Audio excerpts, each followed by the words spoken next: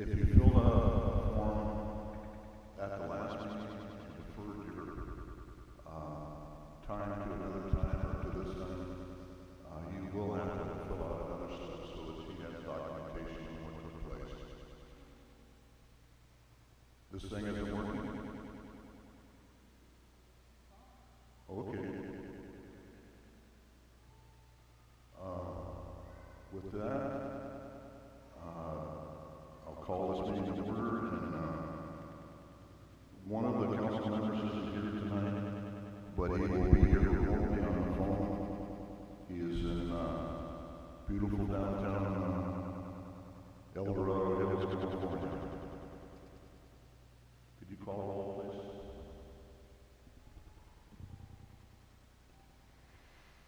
Councilmember Sanchez. Here. Councilmember Manley.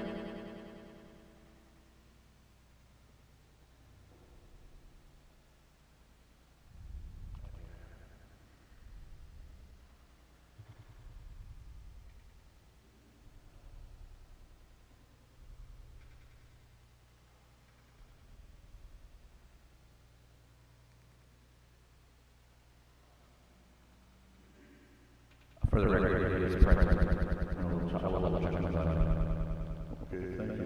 Councilmember Molina. Mayor Pro Tem Hewitt. Mayor Davis. Here. And let it be known that we have City Manager Cobo, City Attorney Morrow, City Clerk Harris, Finance Director Reed, Plan Director Lucia, Public Works Engineer Carter. All right. City Engineer Thornton, Fire Chief O'Connell, and Sheriff Captain Peterson. With that, I would like you all to stand. I will go ahead. Yeah. Right hand over your heart. Ready? Begin.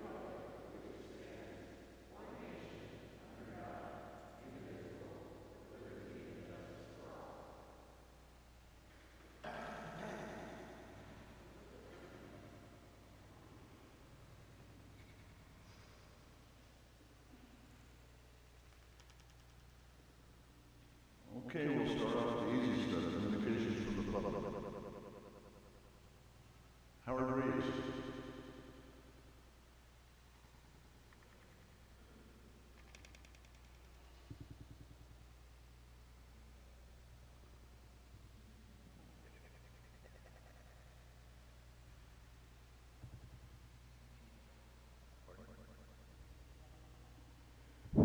Testing.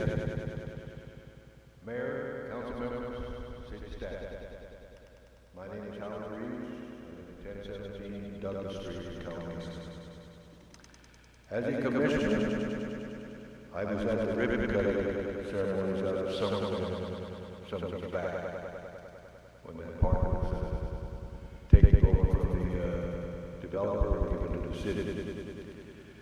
When I looked at the kids' play area, I could not believe what I was looking at. I go, wow, this is a five-star player, in my opinion. I've looked at a lot of kids play areas in my lifetime. Kelly, would you please stand? Kelly Lucia.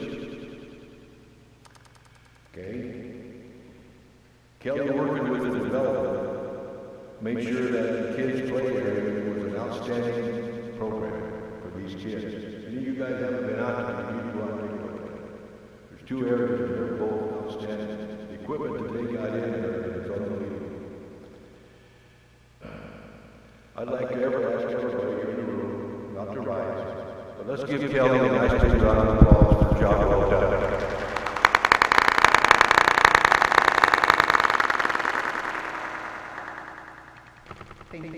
Thank you, Kelly. You did a great job. Appreciate it. Creep back up.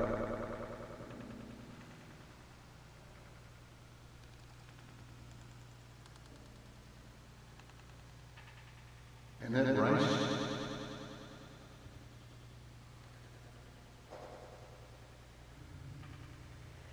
Hi, my name is Annette Rice, and I am the owner of the hair company right here at 34590 County Line Road.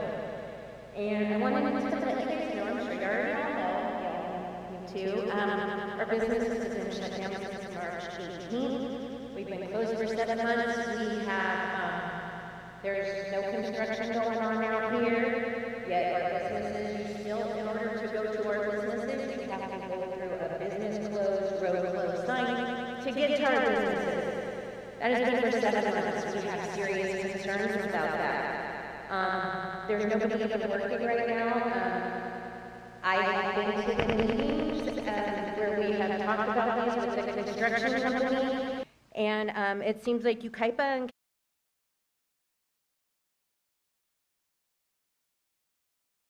we haven't got anything done. I have some serious concerns about this. I would like to know, and I don't, because I'm not getting answers. Are we compensating the businesses that have been out for over 7 months that people haven't? We've lost one business in that complex, and we're getting ready to lose another one. So your decisions have affected our community and our business owners. I also wanted to,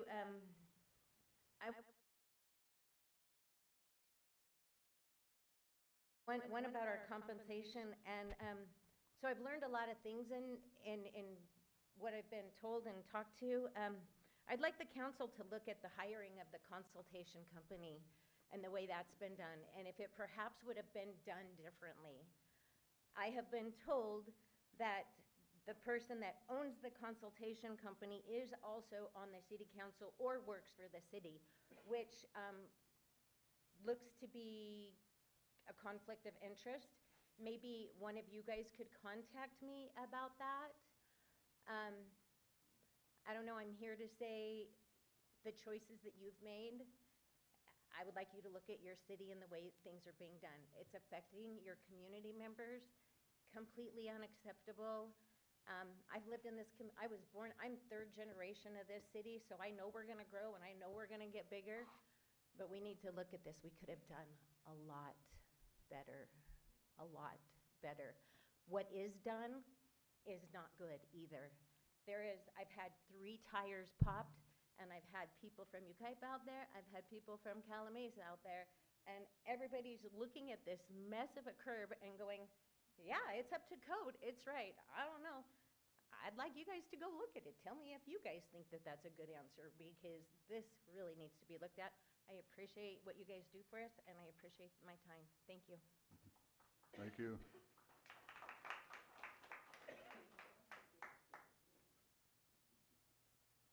Brian Heatherton?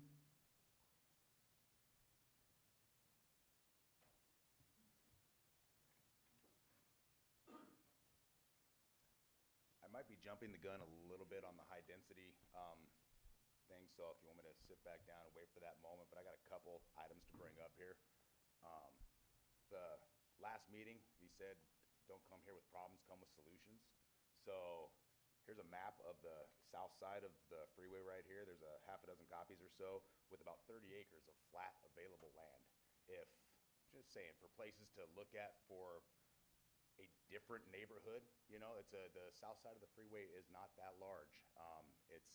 There's a Bob's Big Boy there that's becoming a transient hotel. There's things that could happen over there. There's things that need to happen over there. And it's also as close to, I believe, any of the commerce and the stores and gas stations and all that as up here between 5th and L and Myrtlewood, and then much closer than any of the other locations that they're looking for those areas. So I'm sure there's no need to pass these out. Everybody knows about where the land is. There's a lot of land. There's a lot of land, especially on that side of the freeway. On that same note, 4 stories. 4 stories possibly being approved. You know, that's like 50 feet tall, 48 feet tall. It's taller than the power lines out there. It's just, it's amazing. It's such a huge scar in the middle of a beautiful community if they were to go with something that big. You know, I don't think anybody here wants to look at a 4-story building, and everybody is going to look at a 4-story building. No matter what direction you look, out of whatever yard you're looking from, when you go look at the sunset, you're looking at a 4-story building. So that's gonna happen out there. I'm a little concerned too about the maintenance and just overall to support that much population. So I live on Myrtlewood, and 10 years ago, the city, there was dying trees within the right-of-way of Myrtlewood. The city came out there and they cut one down and they ground it down and they made it go away because it was falling into my yard, it was falling into the street. There's another one out there now. The hurricane just brought down a big chunk in my front yard. It's been hit by a car. It's a dead tree. I've been told after it took about 5 weeks to get an answer, but the final answer, the city said they don't have it in the budget to take down a tree. One tree, you know? So it makes perfect sense what's happening with some of the other things around here, but one tree, you know? And it was done 10 years ago by the city, and all I was told was I was apologized to because they did something wrong. They did something they weren't supposed to do, and now you guys are enforcing the laws. So that was a whole lot of roundabout right there. But one other thing with the south side of the freeway, you look at all those kids crossing the freeway in the morning, going to school. If you're gonna put high density population in, why not put it by the school? Put it by the school, put it on the right side of the freeway, have a couple hundred less kids that have to cross the freeway every morning. That's all I got, thank y'all. Hey, thank you.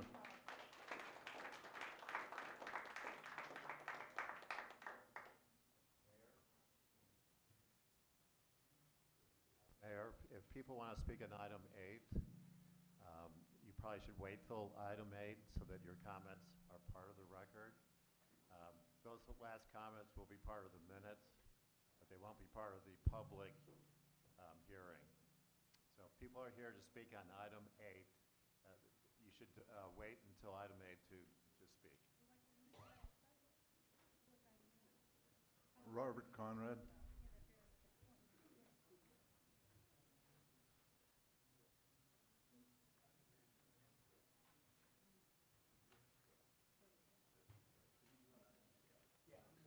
Item 8 as well. First, to just clarify that I am allowed to speak on general comments and item 8 as two separate requests, correct? As long as my Yeah. comments are related to only those If you have separate. two speaker forms. Okay, then I'll proceed, thank you. On general comments, I'd like to bring up, during the last meeting, Mr. Mayor, you mentioned that people in the beginning, if they spoke during that time, they wouldn't be allowed to speak during this time, and the amount of time that we're allowed to speak. I've downloaded the resolution 2023-18 and could find no mention in it of people's ability to only speak at one point or the other if a continuation has to happen. So that should be remedied in the document and put into paper if that is in fact the case. It also states, Mr. Mayor, that you have the power to allow us more time to speak.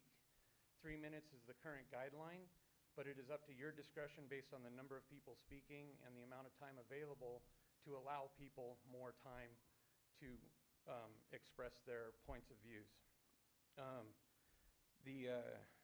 And that's basically all I wanted to cover in my general comments. Thank you. Thank you.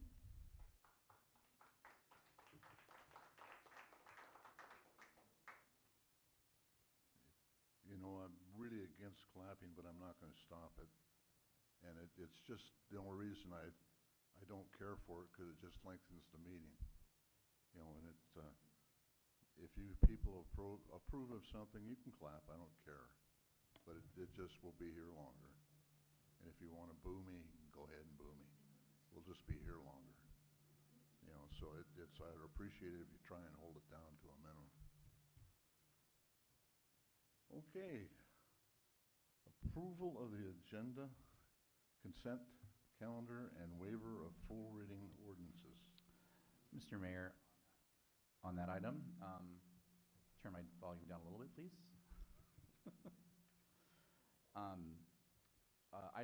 The staff is requesting that we pull item number 3, as there was an amendment late on this item. Yeah, I was going to talk about that. Yeah, so I just want to make sure that we pull that for separate discussion.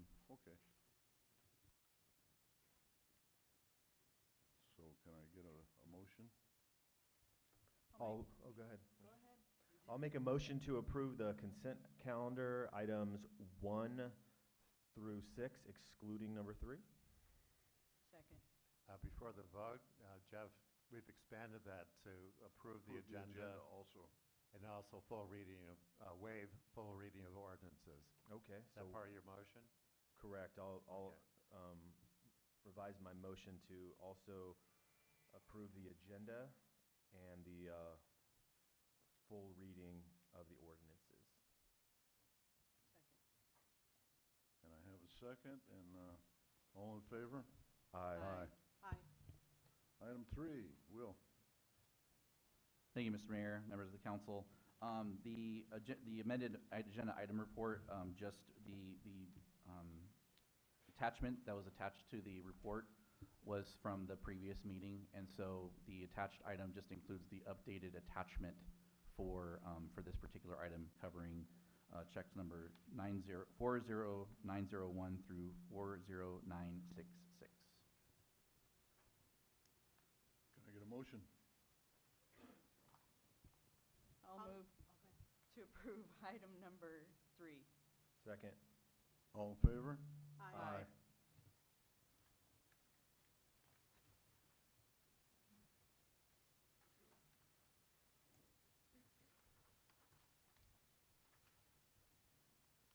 Now we go to public hearings.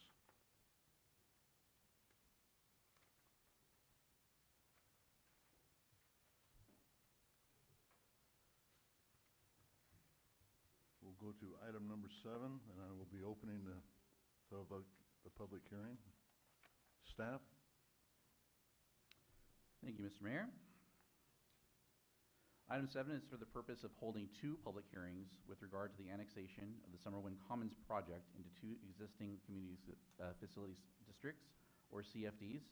CFD number 2018-1, Summerwind Trails, and Public Services CFD number 1, Law Enforcement, Fire, Paramedic, and Park Maintenance Services. For the benefit of the members of the public that may be new to City Council meetings, CFDs are a form of financing that can be used by cities, counties, school districts, and special districts. CFDs raise money through special taxes that must be approved by 2/3 of the voters within the CFD. Most often, CFDs are formed by the landowner prior to subdivision. A CFD can be formed to finance a wide list of improvements, which include roads, water facilities, sewers, and schools. They are also used to finance ongoing maintenance services such as landscaping, streets, lighting, and drainage facilities. The taxes are secured by a continuing lien and are levied against property within the CFD on an annual basis. The revenue stream is used to pay debt service on bonds to finance facilities and to pay for services on a pay-as-you-go basis by the annual special tax for services. In the case of the 2 annexations being considered tonight, both CFDs were created for the purpose of paying for services. We will start with the consideration of annexation number 2, which will create improvement area number 3 within CFD 2018-1.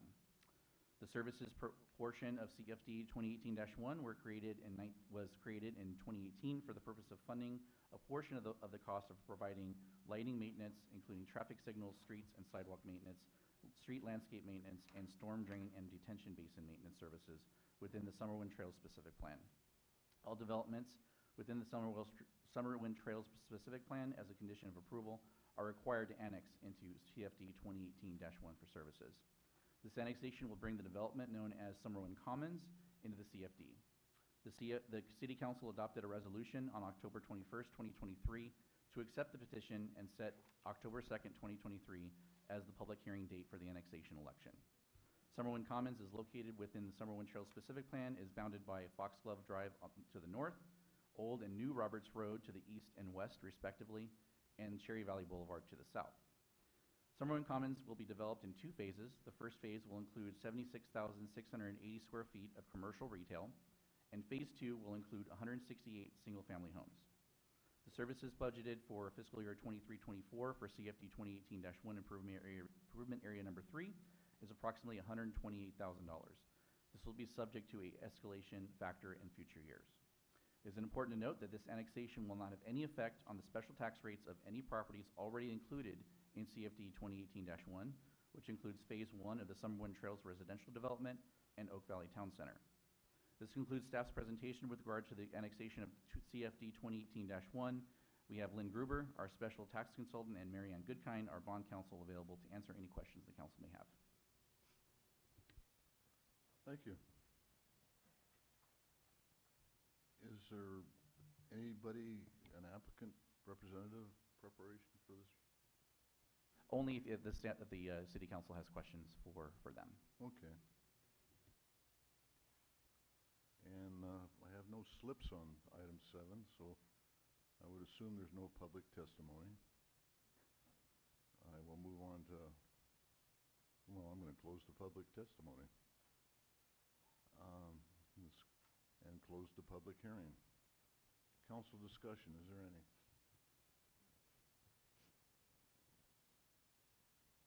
None. With that, can I get a motion? Can we lump all the 10 items? Excuse me, go ahead. Yeah, you should do them separately because there's two different annexations. Mr. Mayor, let me give you a copy. Did you get a copy of the script so you know what? Huh? No.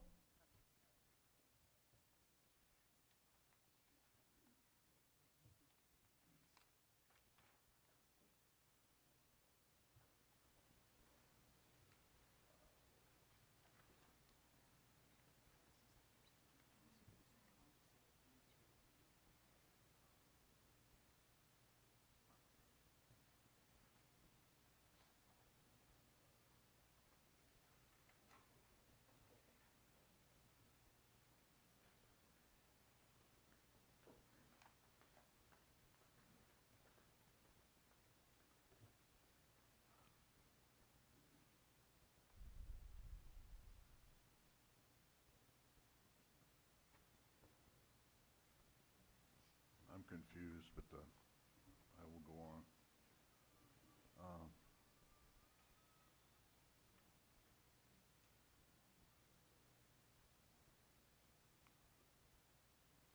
Okay, just a motion to adopt the following resolution determining the validity of the prior proceeding, calling a special election.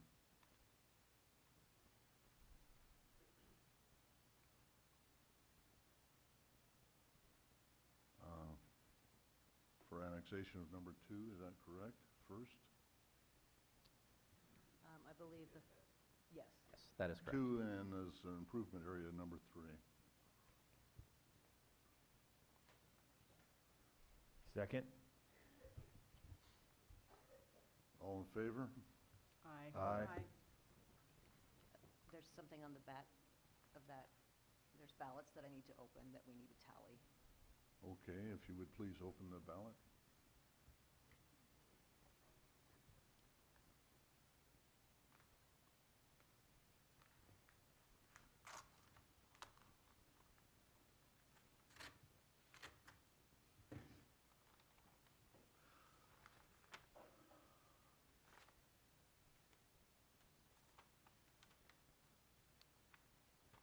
There are 12 votes, and all 12 votes are yes for the improvement area, annexation number 2, improvement area number 3.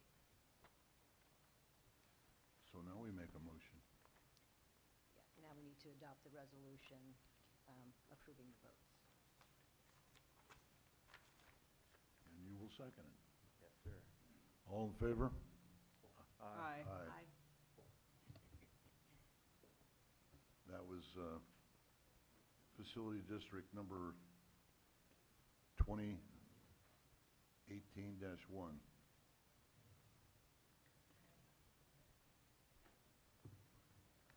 Yeah, Summer Wind Trails, right? Oh, it doesn't say that here. Annexation number 2 to be designated as an improvement area of number 3. Resolution annexing addition number 2 and designed as improvement area number 3 within the community. Facilities District number 2018-1 and authorizing the levy of special tax within the improvement area number 3.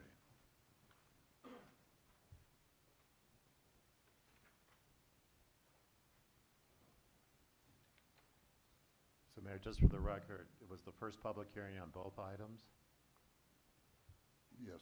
Okay, so you have the public hearing, you can close the second public hearing, and then go to item 7 on your agenda, which which is Resolution 2023-58. You can do a quick staff report on that if you like. I think that's the Yes, order you of would, operations. please. Yes, sir. Okay, good evening once again, Mayor and members of the City Council. Public Services CFD number 1 was created in 2006 to levy a special tax to generally provide for law enforcement, fire, paramedic, and park maintenance services. Service costs that can be funded by CFD number 1 include, but are not limited to, police protection services, fire protection and paramedic services, park maintenance services that are in addition to those provided in the territory within CFD number 1 prior to the formation of CFD number 1, and the incidental expenses related to financing, forming, and administering CFD number 1. The authorized cost of services include the cost of labor, materials, administration, personnel, equipment, and utilities. All development on previously undeveloped land are required to annex into CFD number 1 as a condition of approval.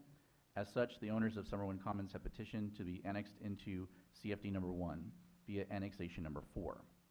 The City Council adopted a resolution on August 21st, 2023 to accept the petition and set August 2nd, 2023 as the public hearing date for the annexation election. The services budget for fiscal year 23-24 for annexation number 4 is approximately $164,000. This will be subject to an escalation factor in future years. The rate and apportionment method for the CFD is remaining unchanged, meaning the maximum rates that are in place for properties already in CFD number 1 will also apply to the land of Summerwin Commons. A second action being recommended to the City Council for CFD number 1 will be to designate a designation of future annexation areas. Since the all-new development is required to enter into CFD number 1, designating that land now will streamline the process in the future. Therefore, landowners in future annexation areas will not need to petition the City Council in order to annex it into CFD number 1. This concludes staff's presentation with regard to the annexation to CFD number 1. Mayor, I just noticed that there was actually a third resolution for the first annexation. I think Darlene was just about to point that out. So we need to go back to item number 5 on your agenda. Is there a motion to adopt Resolution 2023-57? I'll move to adopt Resolution 2023-57, resolution annexing improvement area number 3 into CFD number 2018-1. I'll second. All in favor? Aye. Okay, moving right along. So We've now it's gone- item 7, Item 7, and that's to adopt resolution 2023-58, a resolution determining the validity of prior proceedings calling on an election of annexation area number 4 and approving future annexation area. I'll second that. All in favor? Aye. Aye. Aye. Is there I'll an open the election ballot. here? Yes, I'll open the ballot. Thank you.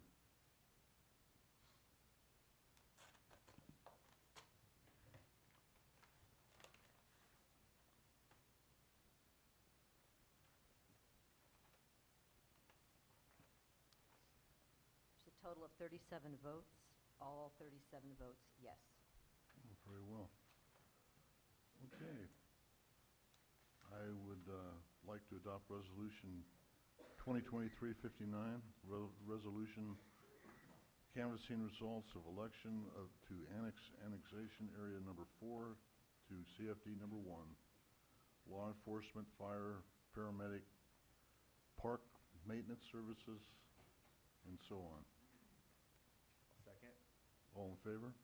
Aye. And I'd like to adopt resolution 2023-60, resolution annexation area number 4 into CFD number 1, law enforcement, fire, paramedic, and park maintenance services. Second. All in favor? Aye. Aye. Aye. Okay, before we move into the fun stuff, I'd like to call a recess so we can get some technical problems straightened out. Thank you. Thank you. 5 minutes with any luck.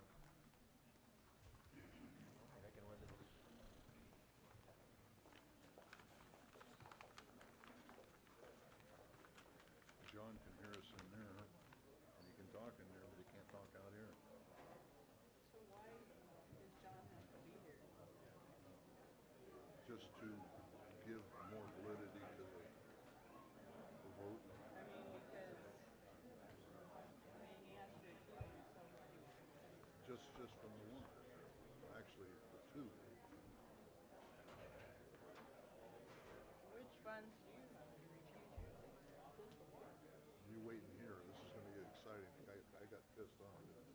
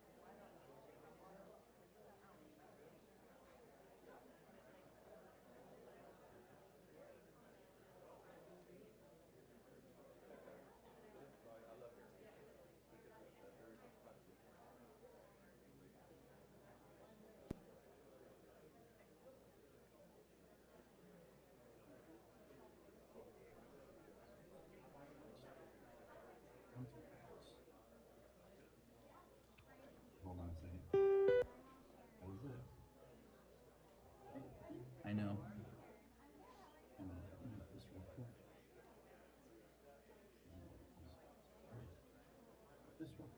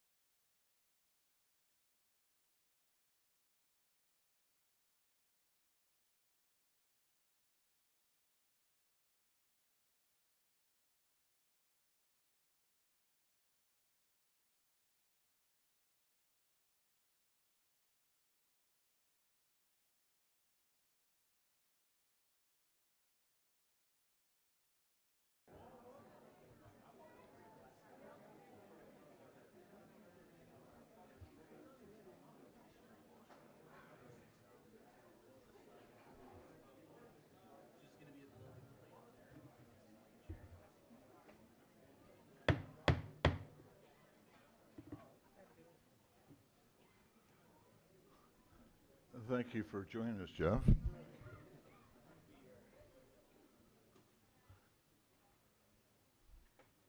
Okay, first off, John Manley, are you there?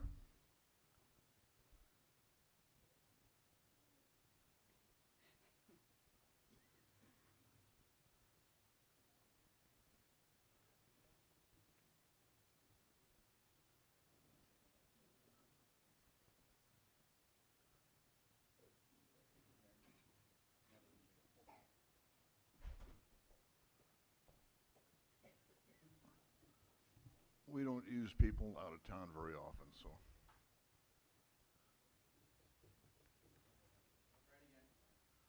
Mr. Manley, you here today? Yeah, and you hear me okay? Hey, just like you were next door. Oh, what a relief. Thank you. Hope you're enjoying your education. I can hear everything fine from my side, so it's just the audio on your side, so hopefully we're good to go. Okay, thank you. Where are we at here? I will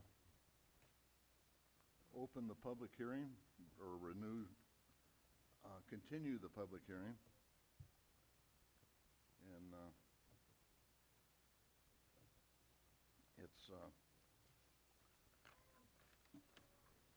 before I turn it over to staff for presentation, I would like to note for the record that Councilmember Manley and I will be recluse ourselves from certain segments of the agenda items. Staff will advise us when we are to announce our reclusal and step out of the room for those segments. This is one area, and John both are within 1,000 feet of two different projects, and so this is why we have to remove ourselves. So now I will give it to staff. Thank you, Mr. Mayor, members of the City Council. Staff report and presentation of this agenda item will be divided into two sections. First, we will provide an overview of the overlay zone project, including the environmental impact report for the project, the general plan amendment, and the zoning ordinance amendment. Following that presentation, we will take public testimony on this public hearing item. Then the City Council will ask any questions of staff on the item, being careful not to give their viewpoints at this time, since that will need to be reserved for the consideration of the various segments.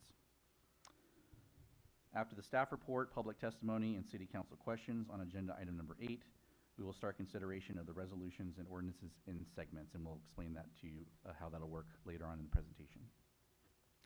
So, obviously, I think one of the things that people are wondering is why we're here, why we're even doing this. Simply put, there are state mandates on housing that we're obligated to meet, but I think people need to know what that means. The state is essentially blaming cities for a lack of housing, so that they're starting to take local control away when it comes to housing decisions. And unfortunately, it's a process that I predict, unless there is drastic changes to the makeup of our legislature, will continue into the foreseeable future. When we say blame cities, their view is that cities and particular city councils are blocking housing projects and in the process blocking the states, i.e. the governor and legislature, their vision of increasing housing production. Laws have been passed, such as SB 35, Senate Bill 35, that allow by right development of housing projects that meet certain affordability requirements if cities aren't meeting their housing requirements, completely bypassing CEQA and giving no say to city councils as to their approval. Those can happen today on any residential sites, regardless of whether or not the overlay zone were to be adopted by the city council, as we currently do not have a certified housing element. SB 423, which expands SB 35, was passed by the legislature recently and is expected to be signed by the governor. SB 4 also passed, which allows religious institutions and nonprofit colleges to build affordable housing on their land, regardless of the zoning on their land. So these are just a few of the examples of some of the things the state has done recently. Does the state have some blame for being behind in the housing production? I would argue they do. California is notorious for being a high regulation, high cost state, which adds to construction, which drives up prices and stifles the speed of production. They seem to indirectly acknowledge this by providing CEQA exemptions in some of their housing bills, which is a primary driver of production delay and cost. California is not alone in this type of thing. Other states, including states that are attracting Californians, including Texas and Florida, have or are considering similar restrictions on local control. I think it would be pretty safe to say that the vast majority of the folks in the room tonight are here in opposition of the proposals you have in front of you tonight. Calimesa is by means not alone in this. Over the years, city council chambers up and down the state have been filled with residents speaking out over all kinds of projects and proposals when it comes to housing. Cities, unfortunately, in this case, do not have nearly as much power as people may think we do. Local control exists only because the state allows it. It is built into state law, not the California Constitution, which can only be modified by the initiative process. In other words, a proposition on the ballot. There are efforts underway to make that a reality, but there's a long way to go on those things. So, and if there's anybody that's interested in finding out more about that, we can certainly provide that information to you. So what is the state requiring us to do? State law requires that all cities have a general plan, and within that general plan, an element or chapter on housing. As part of that element, they're required to update the element every 8 years that discusses, among other things, how the city will meet what is called the Regional Housing Needs Assessment, or RHNA allocation. And Kelly will describe this in more detail during the presentation. So why do we have to listen to the state? Why can they tell us what to do? The city of Huntington Beach has both sued the state and has been sued by the state in what is likely to be a multi-million-dollar effort, one that we are watching very closely to see what the courts actually say about these things. A lot of these things are going through uncharted water. So far, though, unfortunately, they have not fared well in this battle. There are many consequences for not following the state laws when it comes to housing, which we will discuss during the presentation. As staff, we have an obligation to make recommendations to the City Council to ensure state compliance with state law, among other things. And that brings us to why we're here tonight. The overlay zone is a policy option that is meant to contribute to the city producing a compliant housing element. Ultimately, even if the overlay zone is approved, the California Department of Housing and Community Development, or HCD, decides whether our housing element complies with state law. One thing we do know, however, is that we will not be in compliance with state law if we do not meet our RHNA allocation. If the overlay zone were removed from our proposed housing element, we would not meet our RHNA allocation in certain income level categories. That does not preclude the City Council from rejecting the overlay zone, but staff would have to come up with alternative policy options to meet our allocation. And again, until that would happen, we would not have a certified housing element. And again, we'll dive into further what that means. So with that, I'm going to go ahead and hand it over to Kelly for the detailed presentation. Thank you, Will. Good evening, Mayor, Council, members of the community. Thank you again so much for being here tonight. I'm happy to see a lot of repeat faces just like last time, and it is truly an amazing thing to watch local government land use decisions being made in action. So thank you so much for being here. Okay, so agenda item number 8 is the continued public hearing for the residential infill priority area overlay zone. And much of this presentation is going to be a repeat, so if anybody that's viewing online or in the audience attended or watched the Planning Commission meeting, you're going to see a lot of repeat material, so thank you for hanging in with us while we go over this. So just to give a brief outline of where the presentation is going to take us, we are first going to have an overview of the state of California's housing crisis. Next, we will relate that back to Calimesa home prices and income trends. Next, I will touch briefly on the general plan housing element and the regional housing needs assessment, which Will just briefly mentioned, and also the 6th cycle housing element update, which the city is still actively in the process of completing. Okay, next we will dive into the details of the overlay zone project. Next we'll have public comment. Just as a reminder to everybody, please submit a speaker slip and observe the 3-minute time limit if you'd like to participate in the public comment period. Next we'll have city council discussion that will involve the segmentation that was briefly mentioned a moment ago. And then city council will make a motion and vote. Okay, so Will talked a little bit about some of the housing mandates that the city of Calimesa and all cities and counties in the state of California are subject to. So back in 2019, the state of California declared that California is experiencing a housing supply crisis, with housing demand far outstripping supply. It further declared that California needs an estimated 180,000 additional homes annually to stay in pace with population growth, and that due to a lack of available supply, California housing has become the most expensive in the nation. Okay. The Housing Crisis Act further declared that California is also experiencing rapid year-over-year rent growth, with 3 cities in the state having overall rent growth of 10% or more year over year. So think about what that may mean for personal finances if you're a renter and year after year your rent is increasing by 10% or more every time. Okay, only 1/2 of California's households are available to afford the cost of housing in their local regions. That's statewide. And California's home ownership rate is at its lowest level since the 1940s. Okay.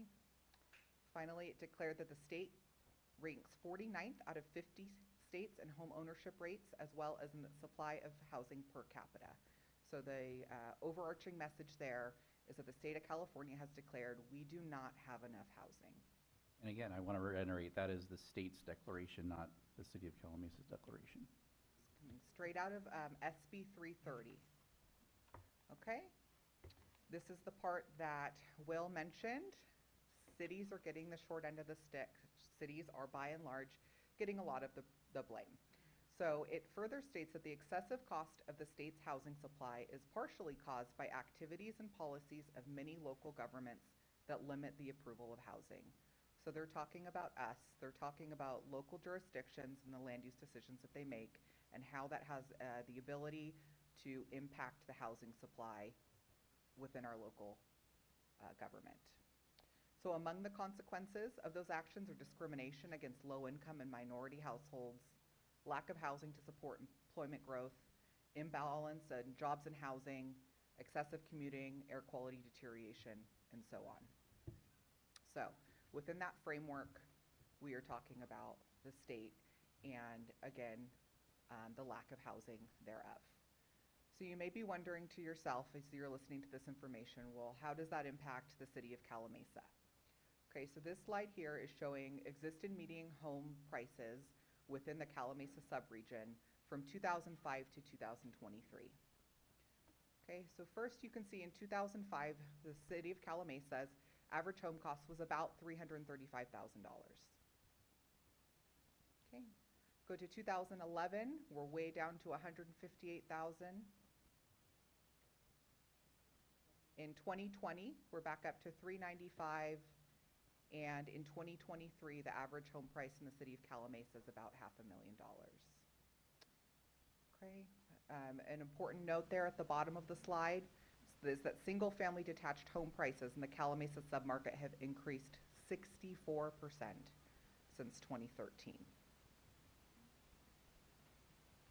Okay, so it's the same information, just represented a little bit differently graphically. The purpose of this slide is to show you the trend, the income trends and home prices from 2016 to 2023. You can see that the graph trends up, up, up. We get very few dips. And when that is blended with updated information that goes all the way to 2023, you can see, again, the existing trend. Home prices continue to grow. And so the next slide will show income trends have not. So again, please pay attention to the graph and the trends, up, up, up for home prices, and now look at the trends for incomes. So incomes are relatively flat from 2005 to 2019. Average income levels have not moved almost at all. So in 2005, the average income was about $75,000 a year. In 2019, barely went up to 80, and in 2023, we are at 85,000. So whereas the cost of housing has dramatically increased over the last few decades, incomes have not. Okay, so about a 13% increase in statewide income, and again, about 64% increase in Calimesa home prices. All of this has a high impact on Calimesa's families. Okay, so in the late 60s, the average home cost was about 3 times the average household income, much more attainable. Now today, it costs about 7 times the average household income to purchase a home. Younger Californians are seeing nearly half of their paychecks go to rent. When rents are higher, it gets tougher for renters to save money for a down payment on a house. And the general result of all of these factors working together is there's an increase in housing insecurity, an increase in multi-generational households, and an increase in homelessness. So during Planning Commission, I made the comment, I think most of us in the room know multi-generational households. If you have grandparents, a mom and dad and a baby all living together, it's incredibly common. I'm sure lots of folks in this room experience that as well. Okay, so there are a number of items that influence housing costs, and the city is not able to impact all of those. So house prices are influenced by things like interest rates, economic growth, number of households, availability of mortgages, and so on. The city at the local level, we can't really impact any of those things, but we can impact, here at the bottom, the supply of housing. And that's within city control through general plan and zoning. And again, this will be a little bit of repeat from the land use workshop, but just to give an overview of a general plan, what this document is, and how it's used by the city. So every city and county is required to prepare a general plan. You can see here to the right of the screen. So our 2014 general plan was the last comprehensive update. It serves as the blueprint for how local governments will grow. And there are 7 required elements, including land use, transportation, safety, and others, and most importantly, the subject of our conversation tonight, housing. We are required to plan for housing in our city. Also importantly is that a general plan is what's considered a living document, which means it changes with time based on policy direction of the city council. You don't prepare one, adopt it, and throw it on a shelf and never look at it again. As councils change, as policy direction change, so will the general plan. And again, our last comprehensive update was back in 2014. Kelly, on that also, I think it's important to note that in addition to policy direction from councils, it also has to reflect legislative changes that take place as well. As we see, there's a lot of laws that are associated with not just housing, but other areas of the general plan, and we have to update the general plan to be in conformance with those as well. Great point. Thank you, Will. Okay, so to touch briefly on housing elements, since 1969, California has required that all local governments plan to meet the housing needs of everyone in their community. Okay, so we meet this requirement by adopting a housing plan. Housing elements must provide opportunities for and not unduly constrain housing development.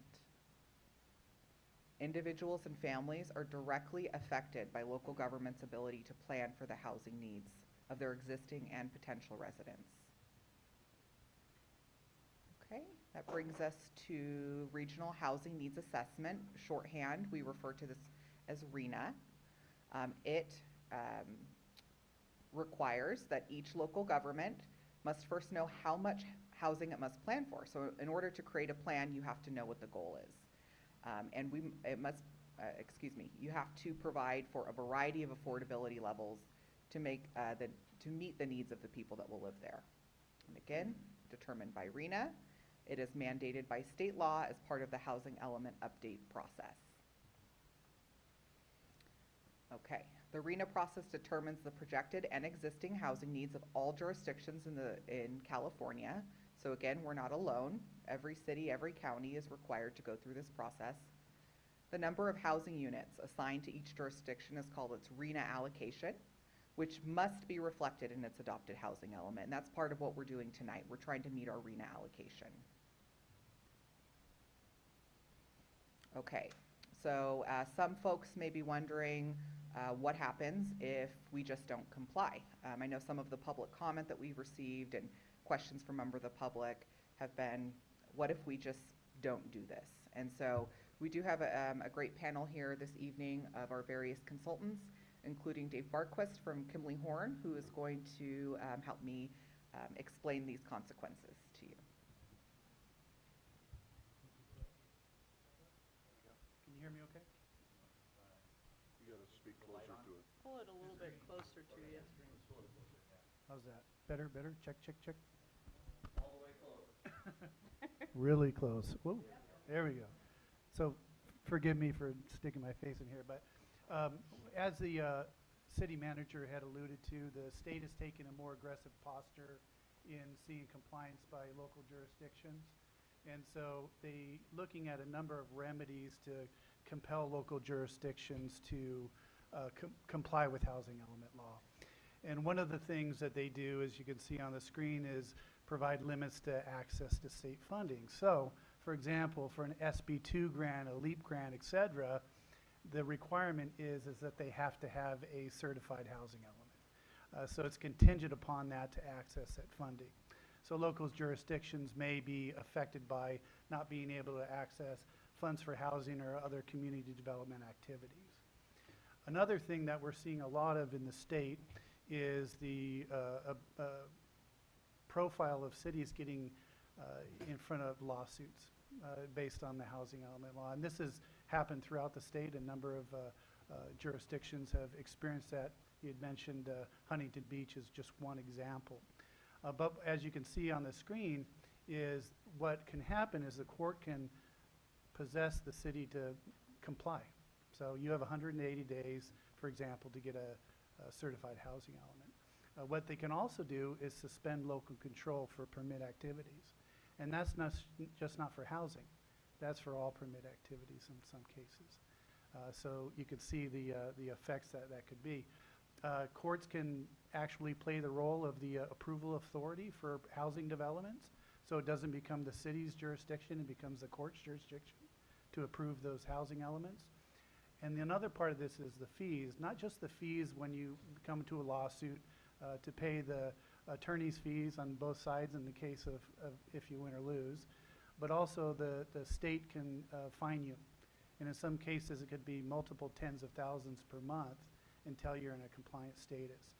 So without that certification, there's some level of risk that is higher when you do have it.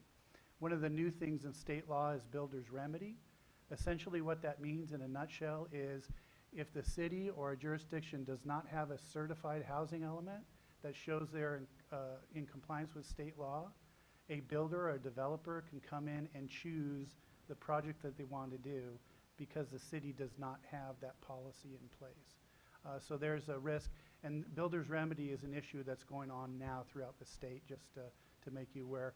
And your counsel, your legal counsel can give you more details on that. But again, there's a risk profile that's with that, and the intent for the state is to compel jurisdictions to comply.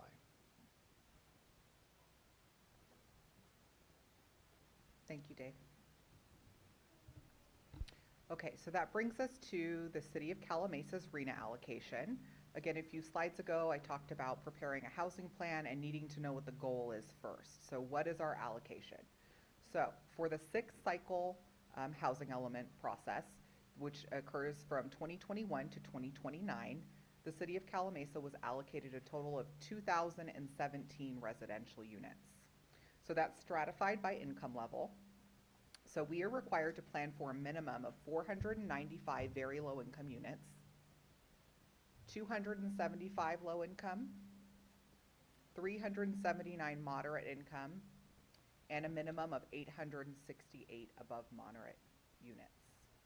Again, that is the floor, not the ceiling. That is the absolute bare minimum that the city has to plan for. Okay, so you may be asking yourself, when you look at these numbers, what does a low income look like? How about moderate income? What does that mean in numbers? So the state of California actually issues those numbers annually, and the state income limits for Riverside County for 2023, and this is for a 3-person household, it's important to note. A very low income household makes about $42,000 a year if you've got 3 people. A low-income household is about 67,000, and a moderate income is about 85,000. Again, we're talking about a three-person household. Okay, so those are the people we're planning for. Those are the incomes that we're targeting for various income levels. Now, what does that mean? Who might these profiles be talking about? So when we look at a very low income median salary, again, we're about $41,000 a year. Those are occupations such as vocational nurses, substitute teachers, correctional officers, surgical technicians, students, most importantly, or very importantly. Low income, again, for that three-person household's about $67,000 a year. That might be a dental hygienist, might be an accountant, an RN, a landscape architect, or a mechanic. So these are members of our community that are trying to find housing options that meet within their budget. And again, all of this is described to you in consultation with the housing crisis information presented a few moments ago, that we're not keeping up with the production of housing, and incomes are not increasing along with the cost of housing. That has a huge impact on not just existing residents, but future residents as well. Okay, that brings us to SB2 and LEAP grants that the city has received. So back in 2017, Governor Brown signed a 15-bill housing package aimed at addressing the state's housing shortage and high housing costs. Within that package included funding source to increase the supply of affordable homes within the state of California. These funds were made available to all local governments to prepare, adopt, and implement plans to streamline housing approvals and accelerate housing production. To that end, the city of Calimesa received about $250,000, $225,000 in grant funding to prepare the overlay zone that's being considered this evening. And just so that all folks in the room are aware of the timeline, we've been working on this project for about 4 years. So City Council accepted the grant funds back in October of 2019.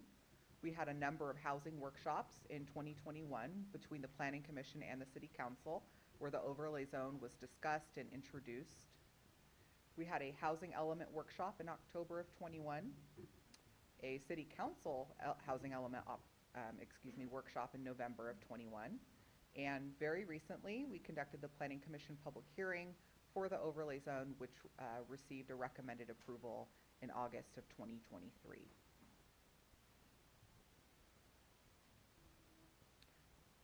Right, so overlay zone properties.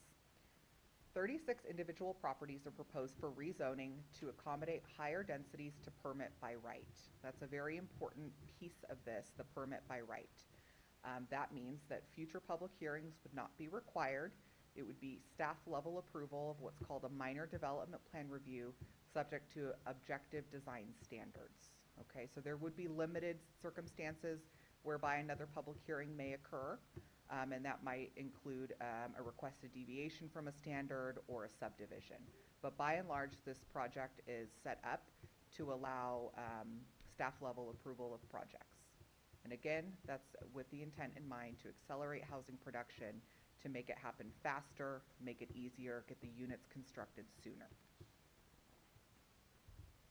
Okay, the project is divided into 2 separate planning areas. You see there in an orange-yellow color is Area 1.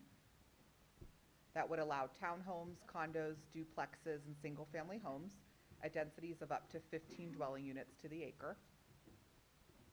Area 2 in blue would allow all of those same product types and also apartments at densities of up to 35 dwelling units to the acre. Okay, property selection. How did we come to choose these properties? So generally, these properties were selected by staff and included the identification of vacant, undeveloped, unentitled residential infill parcels that are in close proximity to existing infrastructure. All of these properties are already zoned residential, with the exception of one property that has a split designation of residential and commercial. That's to the left of the screen in blue. And the 3 planning areas that would allow apartment development were selected due to their close proximity to the 10, to the downtown business district, and to existing multifamily development as applicable. Okay, briefly, I'd like to just show the summary of the RENA status and site inventory. I think during the council deliberation, this will be an important table within the existing sites available. I'd just like to point your attention to where we have identified where very low and low income units will be located within the city. And that includes existing residentially zoned sites. We've got 150 units already programmed into the Summerlin specific plan. We've got 185 programmed into the Mesa Verde specific plan, and both of those are already entitled to do so, and required to do so, I should say, as part of their existing recorded development agreements and conditions of approval. So those are project requirements already on the books. There's also JP Ranch East and a subdivision that we call the Reedman map for the underlying landowner. So when we get down towards the bottom of the screen to the obligation, you can see there's still an existing need, and that's why we have some properties that are proposed for rezoning this evening. And again, happy to walk through this table and answer more questions during the Q&A portion of the hearing. This graphically depicts the same information shown on the table. This is the housing element without the overlay zone, and I'd like to draw your attention to the red line on each graph. That is our RENA allocation. That is the minimum that we are required to plan for. You can see in the low and very low income units to the left of the screen, without the overlay zone, we are not hitting that red line. That's a problem. So, with the overlay zone, you can see those units are counted in blue. We meet that minimum 770 units, and we exceed it by about 33%. I know lots of folks in the community have questions about that buffer, the size and scale and scope of that buffer. We're happy to talk about any room for reduction or compromise again during the Q&A portion of the hearing. Okay, so development potential. So under the current zoning, a total of 397 units could be developed. With implementation of the project being the overlay zone, up to 2,156 units could be developed, which is an increase of about 1,700 dwelling units. And again, the city's low and very low income RENA allocation is 770 units. With the project, up to 1,024 units could be provided citywide, which would create a 33% buffer for those income categories. Okay, this is an important slide. There is no income restricted housing proposed as part of this project. The units are contemplated to be market rate, meaning these are not subsidized housing units.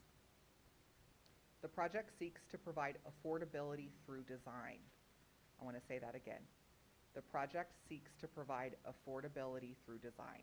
That means density. When you have an increased density, it changes the product type from a single family, townhome, condo, duplex, apartment, and that necessarily increases affordability. Okay. Again, here are the development standards for each sub-area. We're talking about densities, lot size, setbacks, lot coverage, building height. Happy to discuss these in depth during the council question portion, but that is just there for you to reference in the meantime. All right, privacy concerns. We have heard the community. We have heard you loud and clear. We have received a lot of comment letters. We've had public hearings. We see comments on Facebook and social media, and we hear you. We understand that there are significant privacy concerns related to this project.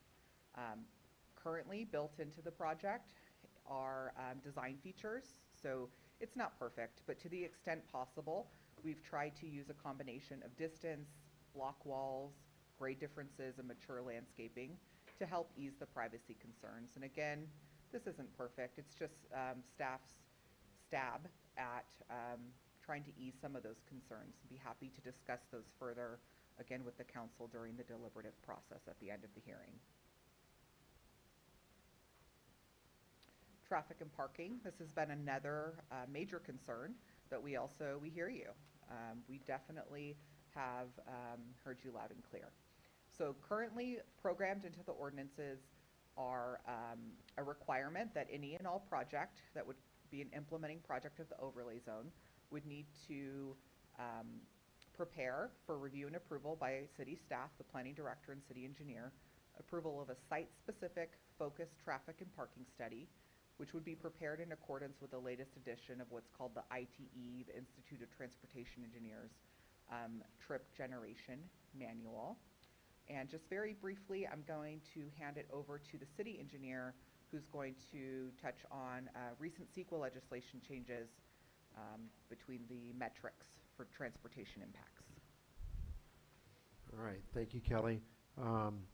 Just a little bit of history for the public. The historic CEQA criteria for traffic is related to, as Kelly shows on the screen, level of service. Level of service, just to make it simple, is congestion. Less level of service means more congestion. In, I think it was about 2017, the state legislature, again, SB 743 came in and changed the metric. The metric is now called vehicle miles traveled. In establishing that new metric, it meant that as part of the CEQA process, we no longer evaluate congestion as a CEQA mitigation requirement. But the City Council kept that metric as part of our evaluation of projects. The purpose of doing so is to require projects that come forward to mitigate any level of service degradation that the project may create. So that is still part of the entitlement process. We review projects for level of service, and when there are impacts identified, we do condition projects to mitigate those impacts. And with that, I will turn it back to Kelly. And if I may, Kelly, I think that some people get a little bit hesitant, they get a little concerned when they hear about staff level approval versus city council approval. In terms of accountability, we actually had a public speaker talk about accountability at the last last city council meeting. And at the end of the day, even if it's a staff level approval, I'm still accountable to you as your city manager. So I expect that you would expect that I will be enforcing the standards that you adopt, whatever they may be.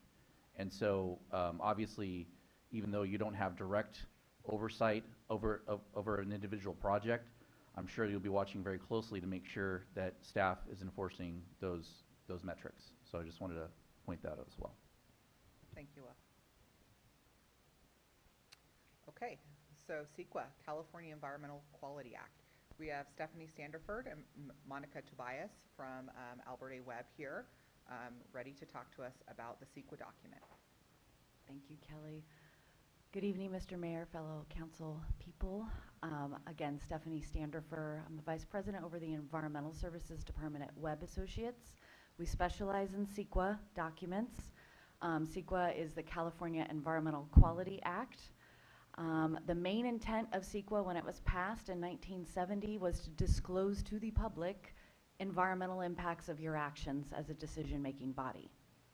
So the intent of this document that we have prepared with the city for several years now, very excited to get to this point, is to help you understand and the public understand what the environmental ramifications are, aka significant impacts of the action that is in front of you.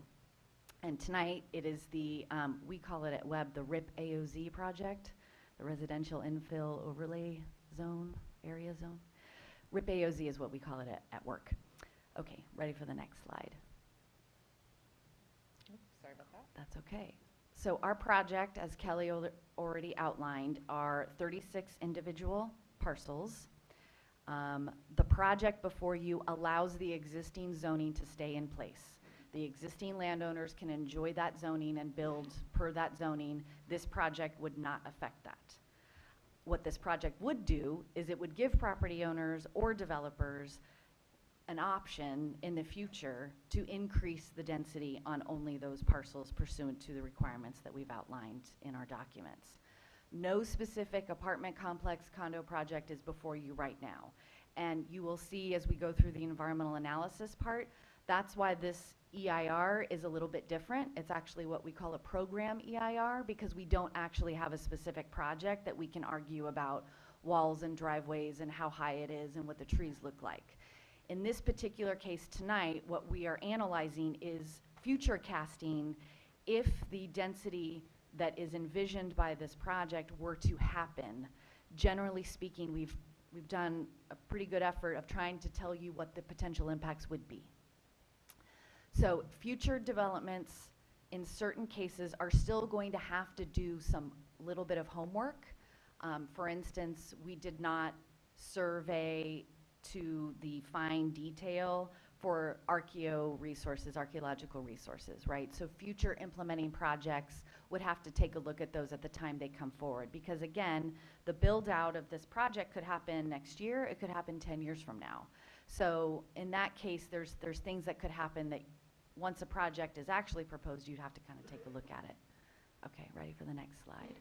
So as far as your CEQA process or the environmental impact report, which is this document that we have prepared for you, this is the general outline of where you as a city have actually been. Believe it or not, we have taken you through all of this.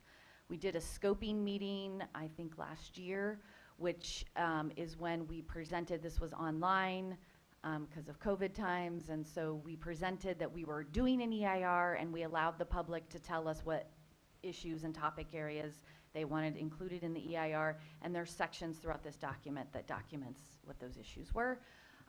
So tonight you are at your EIR certification. You are at the end of the line. Okay, next slide. So we have a punch list here of what has happened in the past. So we put out your initial study, which is the notice of preparation, which is basically the all call, like, hey, everybody, we're preparing to analyze this project under CEQA. Here are what we think the most important issues are. That process happened in March of 2022 and April of 2022. Oh, that meeting was in 2022. Oh, wow. Feels like it was a long time ago. The public review of this document, the draft EIR, occurred this year in March through May. And when we put the draft EIR out for public review, it means that the public had 45 days to write us love letters about how great they thought the document was, which never happens. So we received 24 comment letters, of which we have responded to each of those comments, which is in your final EIR document, which you also have in front of you. And we did go to Planning Commission August 28th, and they recommended certification, which of course is now your decision to actually do. So just in a nutshell, these are the issue areas. We call them issue areas as CEQA practitioners: ag, geo, hazards, mineral resources, recreation, and wildfire. That when we prepared our initial study, which was the first document, we were able to determine that all of those issue areas would have less than significant or no impacts related to the overlay zone project. So then, Kelly, you can go to the next slide. So this is just a little table I put together. These are the chapters or the issue areas in the EIR that we did find were less than significant. Most of them didn't require mitigation, and mitigation in my world, in CEQA world, means things that the project can do above and beyond existing regulations or existing standards of development standards that the city may already have in place. So in this particular case, we have the biological, cultural, and energy topic areas that do require mitigation to be incorporated in order to reach that less than significant determination. The next slide are the areas, the impact areas where we did say in the EIR we would have a significant and unavoidable environmental impact. And I'm going to drill down into more detail for you right now. So for air quality, the significant, and to be clear, in all of these issue areas, the air, I already forgot the list that was in front of me. Thank you. The air GHG, we call that greenhouse gas, noise, pop housing, and cumulative. There are parts of those issue areas that we did find as less significant, but what I'm covering for you right now are the issues that we determined were significant and unavoidable. And those are important because if you were to certify this EIR tonight, your board or your council will have to make what's called statements of overriding considerations. And essentially that just means that your council is going to say, these significant impacts, we recognize, we understand them, but there is another benefit to the project that supersedes what these significant impacts are. So you have some heavy duty decision making in front of you. So to just go over this, sorry. Related to air quality, the impacts are related to the increase in density exceeding what AQMD, Air Quality Management District Growth Planning documents. So the AQMD does these planning studies and figures out what all the air quality impacts are going to be in our area based on cities' general plans. So as Kelly outlined, your general plan is from 2014. This project, the RIP AOZ overlay, is going to increase the density, so therefore the AQMD has no idea that you guys were considering doing this kind of density. So for that reason, we had to say that yes, we have a significant impact because we are not in compliance with the numbers that AQMD thought would be coming out of this jurisdiction. We also did have to say that the construction emissions that would be for future projects could be exceeded. We couldn't say that they will not be exceeded because we actually don't have any real projects to analyze.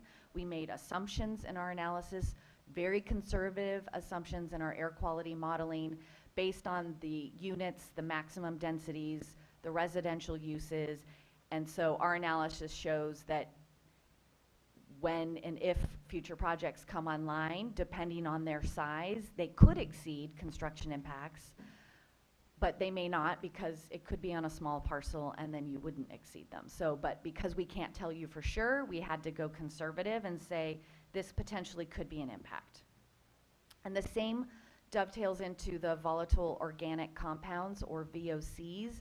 Those are emissions that happen from cars, essentially. So the operational emissions for this project are going to come from the cars that people are going to drive back and forth from these new homes that would be allowed under this overlay. And again, because right now in time, we analyzed a guess of the maximum density that could happen with this overlay zone based on the air quality modeling. Right now it shows that you would potentially exceed the standards for VOCs at this point in time.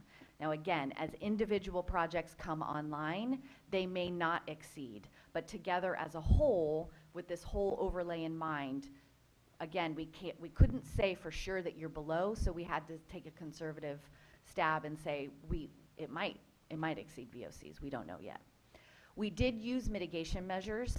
We actually have 8 of them in the air quality section that are trying to reduce those significant impacts to less than significant. For air quality, this is one of the easiest sections to do because the AQMD actually gives us the numbers. They actually tell us, these are your thresholds.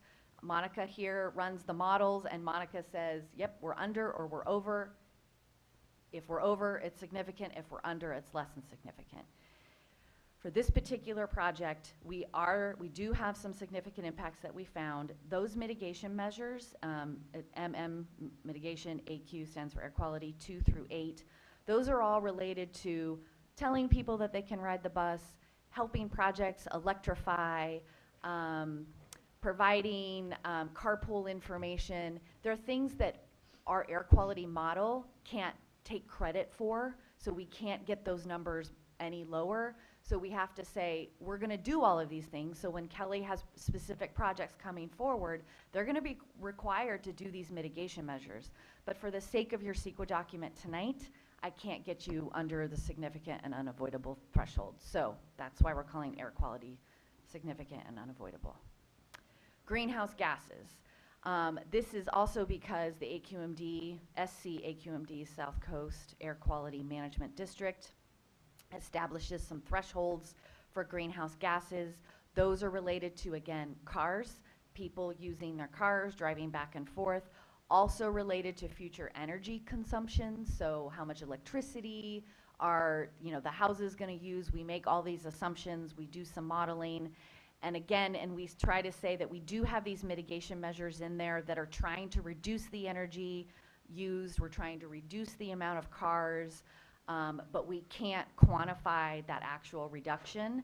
And so the numbers for the overlay analysis are just showing that you're over the AQMD recommended thresholds. So we're calling this one significant and unavoidable. For noise, our analysis did determine that interior, exterior noise levels from the projects themselves are below standards. It's when we look at the noise from traffic, again, from cars driving back and forth, that the noise levels inside the homes could exceed the city standard, which is 65 decibels. So we did include some mitigation measures. And again, these are going to be done when specific projects come on board. Some of these projects may be able to use things like sound walls. We may be able, the project proponent may be able to grade the site to try to buffer the noise, attenuate the noise is the word that we use. We may be able to face projects away so that or the driveways aren't focused towards the other neighbors. There are things that can be done, but only on a specific project, and we didn't have that because this is just an overlay. And so for that reason, we had to say it could be significant, and so we had to call it that. But again, we have a mitigation measure in there to make sure that the city will have a process to evaluate each project on its own and try to get those noise issues alleviated. Okay, so POP housing, everybody stay with me, I'm sorry, I'm getting through it. Population housing, we are, again, exceeding the projections because this is unplanned growth. Because technically, your planned growth happened in your general plan about 10 years ago. So we are just acknowledging that, yeah, city didn't account for these numbers. The South Coast Area of Governments, SCAG Association, thank you. SCAG didn't get these numbers in it because these are new numbers that the city is just coming up right now with their housing element. And so we are acknowledging that these are bigger population housing numbers than the city of Calimesa has planned for and has prepared for, even though the state on the other side of their mouth is dictating that we have to increase our housing. But for the CEQA purposes of this section of the EIR, we had to say you have a significant and unavoidable impact. Cumulative transportation. So as Mike clarified, CEQA, the EIR does not evaluate the level of service impact or the congestion or the amount of time that you're sitting at a signal when a certain project comes on board. CEQA says, the state said, CEQA says we don't analyze that. Right now, what we're trying to analyze is vehicle miles traveled. How do we reduce people using their cars? And so on a project level, this project actually has a positive impact for vehicle miles traveled. You do not have a vehicle miles traveled impact with this overlay zone. This is actually exactly the kind of project that the state through SB 743 and 375 wants jurisdictions to do. You want to densify residents, put them in places where they can walk to transit or walk to the grocery store or walk to Starbucks instead of getting in their vehicles. So this project does not create on its own VMT impacts. The issue with cumulative transportation is in the EIR, we still do look though at the region as a whole. And because this is an overlay zone, there's no development project that we and the city's engineers can calculate this is what your fair share is to the signal at Cherry Valley Boulevard. This is what you need to do to Singleton once your project goes online. So all of that, the timing of the other regional traffic improvements that are happening in the area with Caltrans, with the county, that the city has going on, all of that with this density, yeah, on a cumulative standpoint, it could be a significant issue. And so therefore we called it significant and unavoidable. And frankly, there's no one mitigation measure that this overlay zone can do beyond trying to get people out of their cars, such as, hey, you can ride the bus, you can walk to Starbucks. there's really not much we can do on the cumulative level. So that's why we called this significant and unavoidable. Okay, I'm done. Thanks. Okay, thank you, Stephanie. So here on this last slide, I will not read that verbatim, but those are the recommended actions that are available to you in the staff report. With that, I will hand it back over to our city manager. Thank you, and I don't want to take too much time up, but I think it's important that we actually have some concrete examples. So at the beginning, I mentioned that HCD is basically the one that certifies our housing element. So the legislature has given HCD that power to determine whether our housing element complies with state law or not. So I wanted to just read a couple of excerpts from our we're in our 4th round with going back and forth with them trying to get it certified. I think they're partially waiting to see what happens with this. But I wanted to read some of the things from the first letter just to give people a flavor of what the state's actually asking us to do. First of all, in the cover letter, they tell us the city's 5th cycle housing element no longer satisfies statutory requirements. So when I talked about the general plan having to be a living, Kelly mentioned it being a living document, not only is it subject to changing policy, changing trends, but it also is responsive to changing legislation. They said, for your information, pursuant to AB 1398, if the local government fails to adopt a compliant housing element within 120 days of the statutory deadline, then any rezoning to accommodate the regional housing needs allocation, including for low-income households, shall be completed no later than 1 year from the statutory deadline, which was October 15th, 2021. Otherwise, the local government's housing element will no longer comply with state housing element law, and HCD may revoke its findings of substantial compliance pursuant to Government Code Section 65585, subdivision I. So, again, we're not alone in that. There are cities, hundreds of cities up and down the state that are in the same boat that do not have a certified housing element. So it's not like we're an outlier or anything like that. They talk about affirmatively furthering fair housing. One of the elements within that talks about site inventory, while the other element includes some analysis demonstrating if sites identified to meet RHNA are distributed throughout the community in a manner that affirmatively furthers fair housing. The analysis must identify whether sites improve or exacerbate conditions and whether sites are isolated by income groups. So one of the things that we've heard a lot, why don't we just stick them on the other side of the freeway where all that land is? HCD looks at that and says, well, wait a minute, that's isolating people by income group. And so we look at quantitative standards. We also have to look at qualitative standards, right? And qualitative to me means subjective, which is kind of can be a moving target, right?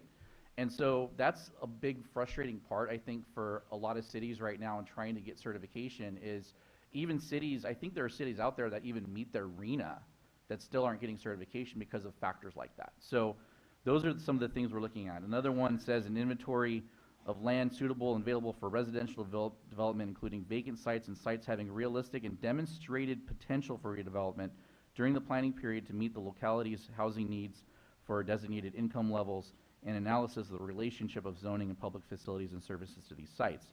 So there's countless examples of it.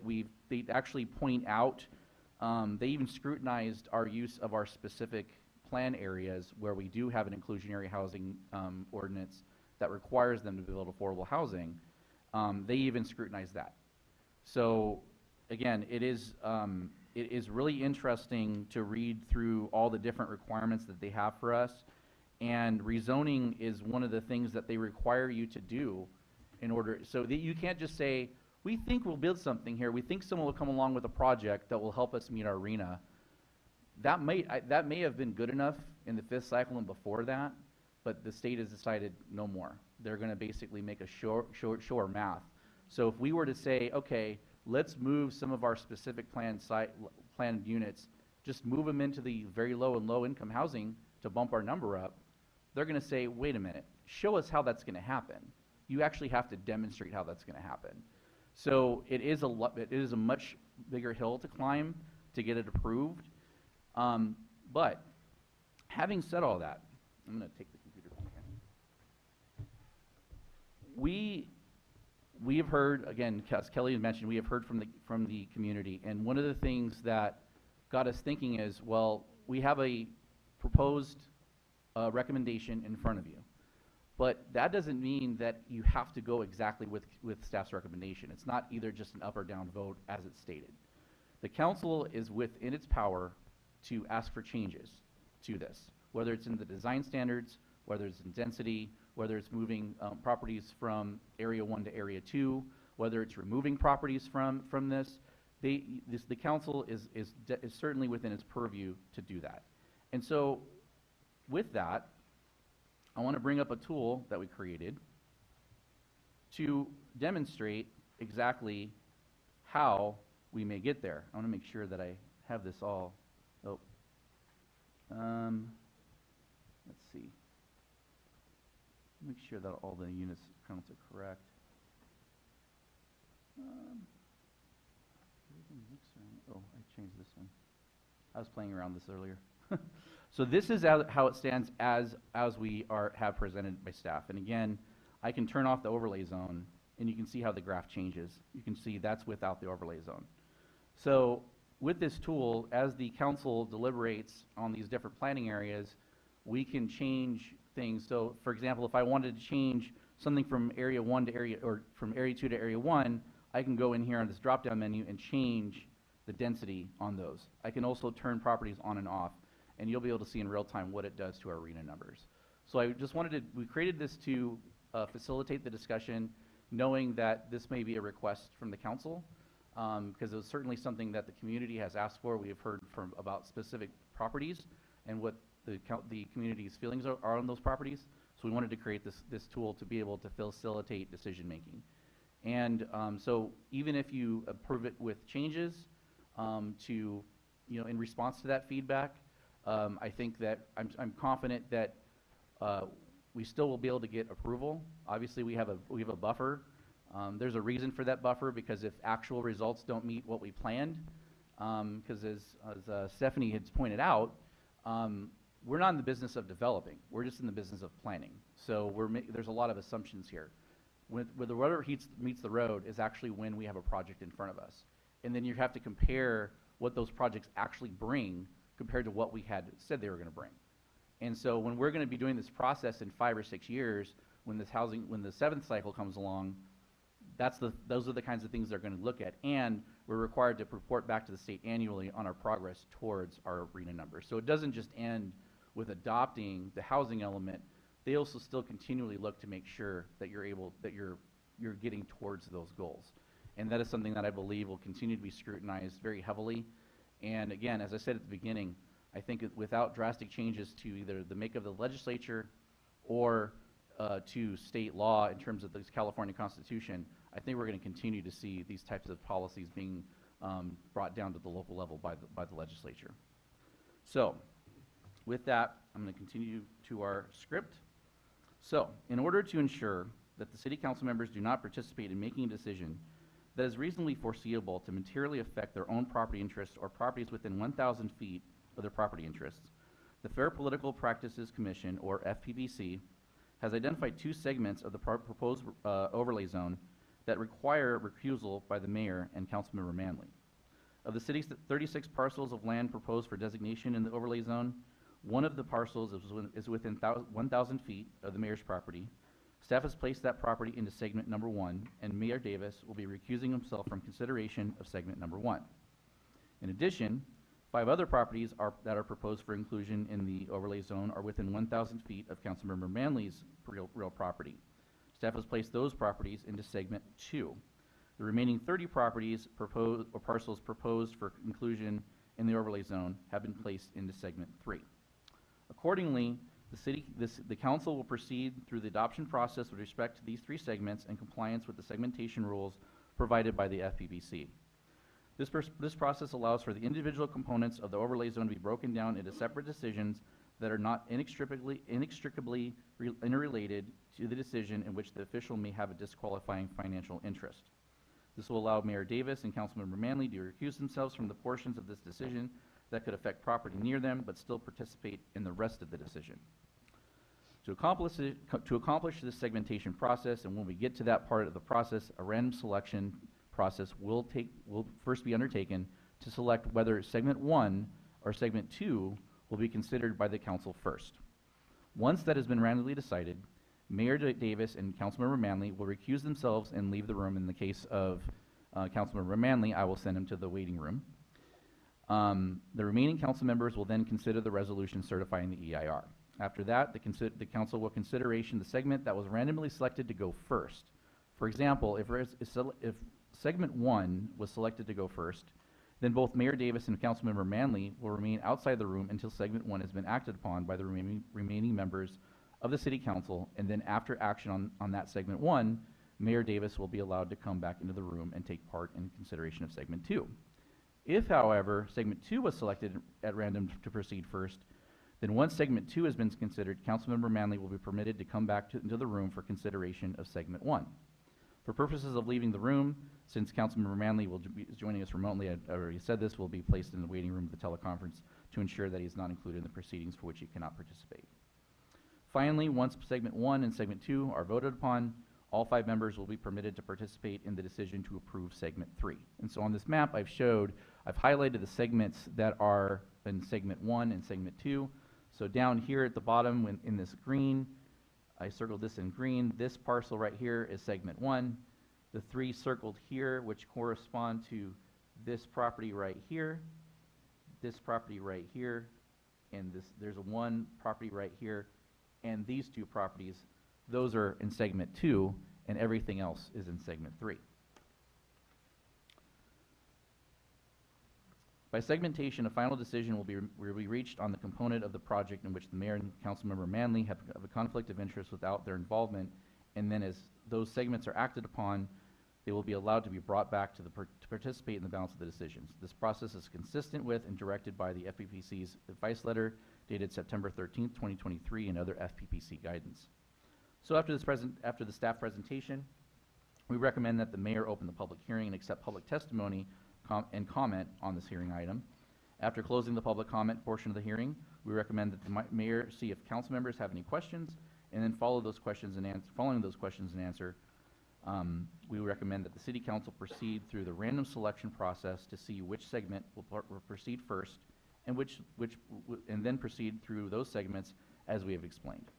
Staff and the City Attorney will guide you through these segments when we get to it. And this concludes staff's presentation.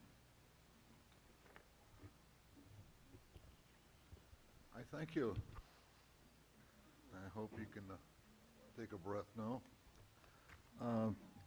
Now we'll move on to public comment. And I will start it off with Mr. Gates.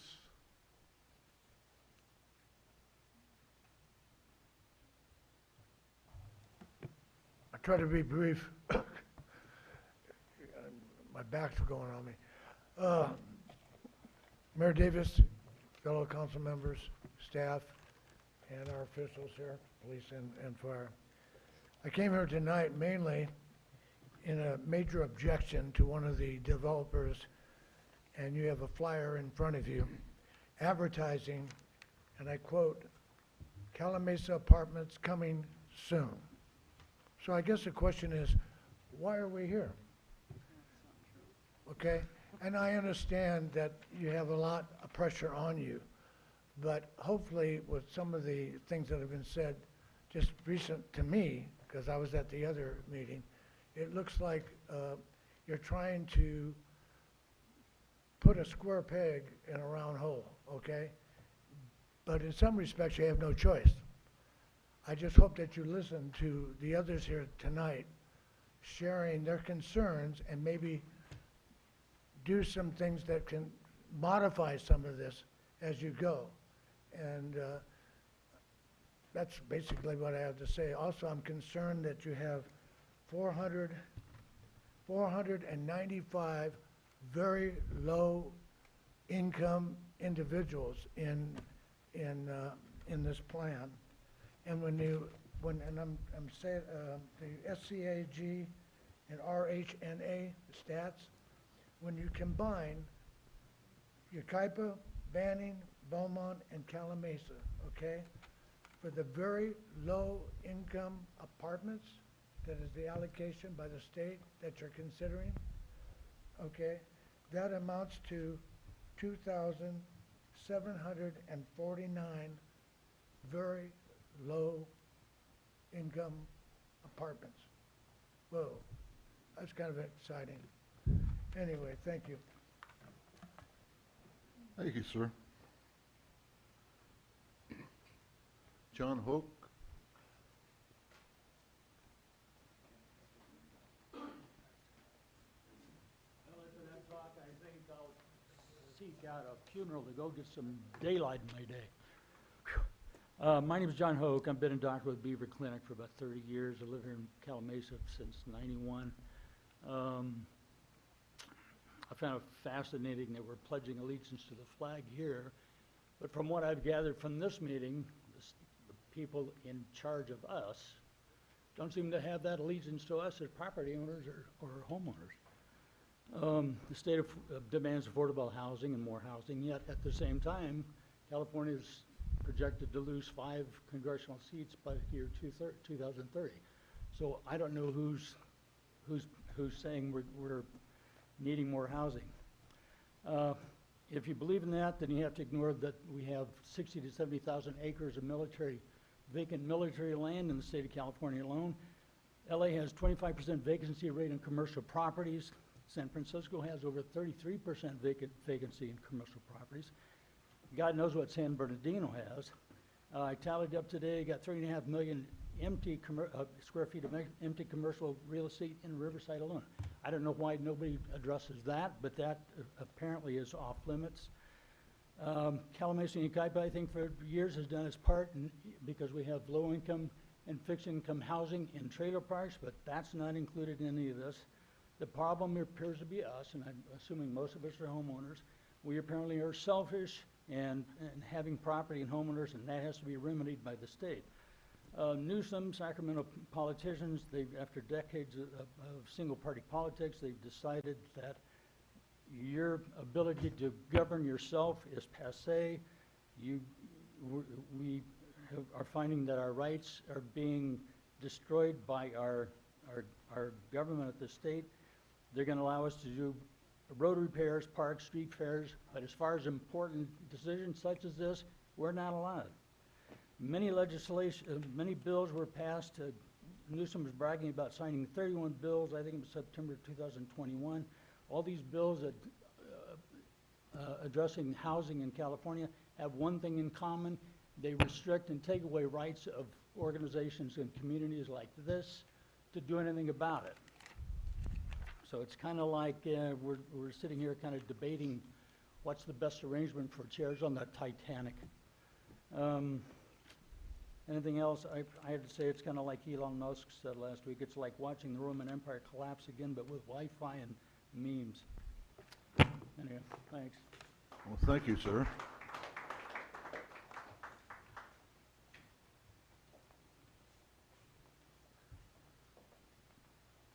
Brian Crane.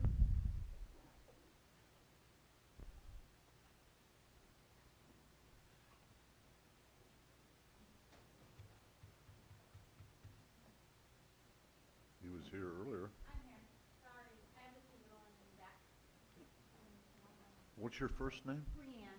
Brianne, I'm sorry. That's okay. It's mispronounced so I well. just, yeah. Well, thank you for allowing me to speak on this hot topic.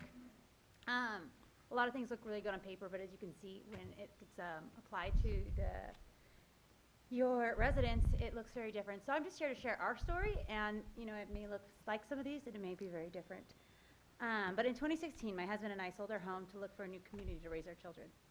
We were looking nationwide for a community where we could raise our kiddos to know their neighbors, to learn the value of hard work through gardening, composting, raising livestock, building outbuildings, to know the joy and responsibility of knowing where their food comes from. We wanted a community with a small town feeling and a town that shared our values. In 2019, we found our community in the city of Calimesa. We bought our acre of land, we're on the Douglas Street, by the way, and created our dream farm in a neighborhood of like-minded people. We found community as our neighbors gave us insight and advice from their experiences raising livestock. My children had the opportunity to witness and participate in many animal births, raise their own meat, their own laying hens, milk their own goats, and have grown and preserved their own food from once barren dirt. The rezoning being addressed tonight on specific parcels in the middle of neighborhoods will not only radically change our neighborhood, but will change the entire feel of the community of Calimesa.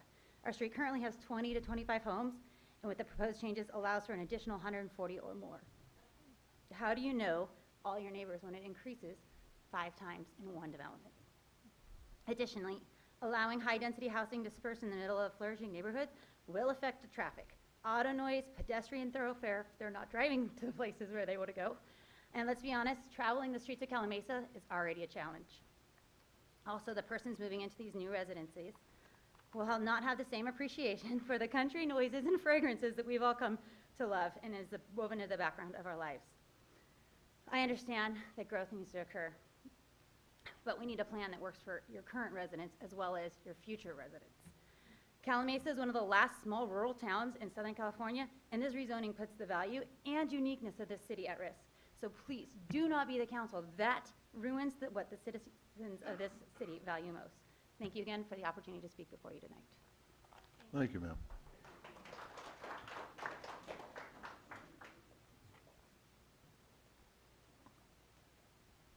Okay, alternate ego.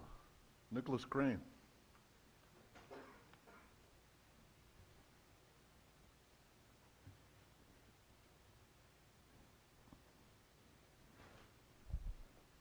Good evening. Excuse me if I'm a little out of breath. I've been doing laps outside with a little one who's past her bedtime.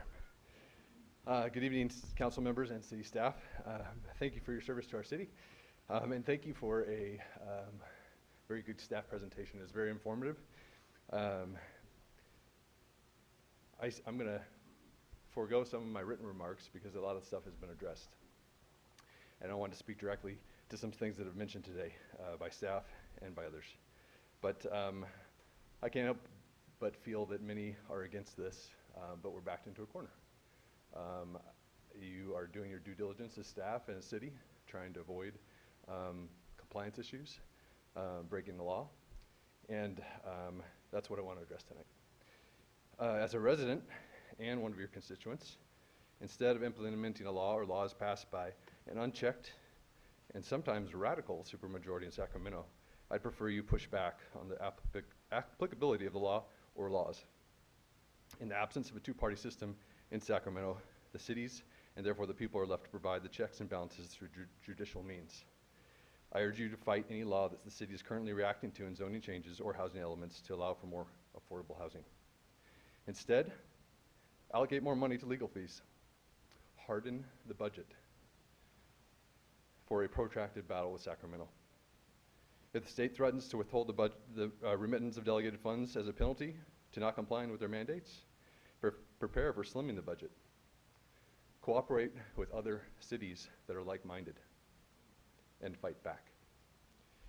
Perhaps as a residents, it means that our trees won't be trimmed as quickly, or potholes won't be filled as quickly, or roundabouts will be completed as quickly. Those things are things that we would like to be done, but given the choices, I'd rather money be allocated to a legal fight instead of this change that would characteristically change our city. Fight first instead of rolling over and accepting fundamental changes to our community based on the mantle of complying with state law. Because I imagine even if we went forward with these changes, the state still won't be happy. It will never be enough. That's evident by what was mentioned already with the chapter that was enacted by SB 330. That was passed in 1980. It was the Housing Crisis Act then. What has changed? Bad policy at the state. That's it.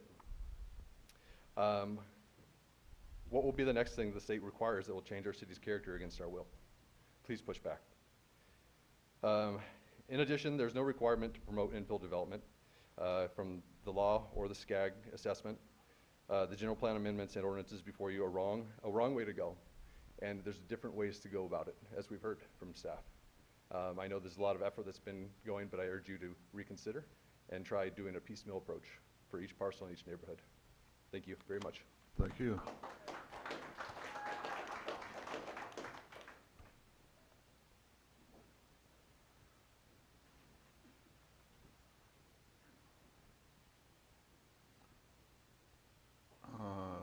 Jerry Loge, is that right, or close? Jerry LaRouche. Say it again? Jerry LaRouche. Thank you. Good evening, council and city workers, city employees. My name is Jerry LaRouche. We've lived here in Calimesa for over 33 years. We love this city. I understand the council is trying to take a preemptive approach to this before the state of California comes in and does whatever they want, which they're known for. I understand the need to progress and the need for affordable housing, but in the report submitted by the Planning Commission, I don't think take into consideration the increase in, as it's been said, that they don't take into consideration the increase in traffic that will bring to the city. That doesn't have the infrastructure such as roads to handle the existing traffic that we already have, let alone the increase in traffic that this project will bring.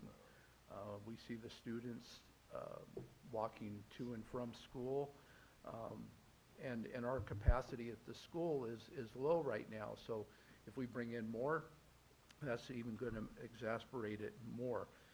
We don't currently have the infrastructure of public safety, such as police and fire, to handle what we currently have. So we bring in more, it's going to exacerbate that more.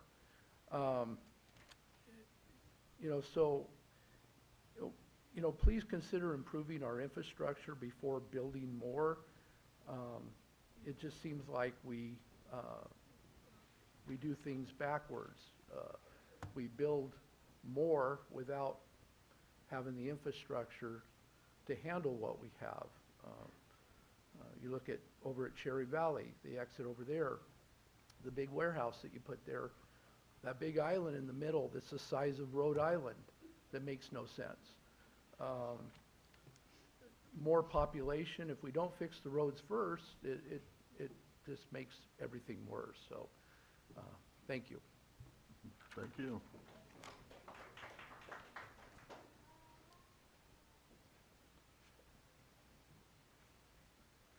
Jenny Black.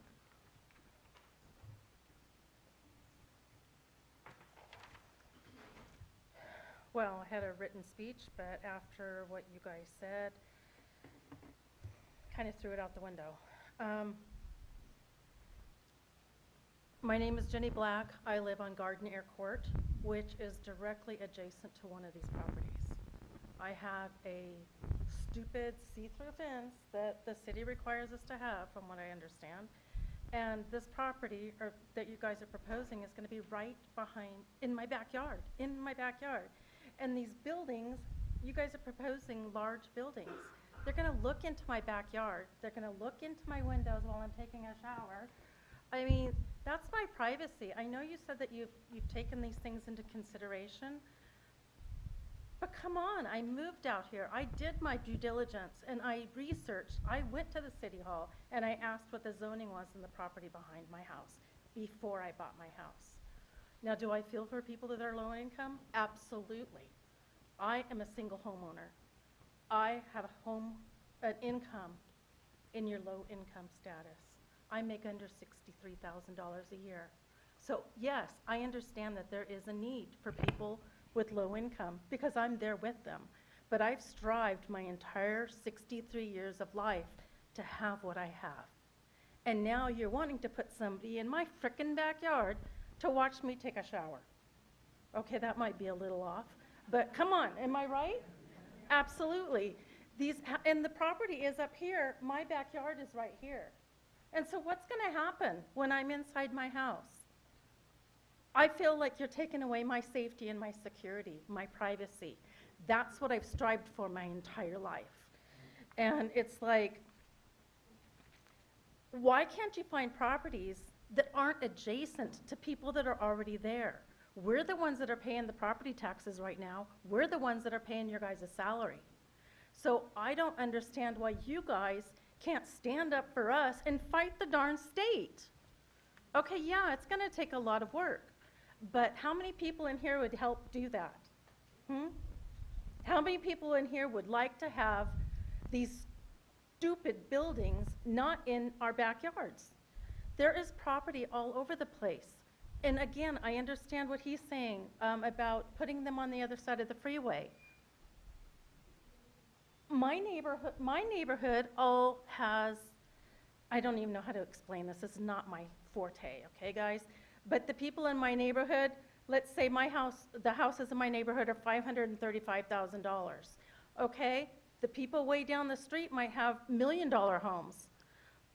Are we segregated? I'm already segregated because I don't live in the $1 million neighborhood. Why? What makes the difference?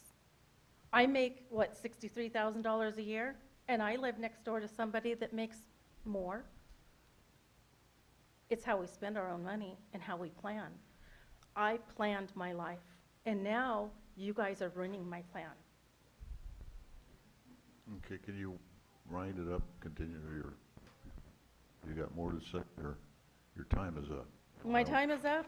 Yeah. Yes, please, stand up for us that pay your salaries, and don't vote this thing through. Don't. Stand up for us. Thank you, ma'am.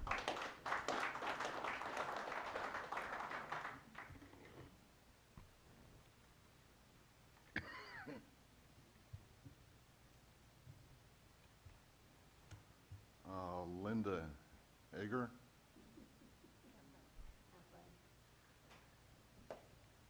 Well, I'm following my daughter. That's a hard act to follow. Yeah, but she did do her research before we moved out here to JP Ranch. And it was zoned for single-family housing. And now the idea of this low-income housing going in behind us, so many families involved, so many children, cars, dogs. Our neighborhood's not going to be quiet anymore. And right now it's beautiful. And I don't see how you can change the zoning just because somebody says you have to. I mean, that was put there for our information in the first place.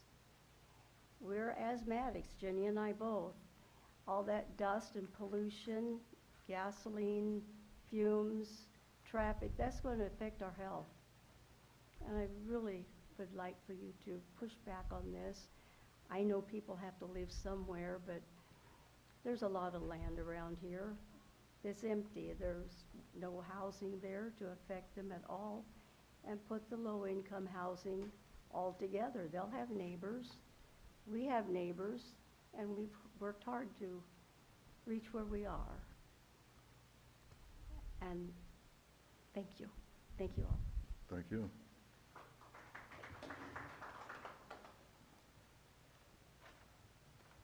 Dale Green.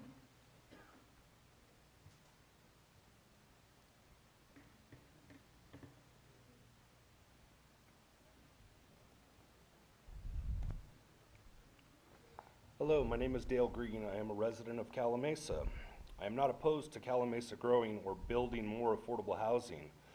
I understand that growth in population helps our businesses and our cities maintain its own infrastructure. With that said, I do reject the residential infill priority area overlay zone project as it is written. I ask that the city reject this as planned and ask that the Planning Commission revise it to line up with the core values this great city has. Since the state has given the city until the year 2029, the Planning Commission has more than enough time to satisfy the state, the general plan of the city of Calimesa, and the residents that have made this area our home. I oppose this zone change for several reasons, none of which are unique to my own personal living situation, but rather common sense. Our existing roadways cannot accommodate an increase of this magnitude to the heart of Calimesa. Adding 2,000 homes will create a traffic nightmare, which most of us escaped when we moved here. With the increase in traffic, we are making it more dangerous for our children to walk to the park or school, or for our elderly population to cross the street.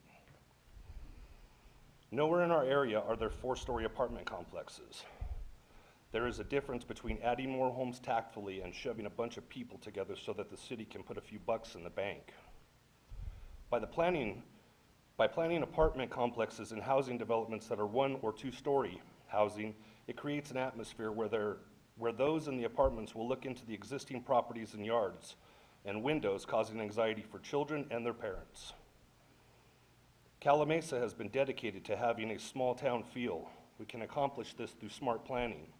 Apartment complexes should not be a consideration in an existing housing scenario, when we also have the option to include townhomes, duplexes, condos to accommodate the state requirements.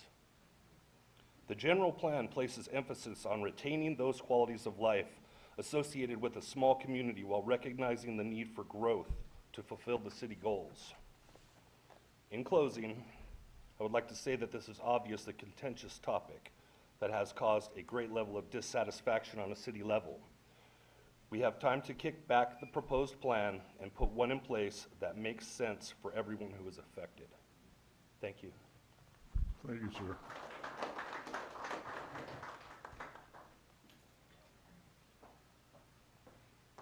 Bruce Dickinson.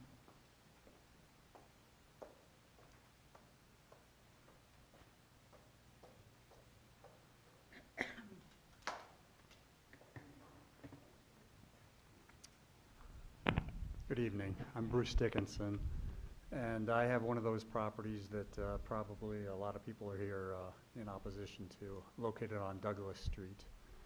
And it is a property I've had for many, many years. It's approved for a subdivision of 18 lots on 10 acres. And it has just not been economically feasible to put in the infrastructure of just 18 units on that 10 acres with the cost of the off-site improvements and the cost of construction. And so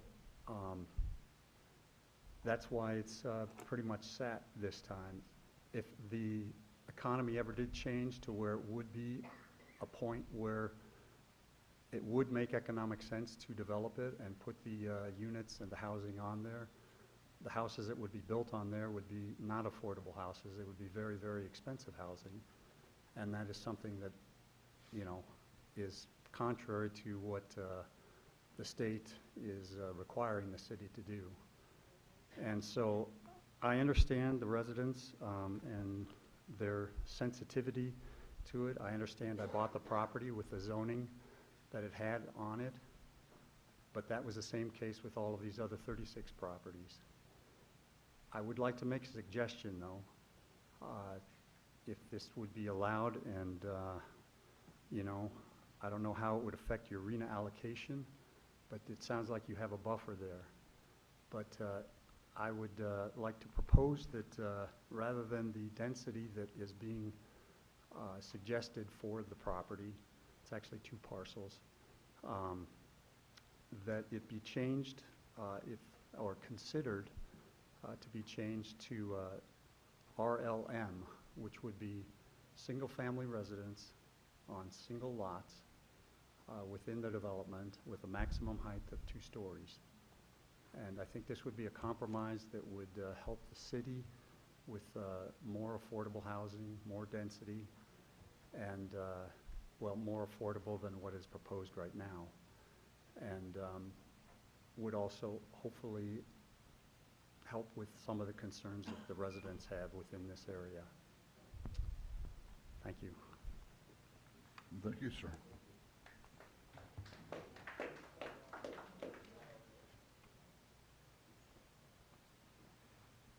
Kyle T.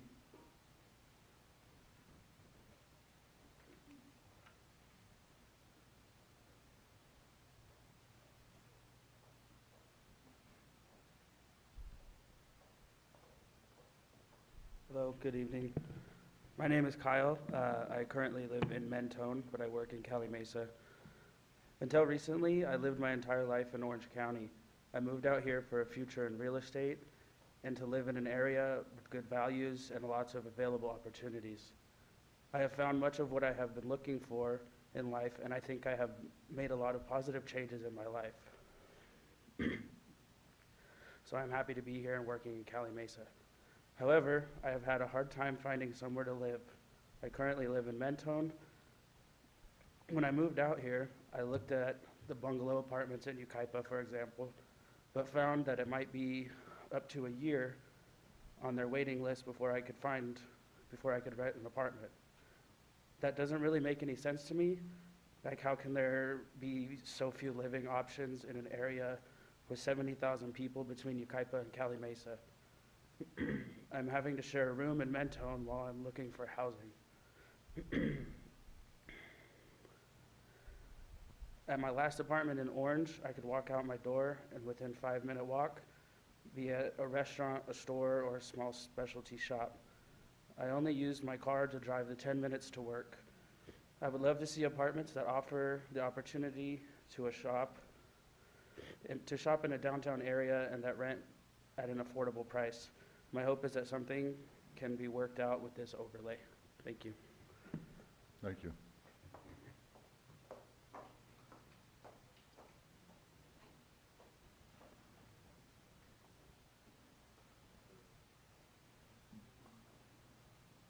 Robles?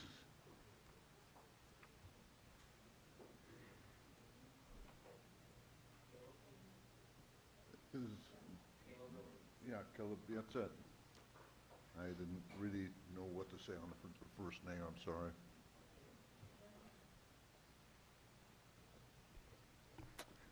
Hi, my name is Caleb Robles. I really just wanted to say a little bit about some of the areas that include the apartments or some of the more affordable housing.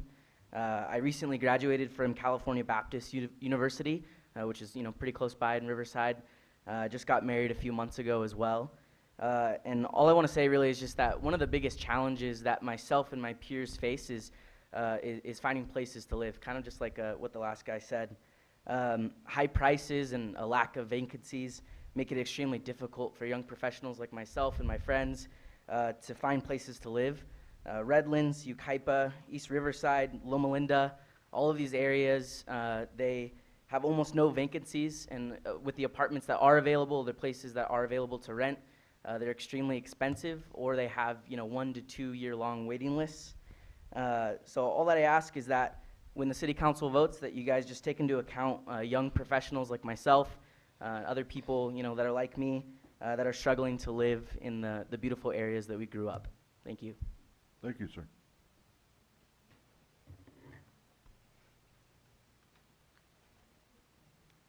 Jim Watson?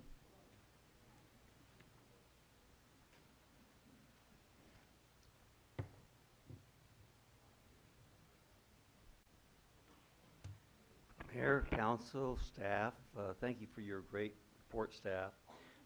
I'm Jim Watson. I own a property within the overlay zone. It is would be zoned for the apartments, and I've done research. There is a very major need for more housing in Ukaipa, in this area, Calimesa, this entire area. So I support what the staff has recommended, and I would appreciate approval. Thank you very much. Thank you.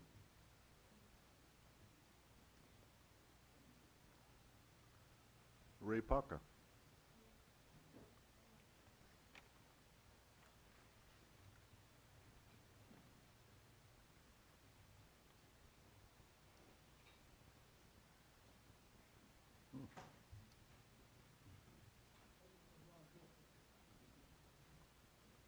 You're not on the clock yet, so you're all right. I'm Ray Park. I live at 998 Fremont Street, just on the street above from there. I got 2.5 acres there. When I bought back there in '77, I thought this is the dream place for me. I bought 2.5 acres, built my house, and I wanted to stay there the rest of my life, which is probably not too much left. But anyway, I didn't think any more than 2-story houses was allowed in that area anyway. I thought there was a height restriction. And I don't know, there's a lot of open land downtown closer to the freeway, which to me would be a more proper place to put affordable houses or apartments like you're saying, like in Ukaipa. all that, on that side is County Line Road, that's where all the apartments are going. So why can't we put them down closer to the freeway? There's a lot of open land there. Because if you go down Avenue L, there's houses right along the street, and behind it is all open land, so, and, so anyway, that's all I got to say, that I think that'd be a better place for it. And 3- and 4-story apartments would be ugly in a rural residential area. And you're talking about overlay, are you gonna change the zoning on the whole area? Or is it just on that one piece of property? And if they move in there, are they gonna be complaining about all the horse smell and everything else? Because that is a rural area, and there's horses all around there, so if the way human nature is, they'll move into an airport and then start complaining about the airport. So I think if they move in there, they'll be complaining about the horse smell too. So anyway, that's all I got to say. So thank you. Thank you.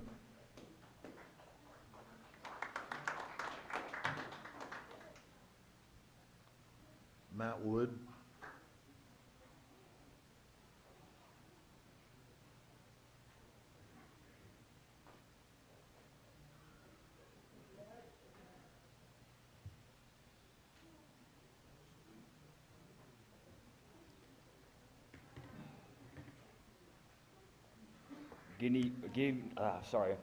Good evening, everyone. My name is Matt Wood. I currently live in Menifee.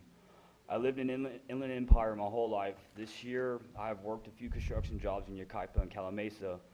More recently, I wanted to better my career, so I got certified as a Type 2 firefighter AD.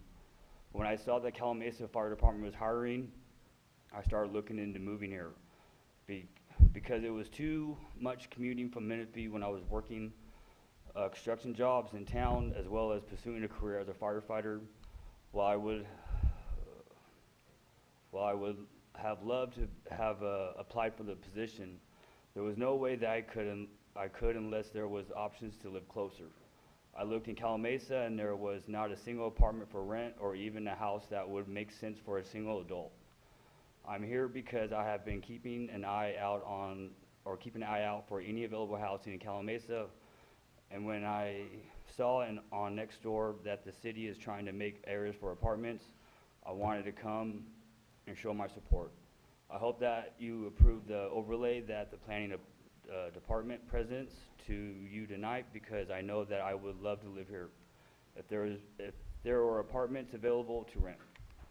Sorry guys, I have a big thing about public speaking, but thank you for letting me have the time to share.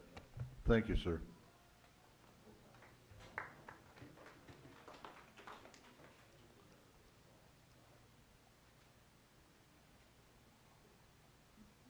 Jeff Crudell. Did I get it right?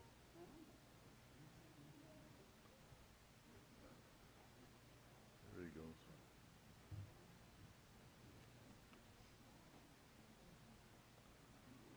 He lives in Yucaipa. Hi, my name is Jeff Cradell, 12357 Ross Place, Apartment B in Yucaipa. But I work here in Yucaipa. Good evening, Mayor, Council, and staff. Mine's probably not a popular opinion, but let me tell you a story. I moved here in 2011 because a friend of mine had a job for me.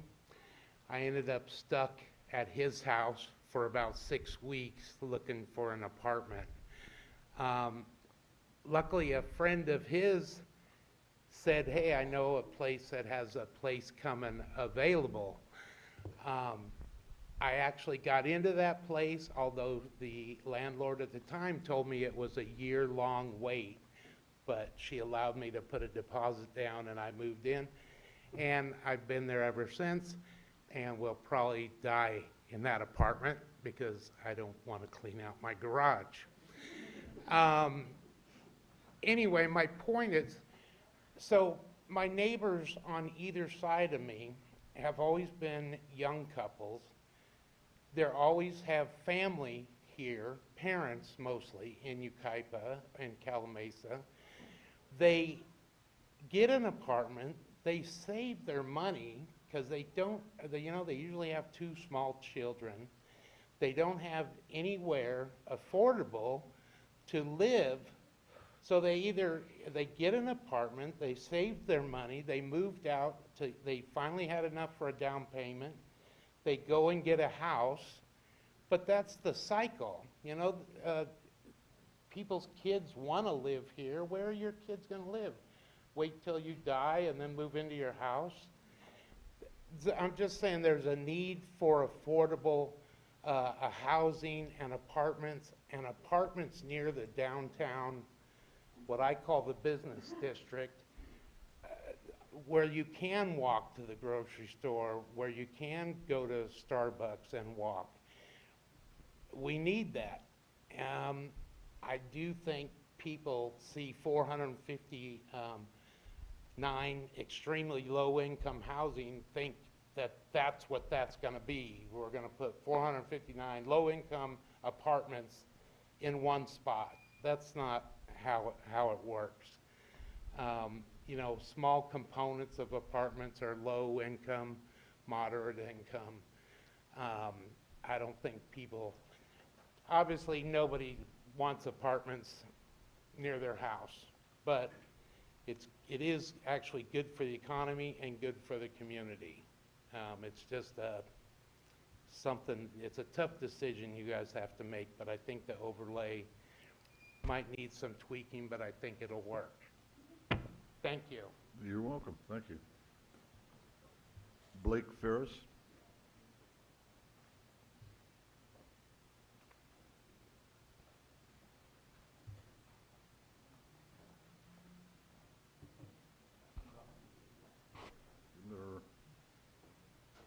Give them to her. And they'll pass them around. Thank you. Thank you.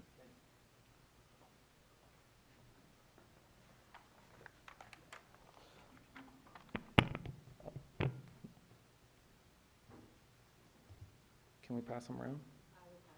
Oh, okay. My name is Blake Ferris. I'm a resident here in Calimesa.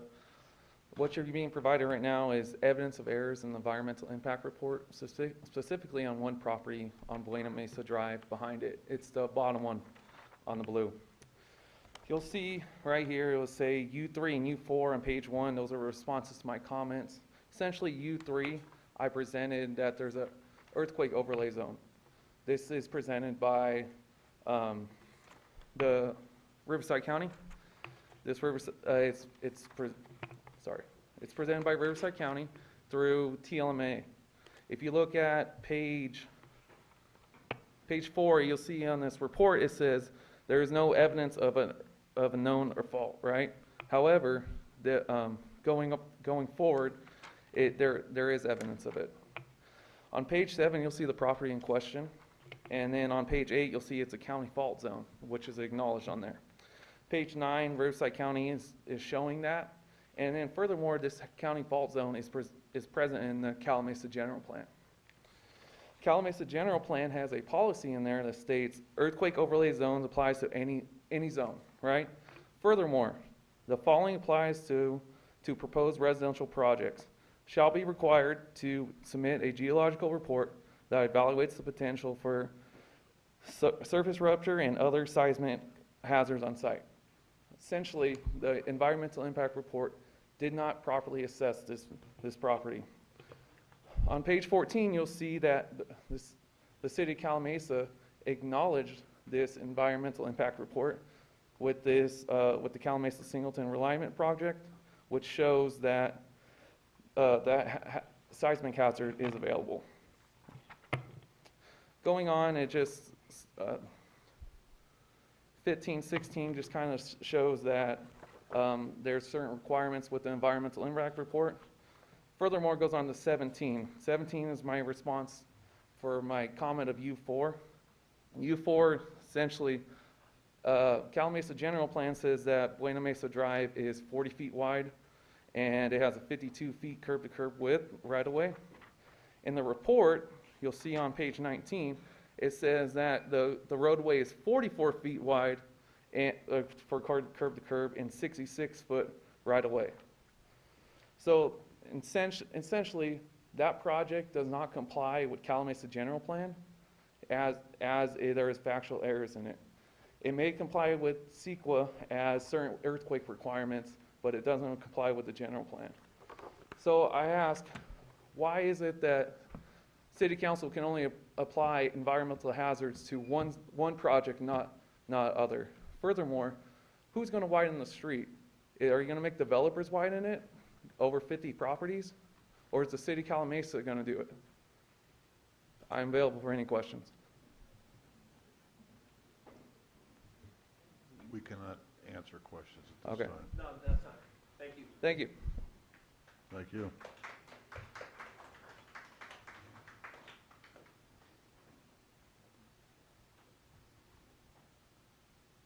Jeremy?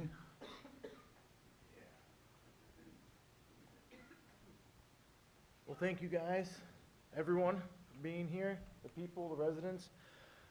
I think everyone knows where the people are wanting. I think everyone knows where this is going, that you're probably going to approve it. And if you think about what San Bernardino did in the 50s, the federal government forced all this low-income housing, and all these cities paid fines. San Bernardino said, no, we'll take them all. I have owned a rental property in San Bernardino, and during coronavirus, I sold it to a cash investor. I had to get out of there. I mean, it's, you know, after dealing with that kind of environment, we just don't need it here. I think if you go forward with this, you're going to bring a little bit of San Bernardino here. You know, and I don't think we want to have San Bernardino here. You know, if you're looking for a place to rent, the number one place to find it is go on Marketplace. I mean, I've lived I've lived with Top Ramen for years. You know, $1 a day, of course, you know, it's the hustle to work and to eventually own a house. We would appreciate you not changing the city. I think if we fight and not bend over, I think we're all going to go home and sleep better at night. I really do. I mean, the manager just said there's going to be 100 other cities right now that are not going to be in compliant. Let's be another one. Let's stay that way and let's be that way. It's simple. Let's take the fine. Let's hire more lawyers. Let's do that. I mean, I think you guys would be much prouder of yourselves if you're able to fight it. I know you guys are good people. You know, I own a window tint business. I installed window tint in the mayor's house there for your wife hired me. You know, I know your husband, he campaigned and came to my house. Awesome guy. Sorry. You know, so, I mean, I know you guys want to do what's best for the city here. I know you're good people, and I know that you're not making a lot of money being here. This is a service to the community. And the best service right now you can do is stand up and fight. Everybody wants this. I mean, it's just simple. I mean, I don't see another option. I don't see another option here. I mean, and if you don't, you're always going to regret it. I truly think so. I mean, it's 100 to 1 versus, you know, people want it versus other people don't want it. But like I said, just working down in San Bernardino, dealing with tweakers, man, I tell you what, you do not want low-income housing. It's just, yeah, nightmare, headaches. Once you got it, you got it. You'll never have it. Never get Calimesa back.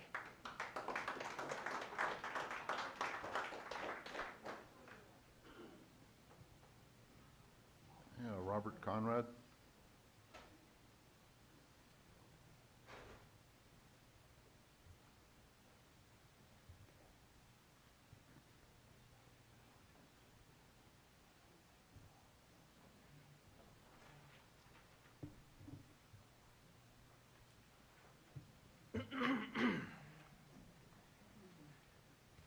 Hi, thank you for taking the time. A lot of people, you know, I just quickly want to say that whether you're for or against this, it's all personal opinion. We all have our personal reasons to be for it or our personal reasons to be against it. I empathize with people looking for housing. I have been in that situation. Fortunately, I bought my home on Avenue L in 2008 when right after the market had crashed and was starting its climb back out. I would like to point out that I have handed out this 4 pages with identified properties on them that I feel are potential candidates for better locations for high-density housing. Not just because they shouldn't be mixed in with single-family homes, but because the overall plan has, as pointed out, 36 properties, which compiles about 50 acres total of property. There's over 2,000 acres within the city of Calimesa on the east side of the freeway, or west side of the freeway, sorry. These properties that I have identified on these pages, Image A is 230 acres, currently zoned as RLM, easily upzoned to high density. Image B is 72 acres, currently zoned residential rural, which is what you're talking about, which the Douglas properties are that you want to rezone to much higher levels. Image C is 127 acres, currently zoned OS, which, pardon, I don't remember open space, which could or couldn't be rezoned. And Image D is 44 acres, also currently zoned RLM. I understand that these properties are already currently in the specific plan areas for the Mesa View Estates. But as we are talking about rezoning and making changes, I don't see why these properties can't be rezoned. The freeway the overpass at Singleton on the Calimesa Boulevard overpass would be easier to upgrade than an underpass at County Line Road would be to upgrade to handle the additional traffic requirements for such large traffic areas. Infrastructure that is said to be in place in the current Raposa area, I question that the sewers and water and electrical that was put into these areas was accounting for an increase of this size, that we wouldn't face massive road modifications and construction in order to put in proper infrastructure for these areas, as opposed to the areas on the other side of the freeway that could accompany a very large, high-density residential, beautiful, on 127 acres, you could build a very nice, high-density park, apartments, everything that's not making low-income housing on the other side of the tracks, but making it a very nice place.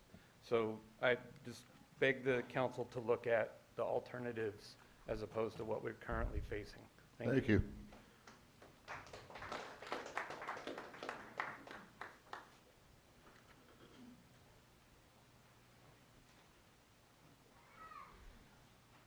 Is it Michael Higgins?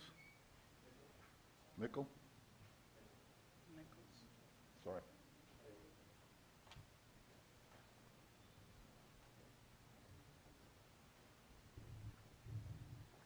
City Council, staff. My name is Mitchell Higgins. I've lived in Riverside all my life. I have family just moved here. Beautiful place, beautiful people. It's getting time to about turn the roles, taking care of my family, parents, elderly grandma that they're taking care of. So I've been looking into moving out here. Obviously, a lot of the points that I was going to make have been made. There's not room for me as to being a single person renting, buying right now. It's not in the cards. I looked on online. I see that they were trying to approve apartments. And so I came here to show my support and hope that you guys approve the overlay. And that's really it. Thank you, guys. Thank you.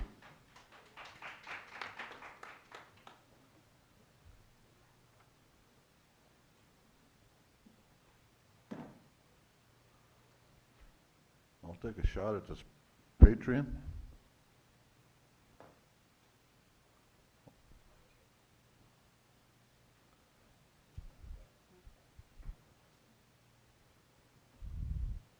What's that say? Peyton? Peyton? P-A-I-T-Y-N? No? Okay. Is it Peyton?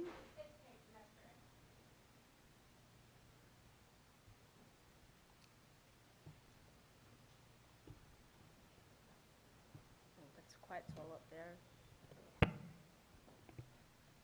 Good evening, City Council members and City staff. My name's Peyton and I currently reside in Yucaipa. I've lived in California for almost 4 years now, and the Yucaipa-Calimesa area has been the place I've settled into and called my home. Over the last 4 years, I have been trying to find an apartment to rent because I work and volunteer in these towns, but I haven't been able to find anything that is affordable or reasonably priced for someone with a single person income. I'm originally from New Zealand, and acclimating to the local areas has had its challenges, especially where housing is concerned. Sorry, I get very nervous. This township has been the closest thing to a hometown that I've ever been able to find, which is instrumental for anyone like myself who values a sense of belonging and community. I don't have the luxury of staying with family or leaning on them for when times get tough.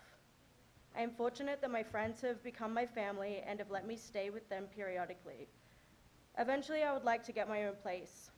I'm asking that the City Council please approve the overlay and keep in mind the younger generation like myself who aren't ready to buy a house or who haven't had the opportunity to build a solid foundation with a career or stable income that is above the cost of living.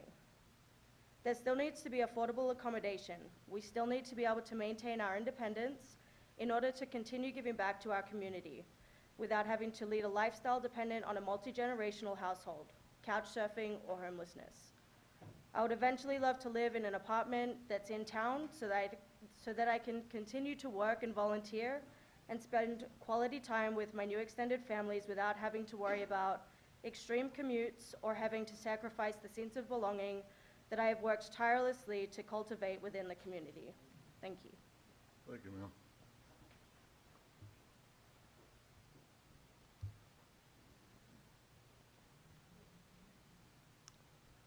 Matthew Caddy?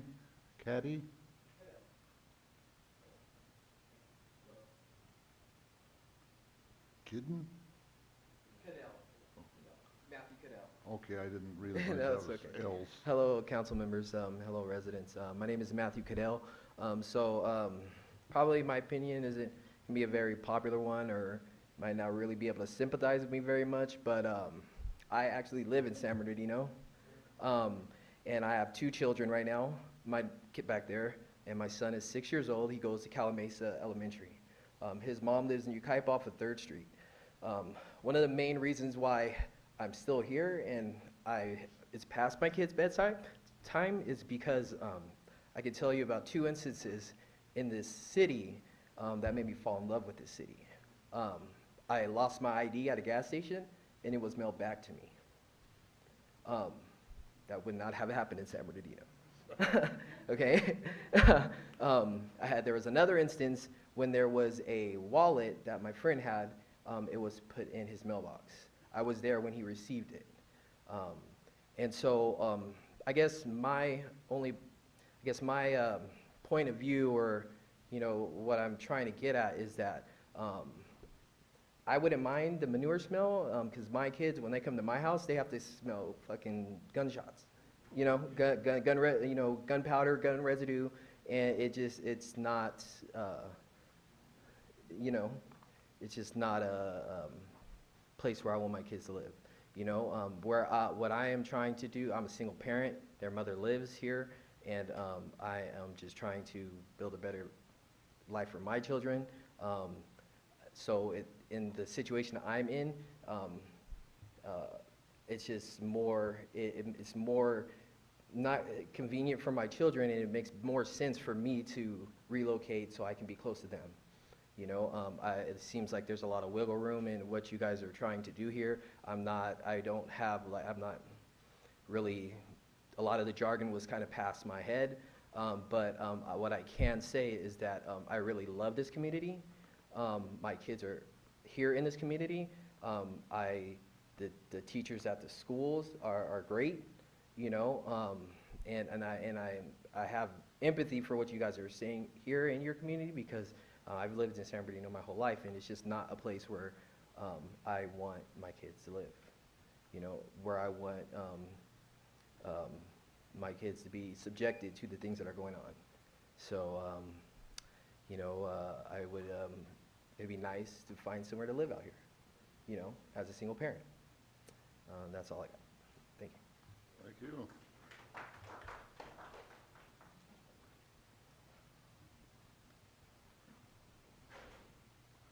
Julie Montgomery?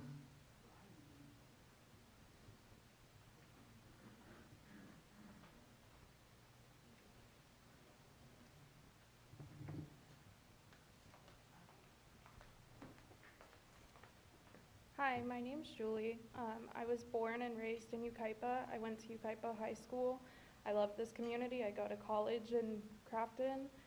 I worked at Atlas Storage in Calimesa for over a year. I recently left, and now I work in Calimesa again as an executive assistant. My fiance and I want to settle down here in Calimesa, but it seems impossible even with 2 good salaries. There's no apartments or rentals in Yucaipa, and we ended up having to rent a place in Hemet. I drive 35 minutes to work every day, so I'm hoping that the city council can see that the apartments aren't necessary, so that one day my fiance and I can move back to this area and raise a family. Thank you. Thank you.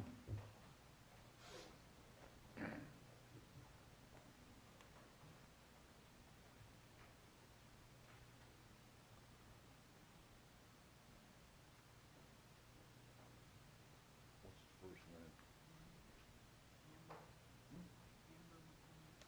Amber Montgomery?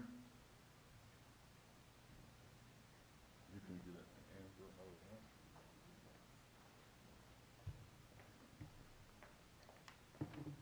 Hello, my name is Amber. I currently live in Yucaipa. I'm graduating from Yucaipa High this December. I also attend Crafton Hills College and work in Yucaipa as well. I have to continue to live with my parents throughout my time at Crafton Hills and potentially my time at Cal State San Bernardino, which I plan to transfer to after I complete my 2-year degree. I have no other option rather to live with my parents because in our small town there is very limited apartment availability. I look at the average rent of houses ranging from a 1 to 2 bedroom, and the monthly rent is nearly $2,400 a month. Even though I do work, I do not make nearly enough money to pay this outrageous rental price on a single family house, as well as paying other bills such as groceries, car payments, and utilities. With this being said, I would like to see more apartments in Calimesa. Calimesa is a great town and is a perfect place for me to live. Not only would Calimesa be a great place for me to live, but it would also be a great place for many other young people to live. If more apartments were built, it would provide the opportunity for me and other young people in our community to move out of our parents' houses and become more involved with our community. I believe adding apartments to our community will be greatly beneficial to young people like me and my peers. Thank you. Thank you.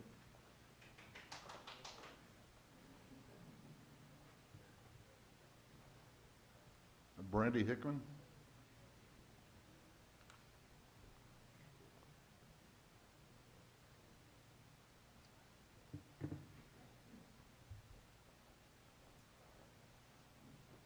Okay, I'm not sure how loud this was going to be, so. Good evening, Mayor and council members. My name is Brandy Hickman, and I'm a business owner in Calimesa, and I live in Yucaipa.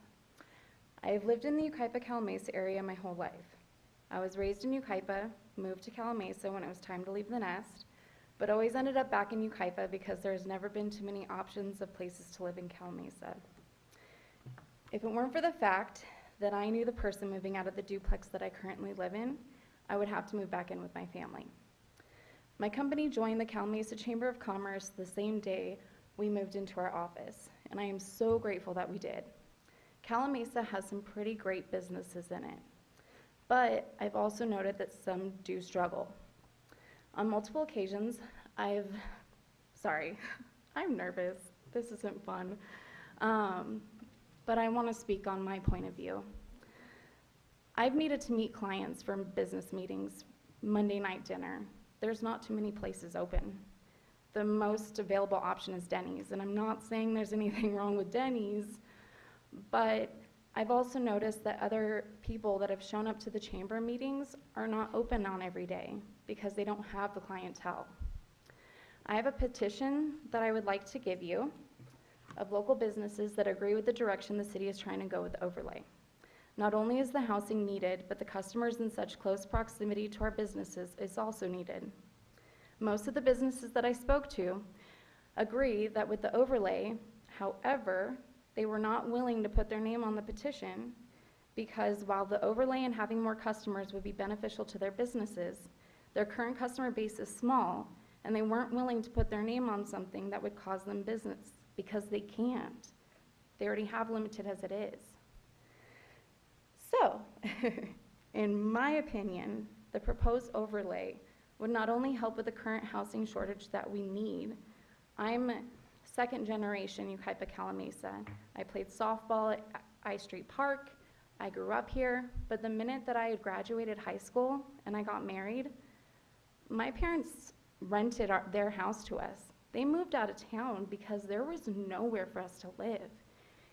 My little brother went to Cal Poly Pomona, ended up getting a job with the city of Yucaipa, and lived in, I believe it was Rialto. There aren't housing options here. Even when we moved to Calimesa, I couldn't find anywhere to live to save my life. And I'm kind of tired of asking my little brother to let me live with him. So I will end it with this. I understand that you're facing issues. I understand that there's backlash, but I do understand that there's a need. There really is, and I know that from experience. I've lived here 35 years, and I'm grateful that I have. Thank you. Thank you.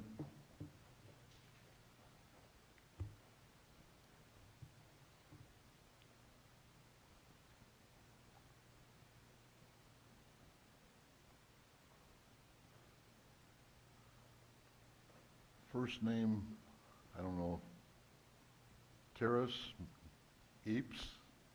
Eeps, I know.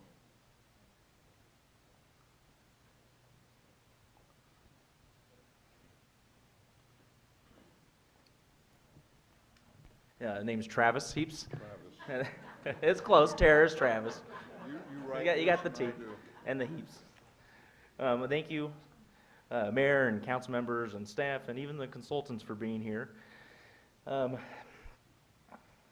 put away my speech as soon as I got up here. I've lived in Yucaipa for all of my life. I work currently in Calimesa.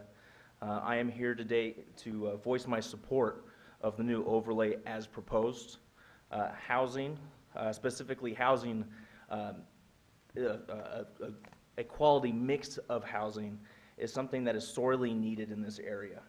When I graduated from Cal Poly Pomona in 2016, I started working for the city of Yucaipa, and when it came time to move back home, there was nowhere for me to go. You know, my options were to either round up a group of friends and try to rent out a house, or maybe move into a mobile home park, or move back home with my parents. And so with my situation, none of those really worked for me. And so ultimately I ended up moving into Rialto, where I was able to find an apartment, and then I commuted there for the next few years. It wasn't until just this last year that I ended up budgeting and started renting a home in Yucaipa. I would love to be able to own my own home. I would love to be able to be at the point where I'm married, raising my family, and I'm ready to buy that home. You know, life is, there's this cycle that people go through. You know, there's the ebb and flows of life that are synonymous with housing. You know, you go to high school, you know, or maybe you go to college. Then after that, you enter into the workforce. You know, and you're grabbing your place in this world. You're creating, you know, that base that sets you up. You know, and then you move on to your family forming years. You know, and then you start going into your wealth generation years until finally, you know, you're a senior, and then you start to contract a little bit. You know, so, and it's important that the the mix of housing is there to meet all those walks of life, and that's what this overlay zone will allow. It'll allow the different types of housing units that currently aren't allowed to be here. You know, apartments, townhomes, condominiums, those are all important. You know, you think you graduate from high school, you go to Crafton, you know, you want to be able to find an apartment, something that isn't as expensive as a home, something that you're not contributing more than 30% of your income or even 50% of your income towards housing. You know, it's something that should be available to everyone, but it's something that's become a privilege. You know, and this is a beautiful town. This is a wonderful town. I mean, I've spent my whole life here. And so everyone should be able to call this place home, and so thank you for your time.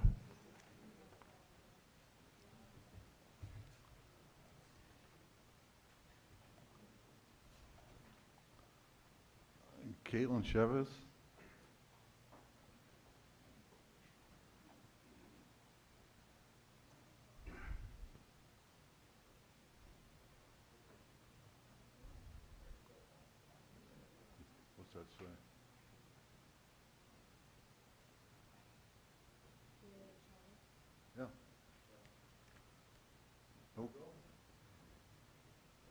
Okay. Mike Britton then.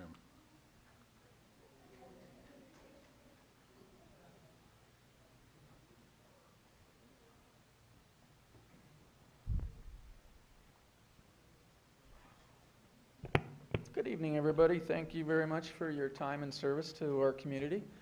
As you know, since I am on a commission, I realize the time and it takes to do this. So before anything is said and all, thank you all, because you do an important job for this.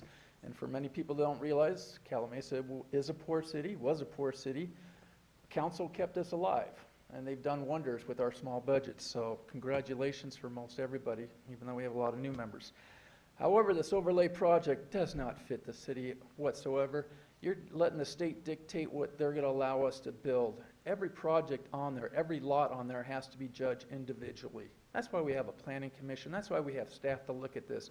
If you grant this overlay, it's blanket for the staff. They don't have to do anything. And there is no requirement that's dictating low income or very low income housing.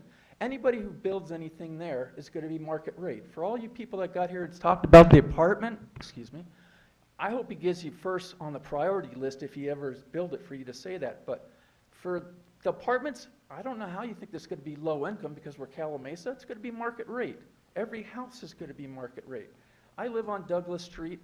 One of the few areas where we can have horse property with half-acre lots is the gentleman right over there that's been approved for over 5 years to build his 18 homes. I can't tell him when to build it. He's had the opportunity. He might have missed the wave. He's had more than enough time to make money on his investment. It's not my fault that he wants to go up and add 150 homes on his 10 acres. Now, while you say, well, that's good, we need more housing. How is it that I'm going to be affected because I don't get to change the zoning on my lot right across the street? I got to live with that stuff. Well, after you make my property low-income housing because of what I'm surrounded by, now I'm going to want to do that. Do I get to jump in the overlay and stick 15 units on my acre, which I could do 35, 40 units on my 2.2 acres? Hell no, that'll never happen. So why are we giving the advantage to the developers and these landowners over the citizens of this town? This is ridiculous that we're actually looking at this with these pieces in between. We had one group of homeowners that created an LLC, and they had the money, and they were able to buy the lot behind their homes to prevent this. Good for them. I applaud them, but not everybody has that kind of money to do that. So, and the last thing I have to say, because I'm not going to do my notes, is there is no financial aspect on any of this that you guys have done on it.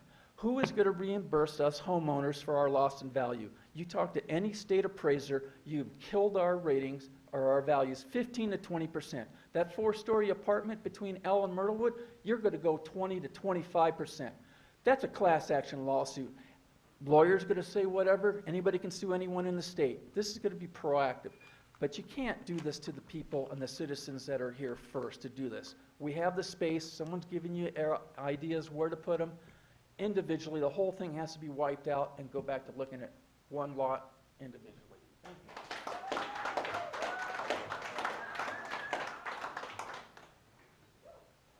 Michelle Branham.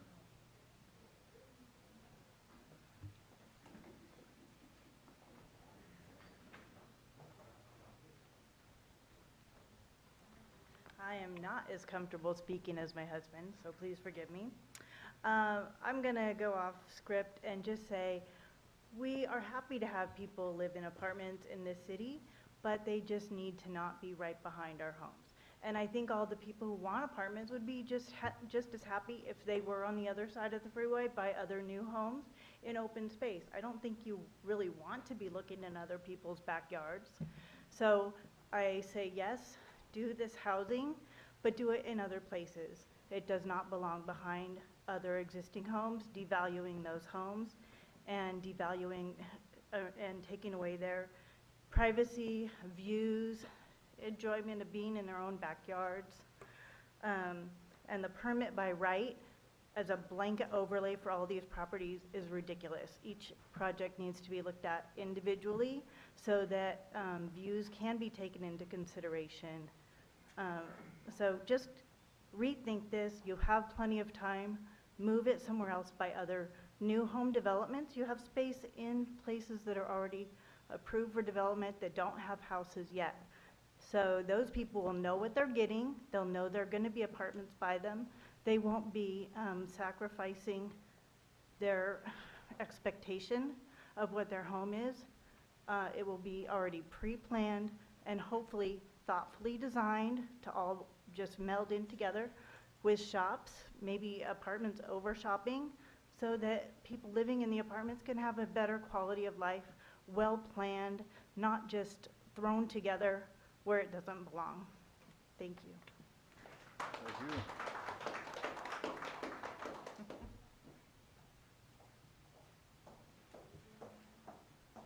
C. Conley.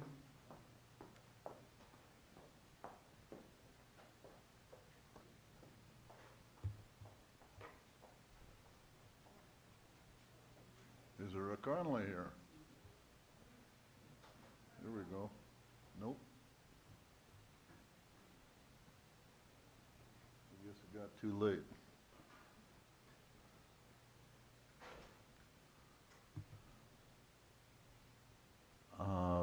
Richard Beckham.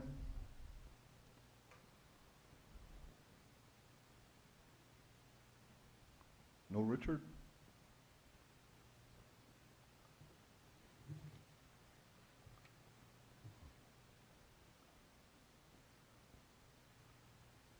Crystal Sharpen? All right.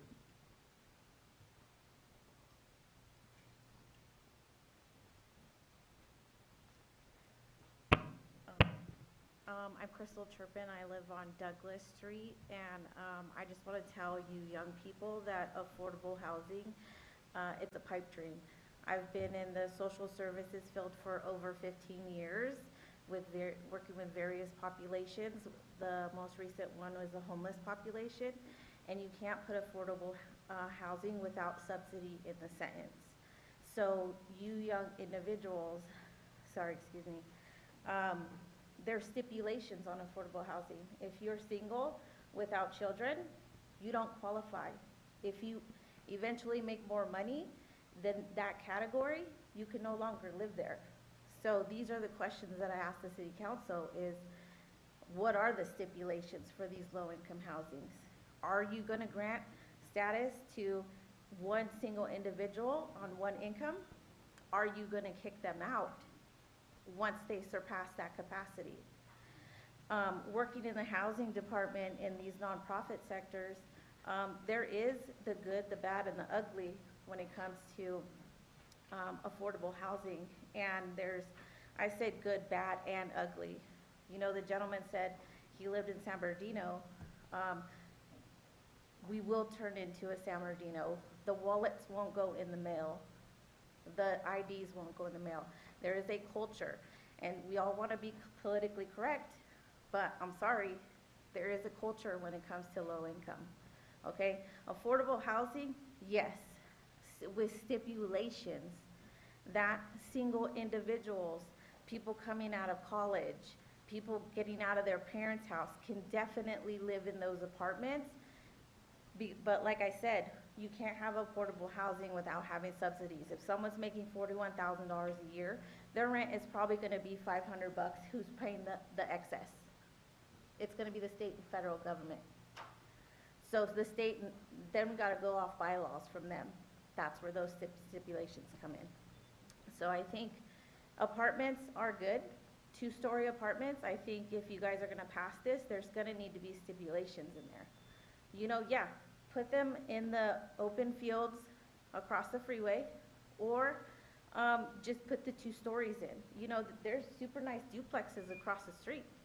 So if you guys put that in there, but I know for a fact, working in this field, I've had to put my own morals and values aside to service each individual that I serve with respect and dignity. But I've seen it, I'm in it, I know it, and it will destroy communities if there isn't other stipulations involved. Okay?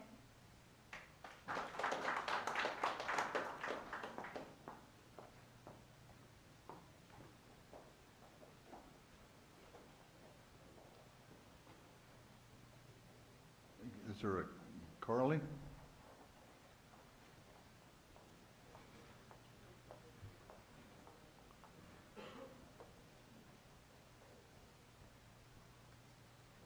Hi, I'm Carly Daub. I'm going to stick to my notes.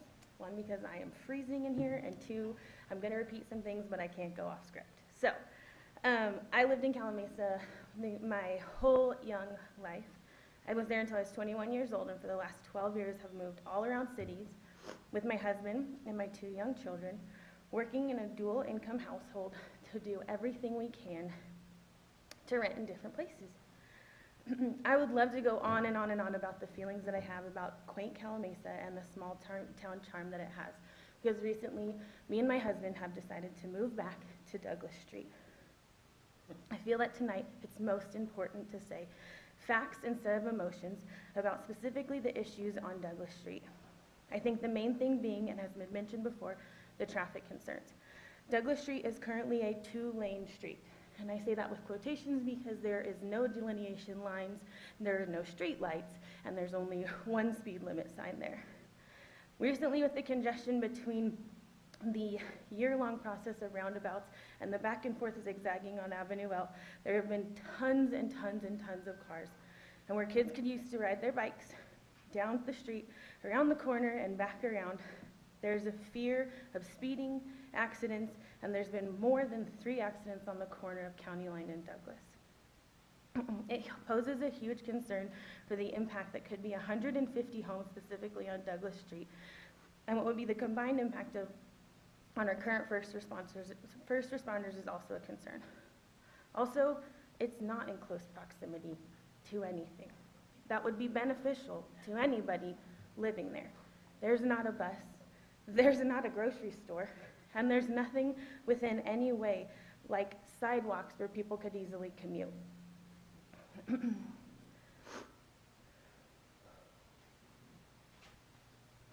Many of us who are here, this does greatly impact us.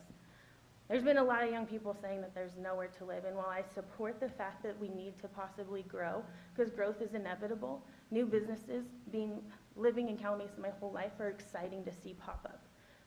However, this plan does not work and is not beneficial for current homeowners. Instead of purchasing my parents' home from them on Douglas Street, we could be building a 2-story possibly, but that no longer applies to us, which will apply to a community down the street.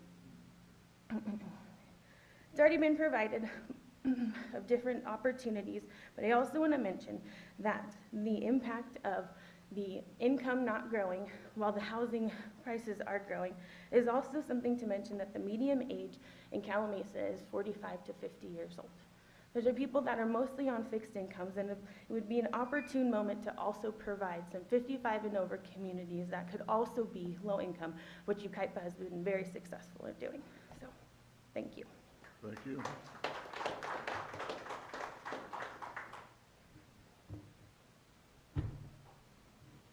That is it for public comments right now. I would like to take a break for 5 minutes.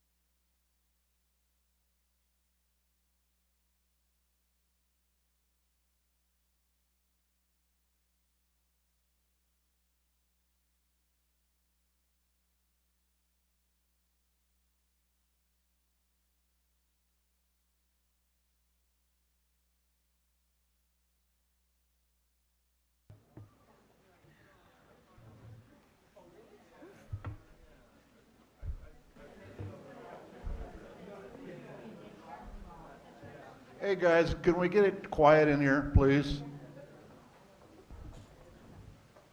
Thank you, sir. We have a latecomer. Roberta Price? Okay. There's a Kevin Nichols in there also, I put in first thing when I got here. I haven't got it.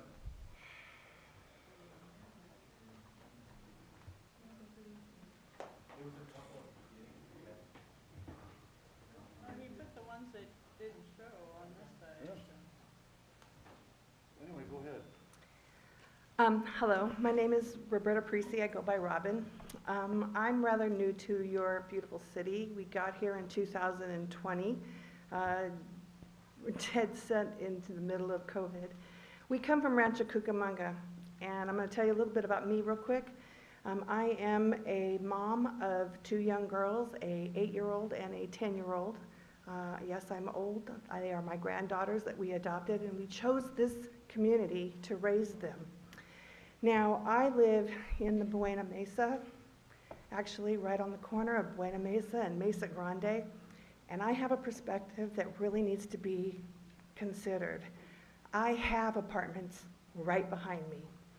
Problems that I have are cars flying down our streets at high rates of speed. We've had crime. I have apartments that look into my backyard. I have put up security. I have a 7-foot wall. And these apartments are not right up against my wall, but they're across into a cul-de-sac. My children cannot play in their front yard. My house, prior to me living there, has already been hit by a car from high speed, people going up and down that street. Now with you guys wanting to put that extra apartments up the street from me and another cul-de-sac, that will mean that I have more traffic going down my street that has been described before, only about 40 feet wide. There's just, the traffic is going to be enormous. And I hear what these other people are saying in other areas about these apartments being built in their backyard. I know what it feels like to have people standing out on their porches and looking into my kitchen window as my children are doing dishes or as we are doing homework. And it is very disconcerting. I understand needing new residents. As I said, I come from Rancho Cucamonga, where they're building these 3- and 4-story apartments, and they're eyesores. They're terrible. We have beautiful areas where we can plan out homes that are already being cleared out. I've been watching them clear out. The plan that you have up here, where you're sticking these large apartments into residential areas that are already here, just doesn't seem to fit. I just beg you to think of other ways to get the housing that you need here, because we do need more people here for our businesses, but we also need to protect the residents that are already here. Please don't put people in the position that I am already in. I would hate to have that happen to them. So please, this overlay just does not work for the residents that are already here. Thank you very much. Thank you. And I must have grabbed 2 at one time. I got Kevin Nichols. Yes, sir.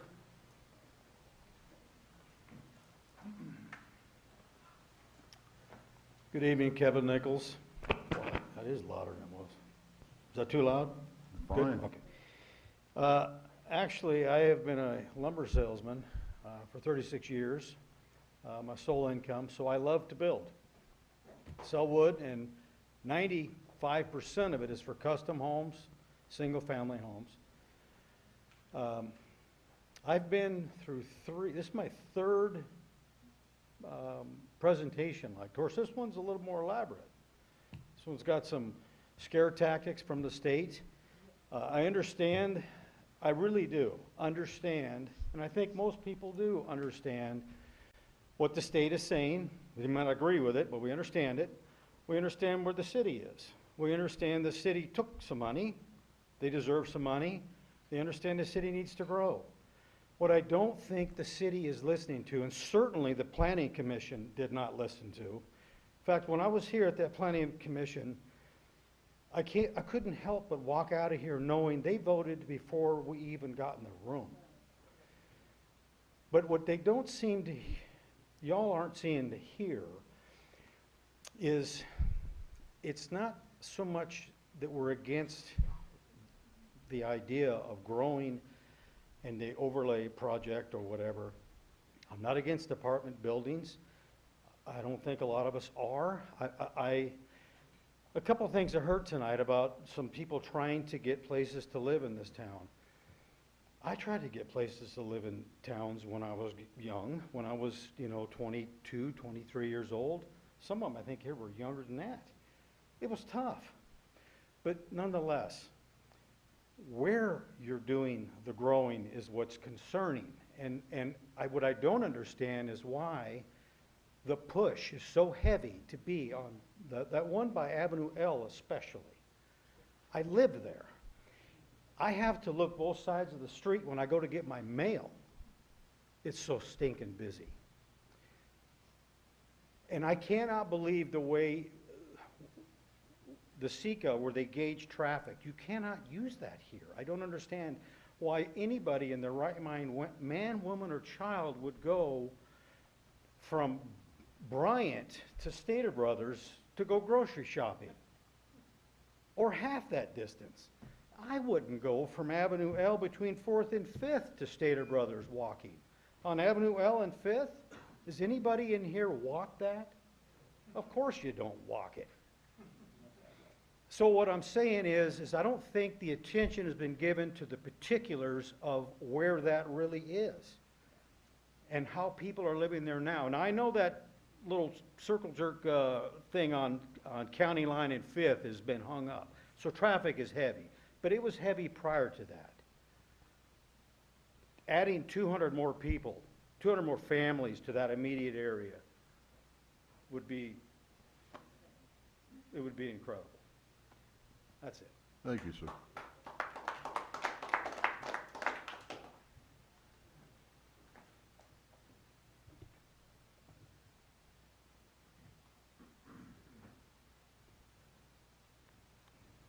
Well, I will now close the public hearing.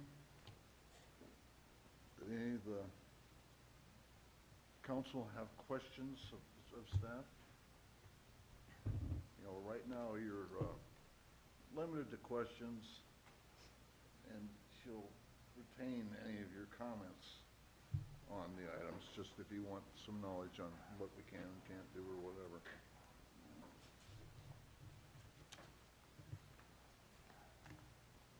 Well, I'd like to say we've heard both sides here tonight. I was kind of surprised to have all the young people here saying we need more housing. We do. I think where it goes is going to be a big deal. And we've heard... Sorry to interrupt, but this is the time for questions, not comments. Yeah. Okay, I'll get to my question. And that's because of the issue with the two council members that have to recuse themselves. Typically, you'd be allowed to do comments now after the public hearing. I'm sorry, I was dragging that out a little bit. Yeah, so later on, unless you have some questions now, of course. Well, I do. So I feel that CEQA is kind of hard to, it's kind of hard to nail down the air quality thing because we don't, it's kind of like an educated guess. I'm asking here exactly, how can we even predict how many vehicles and cars? I guess you kind of guess at it, right? It's actually not a guess. It's based on assumptions of the density, the maximum densities, 35 in zone 1, 15 in zone 2. If you saw the setting and the backdrop of the air quality, we've got all of the construction equipment estimated. So we can generate the amount of cars and trucks and vehicles that would be generated by projects that could come in at that maximum density, and that's actually what we modeled in our air quality models. So all the construction stuff is like a temporary.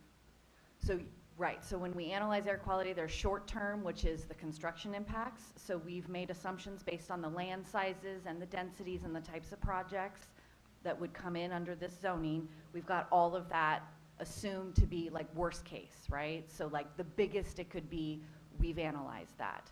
The long-term operational air quality impacts is associated with the vehicles coming and going from these residential uses. And that data is generated off of the traffic analysis that we calculate the uses, and then we calculate how many people then would be associated typically with those uses based on factors and whatnot. So we did quantify the impacts. The issue is, because we cannot specifically say that the construction of each and every one of these projects, the timing of when they're going to be, that we couldn't definitively say we get under threshold. So to be conservative, we've estimated that that would be a significant impact. I just find it kind of weird that the state, you know, they want us to have cleaner air, but yet they say, oh, but it's okay if you're going to go ahead and do this. It's kind of weird that they're doing that. You know, it's hard to deal with the state on this. I don't like them coming in here and telling us how to do things. Well, I like to ask take another each pro- question. Okay, ask another question. Sorry, I just got so many things. Make sure you keep it for later, though. You'll have her chance. Let's see here. Okay, I'm gonna ask police and fire. Somebody mentioned that are you guys overwhelmed? Let me ask the police chief first here. No. So what I was going to say, with the current setup, we're not overwhelmed. I was running the stats, actually looking at, for a monthly average, we do 70 to 80 traffic events a month. I notice half of those come towards ticketing, the other half comes towards incidents. Sometimes fender benders, sometimes it's, hey, we're just responding and everybody doesn't want anything done and they're going to handle it themselves. And so the current volume, no, of course not. I will say for us, we're well within in front of, actually. In fact, does traffic congestion lead to more incidents, which of course then gets me as the chief side of the fence to do more enforcement in the ticketing side, which it's a balance. That's the reality of it. As I watch numbers increase for us, we know we have to write more tickets to increase. As you'll see us on Singleton, I'll get complaints at that stop sign because maybe we're doing more enforcement. Well, it's because I want to reduce the accident side of the fence. And so currently, no, not at all. Is there potential for increase with obviously further population? Of course, that goes without saying. Thank you. And our fire chief, could you please answer the same question? Are we overwhelmed? No. Am I concerned? I will just talk about the last 60 months since we have stood up a fire department on a municipal service model. Our annual call volume prior to going municipal as a standalone agency, we're running about 1,800 calls a year. Year two, we saw that drop significantly, 100%. We're back to that call service model today before we lost our auto aid agreement with for medical when we were running into Ukaipa and or Beaumont Banning. So our call volumes back up to that pre-2019 statistical model. Where we're at today, I look at a standards of coverage model based on concentration, distribution, and reliability. Station 1 is handling that right now. We're staffed with an engine company and a Type 6 patrol that provides us that reliability. Our response time average, the minimum should be around 6 minutes. We're pushing 6 minutes, 59 seconds based on our service model throughout the city. That's an increased response time to the other side of the city from where we're sitting today. So that's kind of an overall operational slide, if you will. I didn't know if you had anything else more specific you wanted me to answer. I mean, obviously, as we grow, we will have more units and stuff. That's a typical thing. Yeah. So to that, we are preparing for capital acquisitions in terms of apparatus, facilities, and staffing. We're continuing to grow.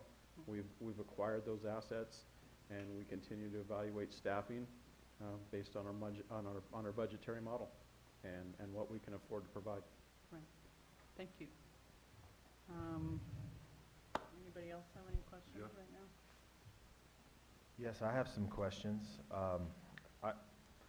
I've already asked dozens of questions to staff and over the last few weeks and heard this presentation several times, and every time more questions come up. So I have a few questions. Let me begin asking some on behalf of some of the residents, and a couple comments were directed toward city fighting legally, and so maybe our city attorney could say something about the costs that would be involved in that, or some of the other liabilities and problems or benefits associated with that. Yes, and I'm not sure I can address the actual cost, but I will say that a number of cities have filed lawsuits opposing the state housing laws like SB 9. Unfortunately, they've been unsuccessful, but so far. The silver lining here, though, is if they win on one of those cases, Calimesa will reap the benefit. So it's not necessary to actually contribute money to that lawsuit. If we get a good result, if the other cities actually prevail against the state, Calimesa will benefit. Right. Thank you. I think that's important to understand. Another question, maybe this is a sequel one related to, a gentleman shared a lot of research. I commend you for the research you put into that, and had some concerns about fault lines in certain areas. My understanding is we all live on a fault line in Southern California, but maybe you can speak to that a little bit more. Sure. So the geology section of the initial study that was prepared did identify that seismic risk happens throughout Southern California. We did identify some Alquist-Priolo fault zones, which are actually heavily regulated. You cannot develop physically within those. The point with the RIP AOZ project is, and as outlined in the initial study, the city will require site-specific geotechnical analyses for every project. That's what the general plan says. That's what is required of this project. So that's the time where you actually have to figure out what you do. It depends on the geology of the site, how you address the faulting. So the initial study did address that, and it was determined to be less than significant, and therefore it didn't carry forward to the EIR. But if ever a project is going to build in that location, then a more complete comprehensive. That's part of the city standard development review process. Okay, great. Also, can you address, I think we had a social worker was concerned about some of the low-income housing being subsidies, and I think maybe there was confusion that these are going to be market rate and not subsidy. Maybe we can clarify that for them. Yes, thank you for the question. So as described in the slide, no planning area depicted on the slide in front of you is contemplated as a subsidized unit. All of the properties are contemplated to be market rate development. So I think that answers the question. And I just add to that, just to clarify too, when they talk about, when the HCD talks about low-income housing and the requirements for that, there is analysis required to determine how you came up with that. However, at densities at 20 units an acre or more, that analysis is not required. That's how we get to, when Kelly talks about design or density by design or affordability by design, that's what that means, is that the state has determined that anything that's 20 units to the acre or more does not have to have further analysis assumed to be that. That's how that's determined through this process. Thank you. Let's see, there was also, of course, one of the biggest is related to privacy concerns for a lot of residents. Has some substantial and pretty important concerns, and I wrote down a question here. Pardon me, I'm trying to find it. On one of the slides, Kelly, in your wonderful presentation, thank you for that too, by the way, you had a slide, I think it was 28, devoted to privacy concerns. And can we say more about what we can do, what would be in the city's power after, say, rezoning is approved or anything like that? What could we do to mitigate some of these privacy concerns? How far can we go to require developers, builders to do certain things and so forth? Sure. So there are privacy standards built into the draft ordinances. built into the draft ordinances that are before you tonight. And those would include required block walls, 7 foot tall. I understand that would not alleviate many of the concerns that folks have, but there is kind of a balancing test that you do with, well, how big of a block wall would you want? Would you want a 10-foot wall, a 12-foot wall? So we thought comfortably in discussion with the development community that a 7-foot block wall would be kind of the highest we would be comfortable with going. So that would be a requirement of each and every property. It wouldn't be optional. If any single property owner came in and requested an implementing development, they would be required to install a 7-foot block wall. They would also be required, not optional, to install mature landscaping. And when you do mature landscape installation, there can be concern with the viability of the plant material. It can die. So we would be working in consultation with the city's landscape architect to ensure that transplantation would be successful, but we would get as mature, as tall, and as dense as we could go and still have the species live. So again, that would be absolutely required, not optional. We would also have a potential for a viewshed analysis to occur. So if there was any particular property that was looking to do an implementing project, we would have them prepare a sites analysis showing what the viewshed would look like. And if it was determined that visual intrusion occurred, we would be limiting and encouraging balconies and patios to be faced away to the extent feasible. There's also an option written into the ordinance related to opaque windows, and so that would mean you couldn't see through them. So for fire and life safety issues, we have to allow windows in certain locations for ingress and egress. So if you're ever in a fire, God forbid you're trapped in with no windows, right? And so by California building code and fire code, we have to allow windows, but they don't have to be see-through. And so that's another option. So there are a number of privacy-related development standards built into the ordinances, and I fully recognize, I think we all recognize, they're not perfect, but it's kind of within the realm of realistic development standards, what we thought we could accomplish. Okay. So there will be some discretionary things that we could request at that point, or are they going to have to be, I'm just trying to get at what's actually going to be, will we have any control over how these projects are built or Yes. what is done? Okay. So it's not like At the staff level. at the staff Yes, level. I want to yeah. make sure, I Yeah. don't want to hide the ball here, that, to be clear, Yeah. it would be at the staff level. It would not come before city council. So I think we need to make sure that's clear. Yeah, Or that's planning important. commission. Or planning commission, correct. Okay.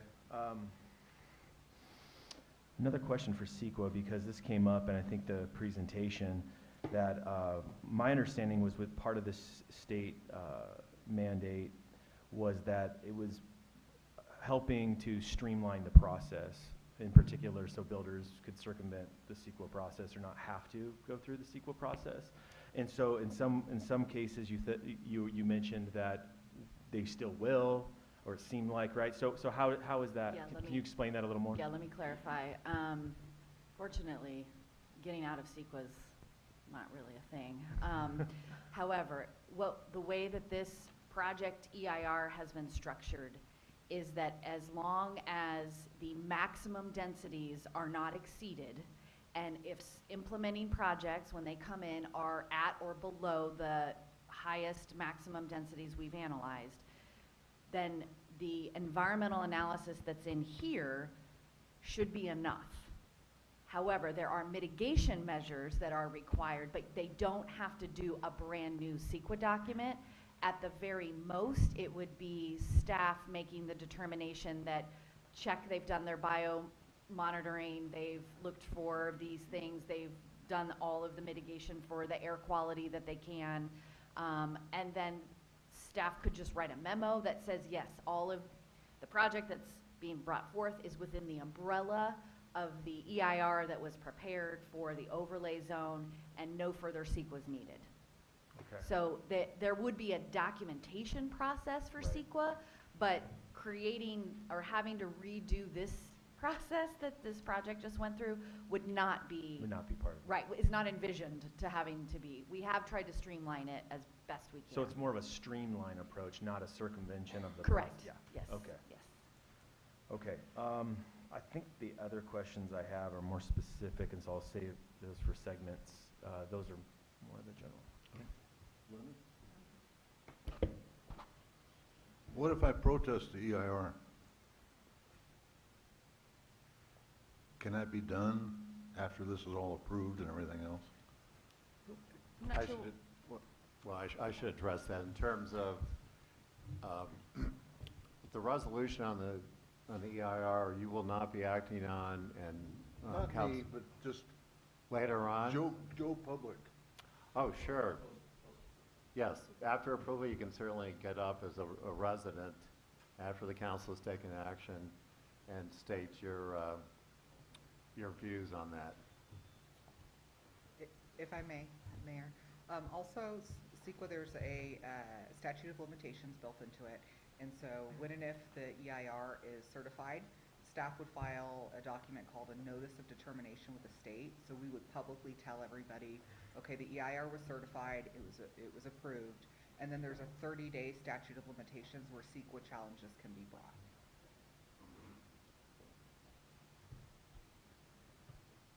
So the people don't even know if something is going to happen on their property or adjacent to their property in 30 days. So, but it's approved, and so it's a done deal. Can you restate the question? I apologize. It's, you have 30 days to protest. Okay. People are going to be protesting what they don't know what's happening, if you know what I mean. It's just, are they going to put 15 units an acre here, or 8 an acre here, or 5 an acre, or, you know, it's, Understood. so in 30 days, you know, it's all said and done. So the assumption would be that the max density could be built with the option for lower. And so this, what we're doing now is the public process. This is the opportunity for public comment. This would be the opportunity for challenge. And the assumption should be, if you're a nearby property owner that's looking at a piece of property that may be rezoned near your house, the conservative and safe bet would be to assume max density, and there could also always be the option for less. Okay, thank you. I just have one more question. Have there been other properties in the area where we've had to change the zoning and it's gone through with the housing and? So I have a pretty good long institutional knowledge with the city of Calimesa, going on a decade.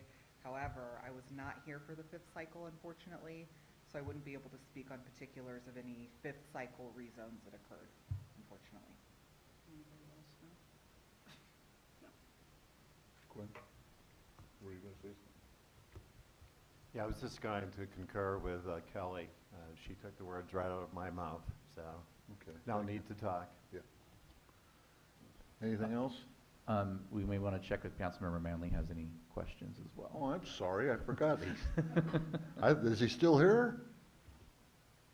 I am here. I do not have any questions for staff. Thank you. Okay, thank you, John. I hope you're having a cold beer.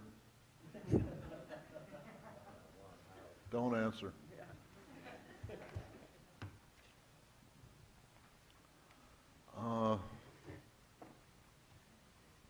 Mayor, at this point, unless there's any further questions, we go through the random selection of which segment goes first. So if you're ready for that, our city clerk has a sealed envelope that has 2 colors, green and red, with corresponding numbers. Councilmember Manley, you'll pick a color, either green or red, and then she'll open the envelope and determine which color, what the corresponding number is for that color. And so at this point, if you're ready, Councilmember Manley, pick a color. Red.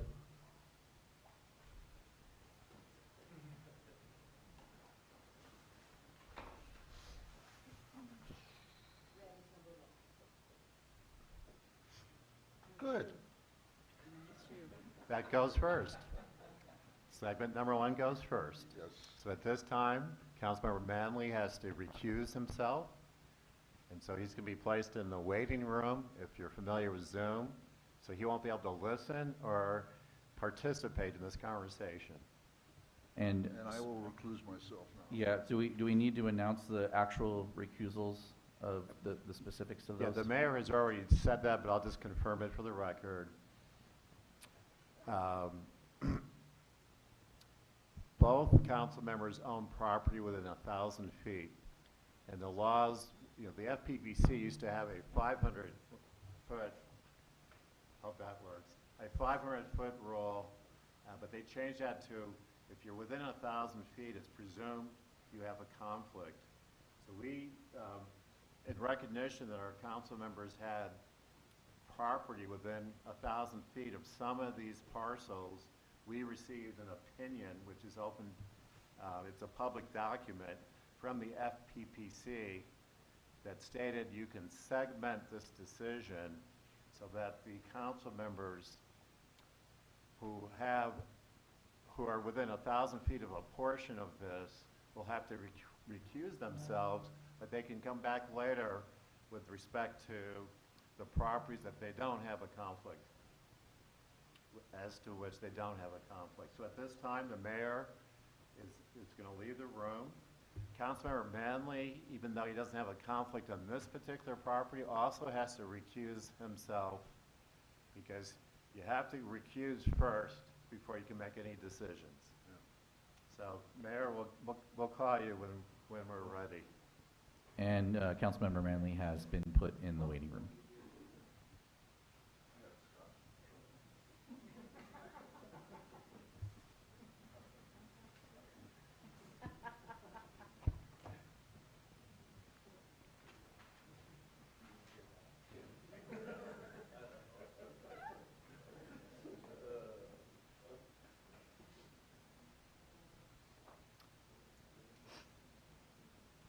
So, Mayor Pro Tem, you're running the meeting. Okay.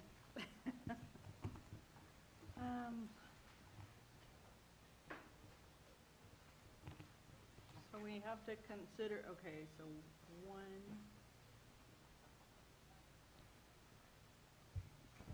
We're going to be talking about adopting the CC Resolution 2023-62, approving segment number 1 of the general plan amendment. No, we're gonna go with recommendation number 1 first, which is the certification of the EIR. That's 2023-61.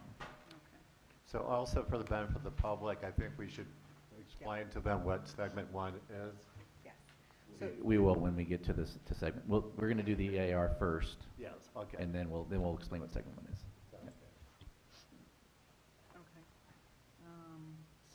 The City Council should now proceed to consider the documents for approval of segment 1 of this agenda item now for the minutes. No? What?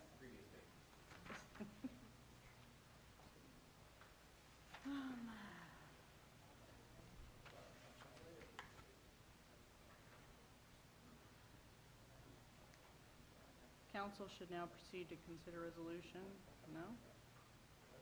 2023-61, which is resolution approving environmental assessment 22-05, certifying the environmental impact report for the residential infill priority area overlay zone and adopting a mitigation monitoring program. Yes, so is there a motion to approve that resolution? Or comments?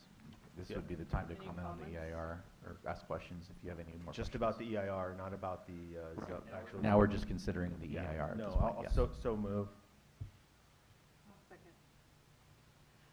All in favor?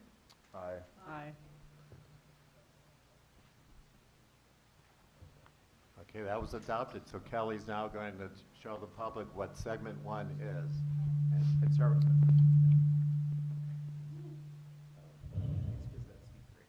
I apologize for the feedback. So segment 1 is going to be discreetly that parcel that's depicted south of the screen. So very towards the bottom of the screen, there's a parcel in blue. It's a little check mark that says 9. and the density there proposed is 35 to the acre. Let's see. Yeah, I got it. It's right here. Okay, so Yeah, that right is here. that is Off of the- Mesa, Buena Mesa, yeah. Thank you. That is the only property that's being considered as part of segment 1. I would, Any questions? not a question, but a recommendation. In light of some of the concerns and made by some of the residents for privacy and some of the traffic considerations, I would recommend lowering the max density in stories of that property from an area 2 to an area 1. Now, there are 2 separate development standards being discussed, if I heard your recommendation correctly. There's the height limit, and then there's the density. So the proposed density is 35 to the acre, and the proposed max stories would be 4. So would you like to modify the density or the building height? Well, what you've said is move it to area 1. I think I would move it to area 1, which in my understanding would make it 15 to dwelling unit, and then a max. It would also lower the stories. From 4 to 3. Correct. And I want to clarify too, that I think there's been a lot of confusion in terms of where apartments can be built versus not. This is one of those that would have apartments at the proposed density. So anything in orange on this screen would not accommodate apartments as presented. So you're proposing to basically, and I couldn't make this thing so fancy that I actually was able to change the color on it. But you can see, though, I've changed the drop-down menu from 35 to 15 here, and then acknowledging that you're changing that from area 2 to area 1. So. That's my recommendation. Yes. Did you also, with the design standards that are as presented for area 1, or did you want to make any changes to those design standards? I think the design standards I'm fine with. So how many, Linda, do you have any questions?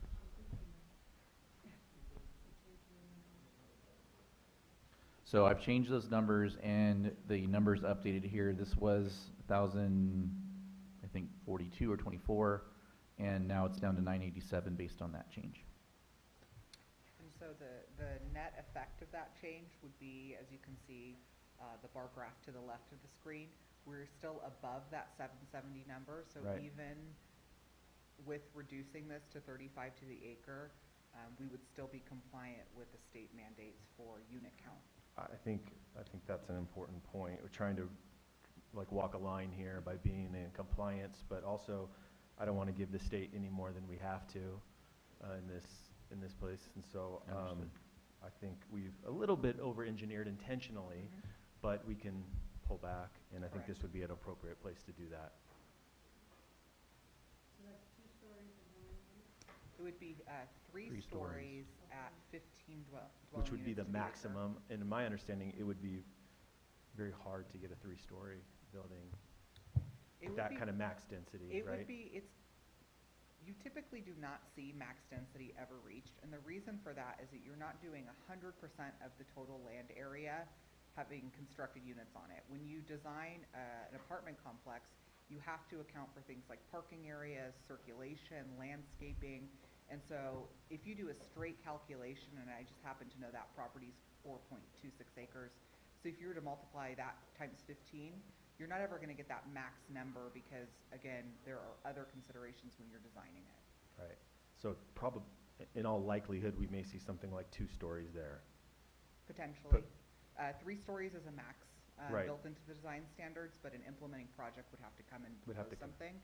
If they propose 3 stories at that location and it met all the other design standards and the density, we would Sure. approve it. Okay.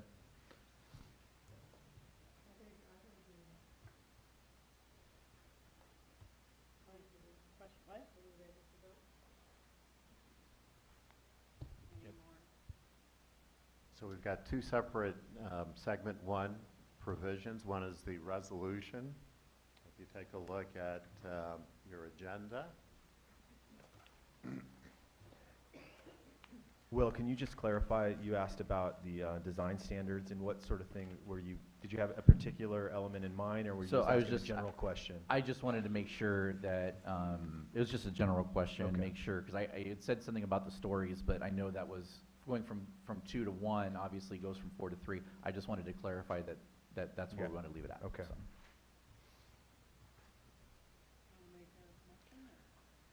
So how would I make a modified, You make the motion to approve the resolution as amended. okay, Yeah, noting that the amendment is moving this property, this parcel from area 2 to area 1. I'm sorry, let me find the motion here.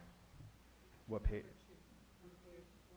Yeah, that's item number 2. It's resolution 2023-62. All around in here. Okay.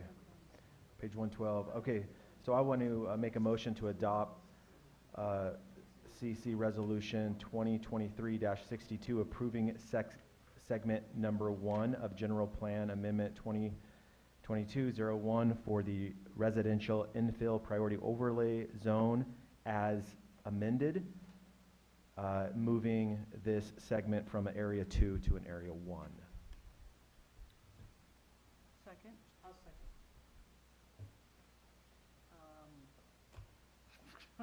My mind went blank. It's late.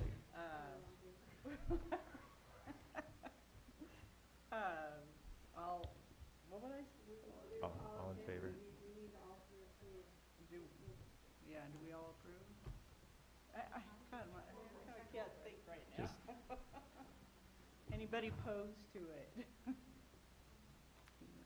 Okay, it appears that Motion it's passes. adopted 3-0. So next on segment 1, if you drop down to 5, it's the ordinance number 392, which is introducing ordinance number 392. And I'm not sure that's the title. Number 5, is that what you're referring to? Yeah, number 5. It's ordinance number 392. So do we make a motion to introduce it as it's written here, or do I also need to mention I think you have to do as amended as well. Yes. Okay. And so I found, well, do you have the actual title? Is that the actual title? Approving segment number 1. Okay. So I've got that. So just to read the title, because there was a motion and a second. Ordinance number 32, approving segment number 1 of zone change 21-01. The city prepared, I'm not sure if that's the title. I'll take a shot at it. Yeah. In ordinance of the City Council of the City of Calimesa, California, approving segment number 1 of zone change 21-01 in connection with the adoption of the residential infill priority area overlay zone and the amendment of various sections of the zoning code title 18 of the Calimesa Municipal Code, noting the motioner's change of this property from area 2 to area 1. Yeah, that's So the moved. title. Yeah. Right.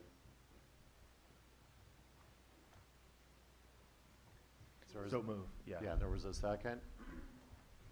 Second. All three, go ahead and vote. Aye. All in favor? All in favor? Because that's been introduced, that'll come back on your consent calendar in 2 weeks. So at this time, we can get the mayor back, because he can act on the rest of this item. So we'll be moving on just to number 3? Number 2. Segment number 2 now. We don't have to draw a card or anything. Okay. No, because that just determined which one was going to go first, 1 or 2. So we're moving to segment number 2, Correct. which would be, that'll which would be be- resolution as written number 2 here? Yeah, I'll read that okay, when you'll the read mayor it. comes in. Yeah, I'll read the. Number 3, actually, but number 2 is on number 3. Correct.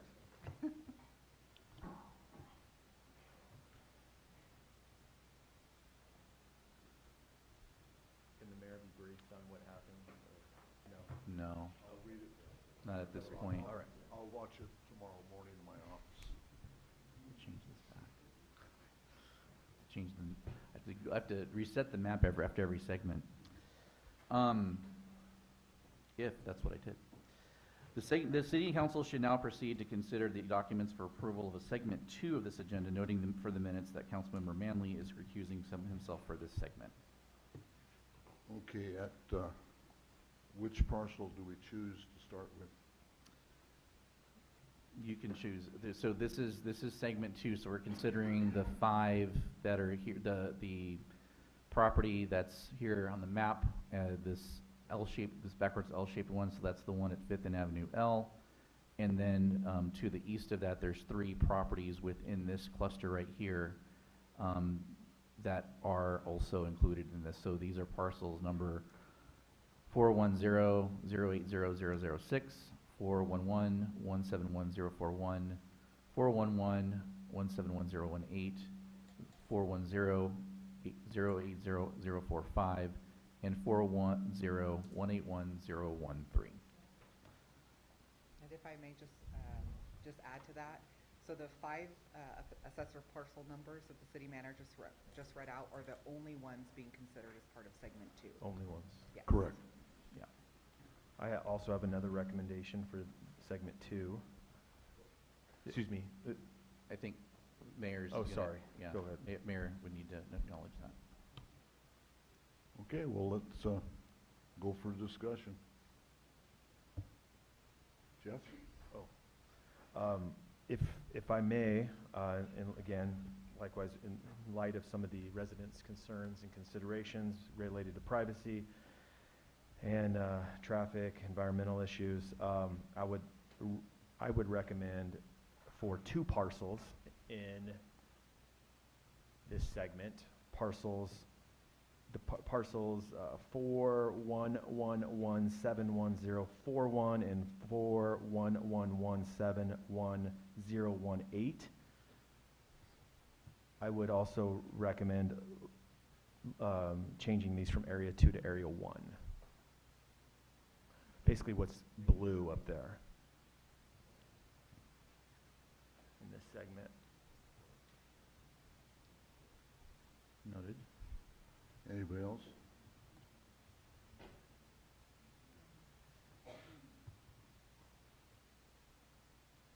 Linda? Can we change it on the map and see how that would affect our numbers?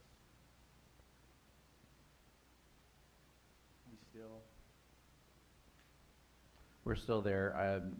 Again, this is just, remember, I'm modifying the map only as it relates to this segment only. I would like to see the rest of the area go with Area 1. So the proposal by Councilmember Cervantes actually does all 5 of the segments now with his proposed change would be within Area 1. So the 3 that are to the west are already in Area 1, and the 2 that are in Area. I can't read the numbers. I'm sorry. Oh, it's okay. No, it's all right. That's okay. And I can't change the colors I told the audience earlier. I can't change the colors. So. Yeah. So how would that affect our numbers? We are still, I'll just say, we are still in compliance with our RENA numbers with this change. Okay, can I get somebody to make an amendment and have us vote on that? Is there any other standards that the council would like to consider? I really, that calls for 3 stories. That's correct. And I really don't want to see 3 stories. I can go with, I really don't like condos. I don't think it fit there. But,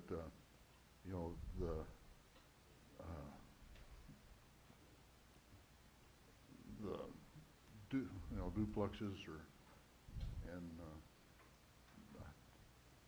a smaller single, family dwellings or things like that. But you could, that goes up to 7, or how many per acre does that go? So currently, the existing zoning allows up to 7 dwelling units to the acre, and the zoning today currently allows 3-story product.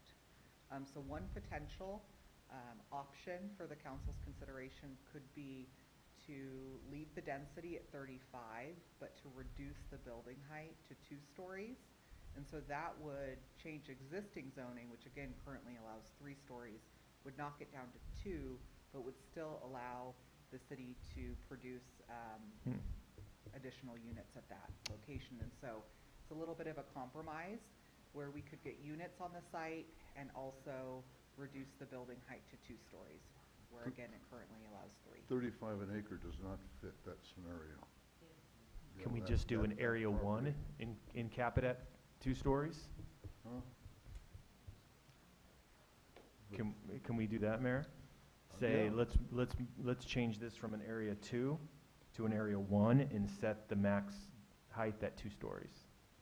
But that is 35 houses per acre. No, that would be 15 dwelling units per acre in area 1.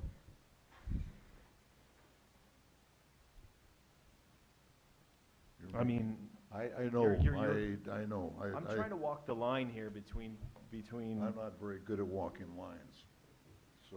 doing what's best for the residents, but also not getting us in trouble with the states, and also getting some housing No, units the state isn't my to problem. provide residence for our City. students and Yeah. young adults and so forth. If that's our only option, I will fly with it. Okay, so is there a motion to adopt the resolution with With- that amendment?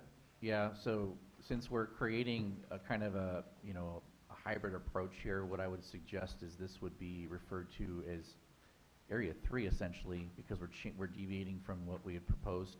So in order to maintain integrity for for the segment 3 that we're going to consider, I would recommend that we would just create a third area that this would be entered into, which is basically Area 2, with the difference being that 3 stories or 2 stories would only be allowed rather than 3.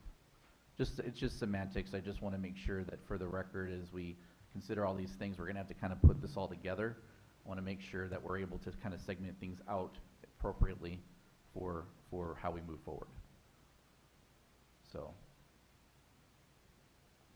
Like I said, I'll go with it, but I'm not in love with it. And I really hope that when this is put together, it's something that people can live with, not just a ghetto.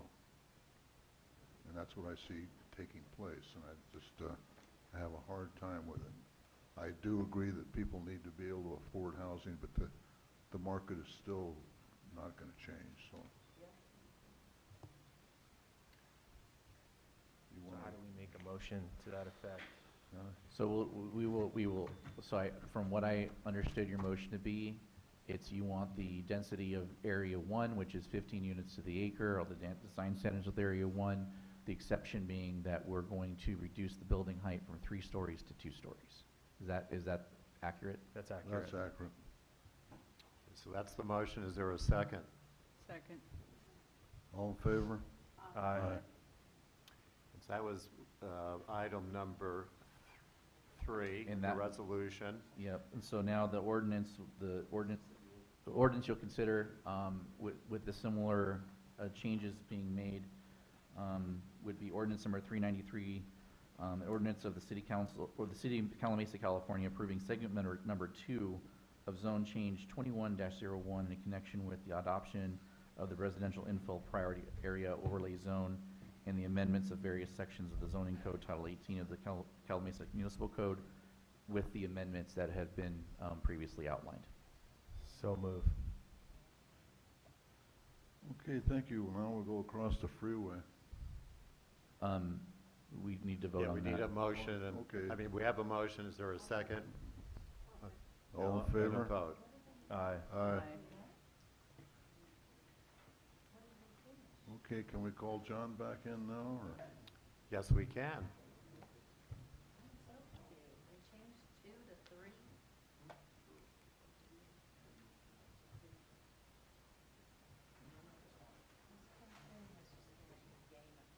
Are you back, John?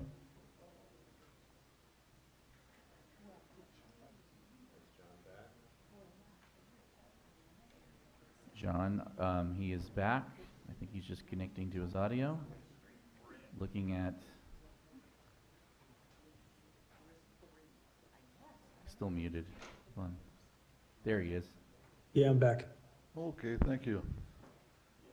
We're gonna go discuss the property on the south side of the freeway. So actually, this will be for everything else. So this will be for the remaining 30 parcels that were not previously considered on this item. And so that'll be everything that is not shaded here in like this pinkish color and the green. So this includes the Douglas property, this includes the property to the west or to the south of the freeway. The west of the freeway, Yes. yeah. Yes, that is correct. Okay. This area to me is something because of the school's proximity. The only thing is, you know, you've got one fast food joint and everything over there, so there isn't a lot of anything, and it's just in walking distance, and there is no buses that run through there or anything like that. But, you know, to me, if you're gonna put apartments in, if it can be put in a manner that makes people want to be there. You know, I can go with 3 stories there. You know, do you guys got any opinions or? I have one opinion, two properties in this area that I think, 2 parcels kind of they seem out of place and don't fit with the logic and reasoning for, you know, walkability and so forth, and that's the 2 on Douglas Street. I would recommend removing those altogether from the plan. We aren't discussing that right now. Well, I thought we were. I mean, it's up to the chair of the meeting or the council how you want to handle this, but that is also inclusive of the item we're considering. So. I thought this area over here on the west side was. It's not its own segment. It is part of segment 3, which is everything else that neither you nor Councilmember Manley are recused on. So. We can go up to Douglas. I don't So care. basically, the Douglas one that I'm referring to is the orange property Yeah. all the way above Bryant. Yeah. Yeah. Those 2 parcels right there, I think I would recommend removing those altogether from the plan. I couldn't agree more. I remove the check mark. So we will note that because this is involving so many parcels, we will track the conversation to make sure that we encompass all the changes that are being requested. Yeah, and 2 comments with respect to that.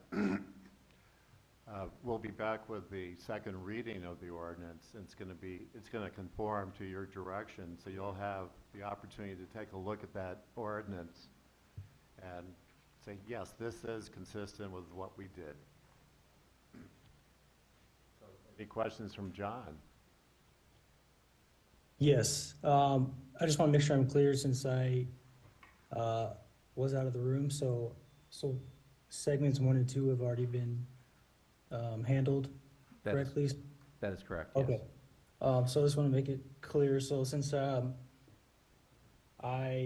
wasn't able to, I guess I'm not able to get that information as far as what was decided and what housing units are there or not there, since those are just the rules that we're kind of playing with tonight. So going into it, I kind of had a number that I was trying to target as far as total housing units that we're trying to get, because overall I disagree with the state mandate. But I also recognize that it's important, I think, for us to meet that mandate. But I think the overlay zone in general goes above and beyond what I think is necessary. So I'd want to minimize all those negative impacts by excluding as many properties as possible, but still try to get that mandate, and then probably have a little bit of a cushion so we don't have to have this issue in the future. So that's kind of where I'm at. So since I don't have all the numbers or what's already been decided, my initial plan would be, I was looking more on the west side of the freeway. So I would just kind of direct you to the west side. So that 7 block of parcels over there, off of Avenue L. So I was looking at just specifically 3 of them. So that's, the last, it's 07, 08, and 22. Those 3 parcels, they're all connected from east to west. On the map for everyone's edification, it's the one that's encompassing this yellow box, and that is known as Yes. cluster number 1. So that's the one you're referring to? Yeah, I'm in front of you, it's 3 separate parcels. So what my plan would be to just minimize the impact and isolate this issue is the way I see it, instead of spreading it out all over the city. So if you take those 3 parcels, that gets us above the numbers that we're looking for, so we could meet the state mandate, minimize the negative impacts across the whole city, and there'd still be a little bit of a buffer. So that's kind of my initial thought. It was just isolate it and limit the negative impacts to as many people as possible. So my plan would be to exclude as many properties as we can, but still try to meet that state requirement, so we're in compliance with law.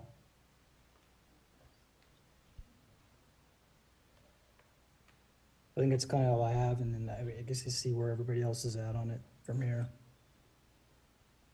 So would this be considered RLM?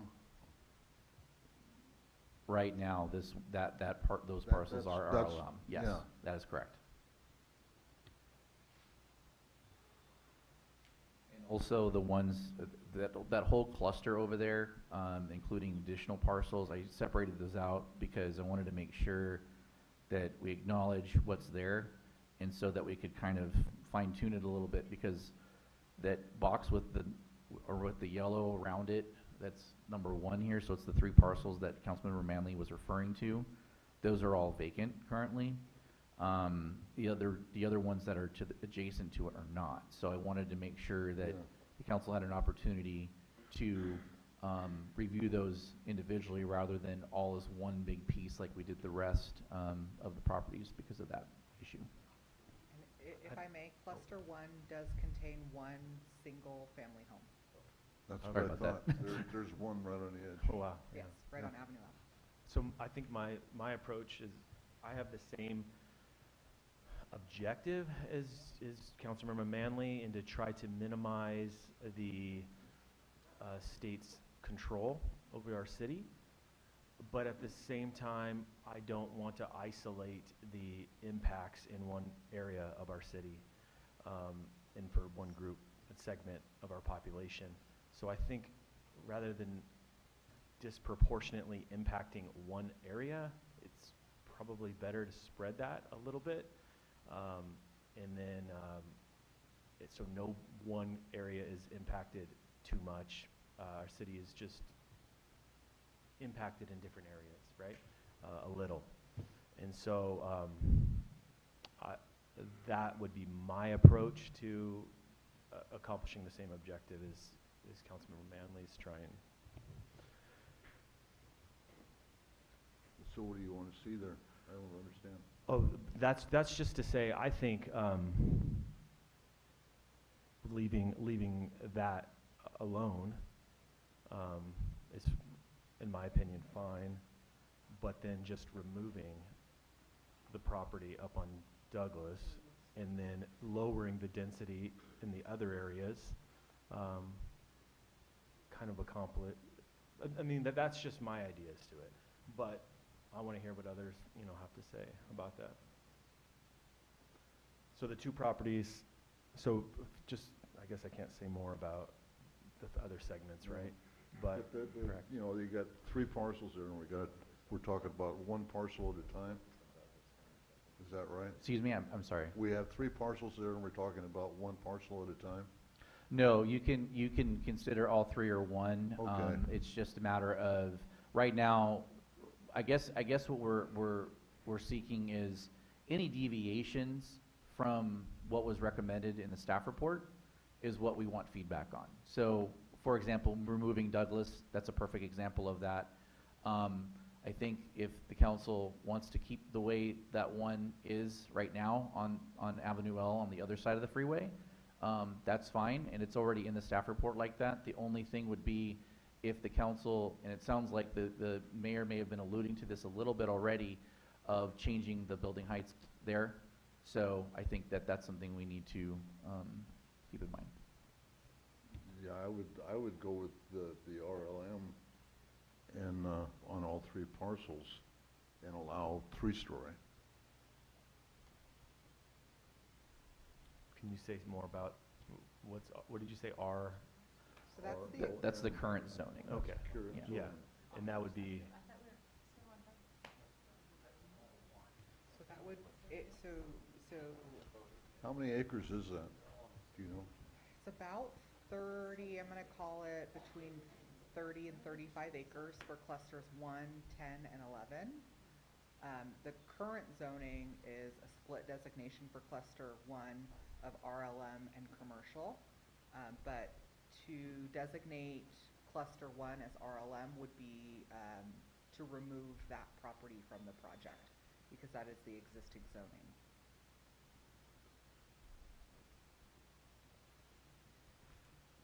So we would only have 2 parcels to play with. And they're developed. South Mason Mobile Home Park, and there are 2 additional single-family residences.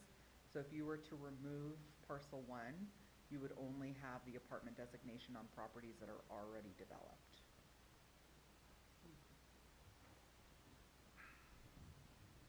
I think, Mayor, I want to just clarify something on here.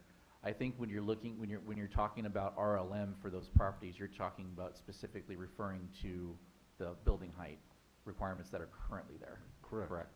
so design features of the Yeah. property, okay? Yeah, So not can we do what we- necessarily change the density. Yeah. You're not referring to the density right now, you're just referring to the building height. Correct. Okay, understood. So can we modify that like we did with the, well, let's speak to that, but can we say that we want to limit max height to 3 stories in this Yes. area? Yes, Yeah. absolutely. I don't know, Fire Chief, can you handle 4 stories? 4 stories? Yeah, not right now, but As we sit today, absolutely not. I didn't think so. Going down the road, Sometime, we will yes. be equipped. Yeah. So it depends on when it's built. Now hypothetically, if we were having someone developer build in that area, 4 stories, would they be conditioned to provide the necessary equipment to service that? Yes. Yeah. Yes. So we would have the equipment if anything was built there. We possess the equipment today. Yeah. We don't possess the staffing ability Correct. today.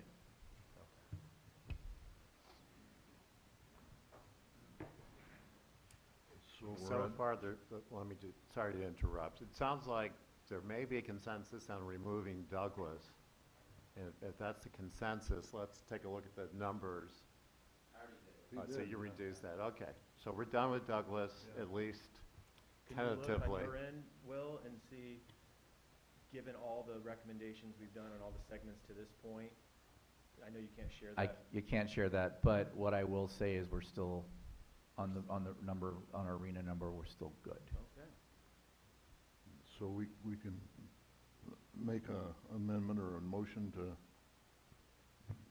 for those 3 parcels then for, leaving the zoning as is, only keeping the height restriction down to 3 stories?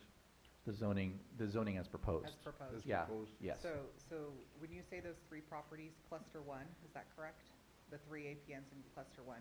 So if you were to reduce the max building height to 3 stories, but leave it at 35 to the acre, yes, we would still comply with the arena allocation. And I would just suggest that you include all those properties just as one Yeah, big as part of that. okay. Does that need to be a separate motion?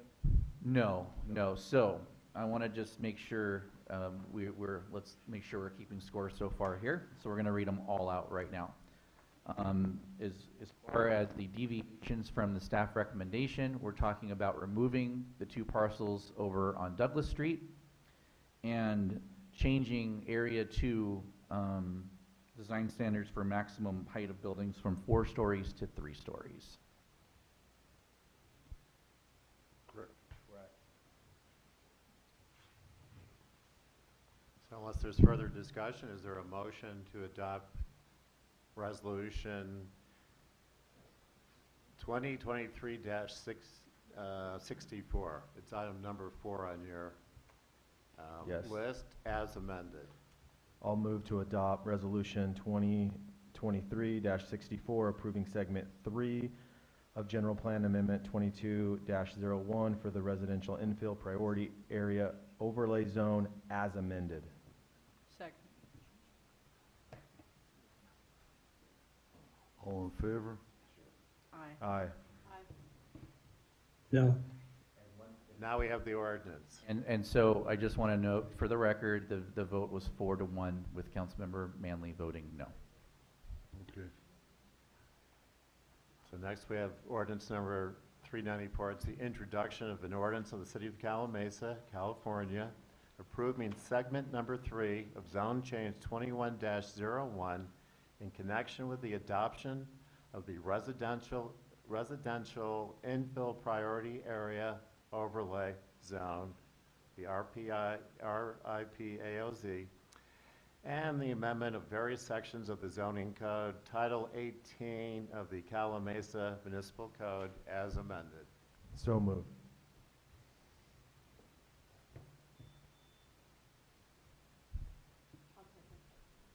All in favor? Aye. Aye. No. Guess that's been introduced. And At the this mo- time, and- since the and the deci- introdu- and the deduction was passed 4-1.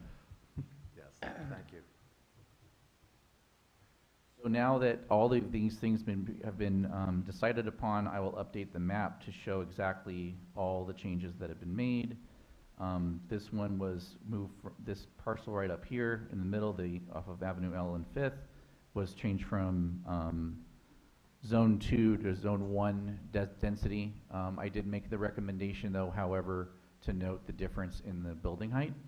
So that's why so when the ordinance comes forward, you'll see how the result of that. And then this one down here was also changed to Zone 1 as presented by staff. And Douglas has already been removed. And so this is where we sit as of now with our arena numbers. So now this brings the number down to 916. The only area that is now included in Area 1 or Area 2 are these parcels over here. And if I could just lean briefly on Dave and Bryant from Kimley Horn. So when we started out the discussion, we were looking at about a 33% buffer in our low and very low income categories. As shown on the slide here, we are now a significantly smaller buffer. Can you just speak a little bit to what that means and if there will be proposed or anticipated challenges? You can just be very, very brief on that. Thank you. We'll have to look at the numbers just to be sure, but basically, there could be some challenges with that, but it'd be too premature for me to give you an answer today. Thank you. We'll submit it and we'll see how it goes. Yep. Okay. At this time, we've concluded that item. Once again, there'll be 3 ordinances on your next council meeting on the consent calendar.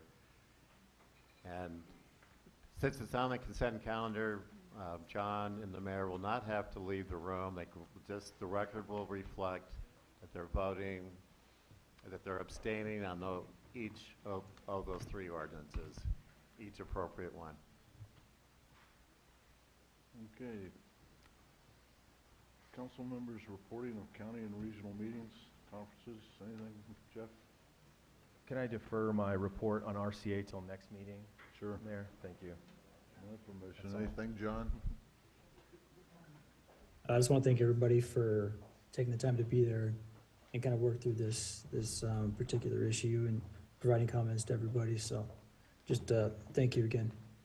Thank you for attending. Linda?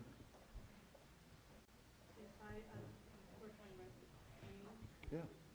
On 9/28, I attended Speak into the mic. Yeah. Oh. Better? More. Better? Yeah. Okay. On 9/28, attended RTA executive meeting and board meeting, where RTA approved 8 vehicle transfer applications to nonprofits that are verified as nonprofits, and approved bus shelters, specialty bus shelters based on environmental justice. Thank you. Wendy? I did have a WRCOG meeting today, but it was fairly short. It was less than an hour, which is pretty amazing. But I did want to mention one thing about the PACE unclaimed refunds. We have one person in Calimesa that they're still trying to get in touch with. I'm trying to get their name so I can go knock on their door and tell them that they've got a refund before it goes to the state. And that's it. Oh, and don't forget, we have our State of the City this State of the Saturday, City. Mesa View Middle School. It's going to be a great event. 10 to 3. Yeah, all the public's welcome. And the weather ought to be ideal. It'll be a little on the warm side, but it'll be good. Yeah. Okay, well, I haven't got anything to say. I'm too tired to talk. City manager. I think I've said enough. I think we're good. Yeah. Okay, with that, I'm going to adjourn the meeting to October 16th, and thank you for all attending tonight. And I really do appreciate people showing up and getting pissed off. That isn't politically correct, but that's all right. Yeah. I used to sit in here until 1:30 in the morning. Well, you're almost there tonight. No, well,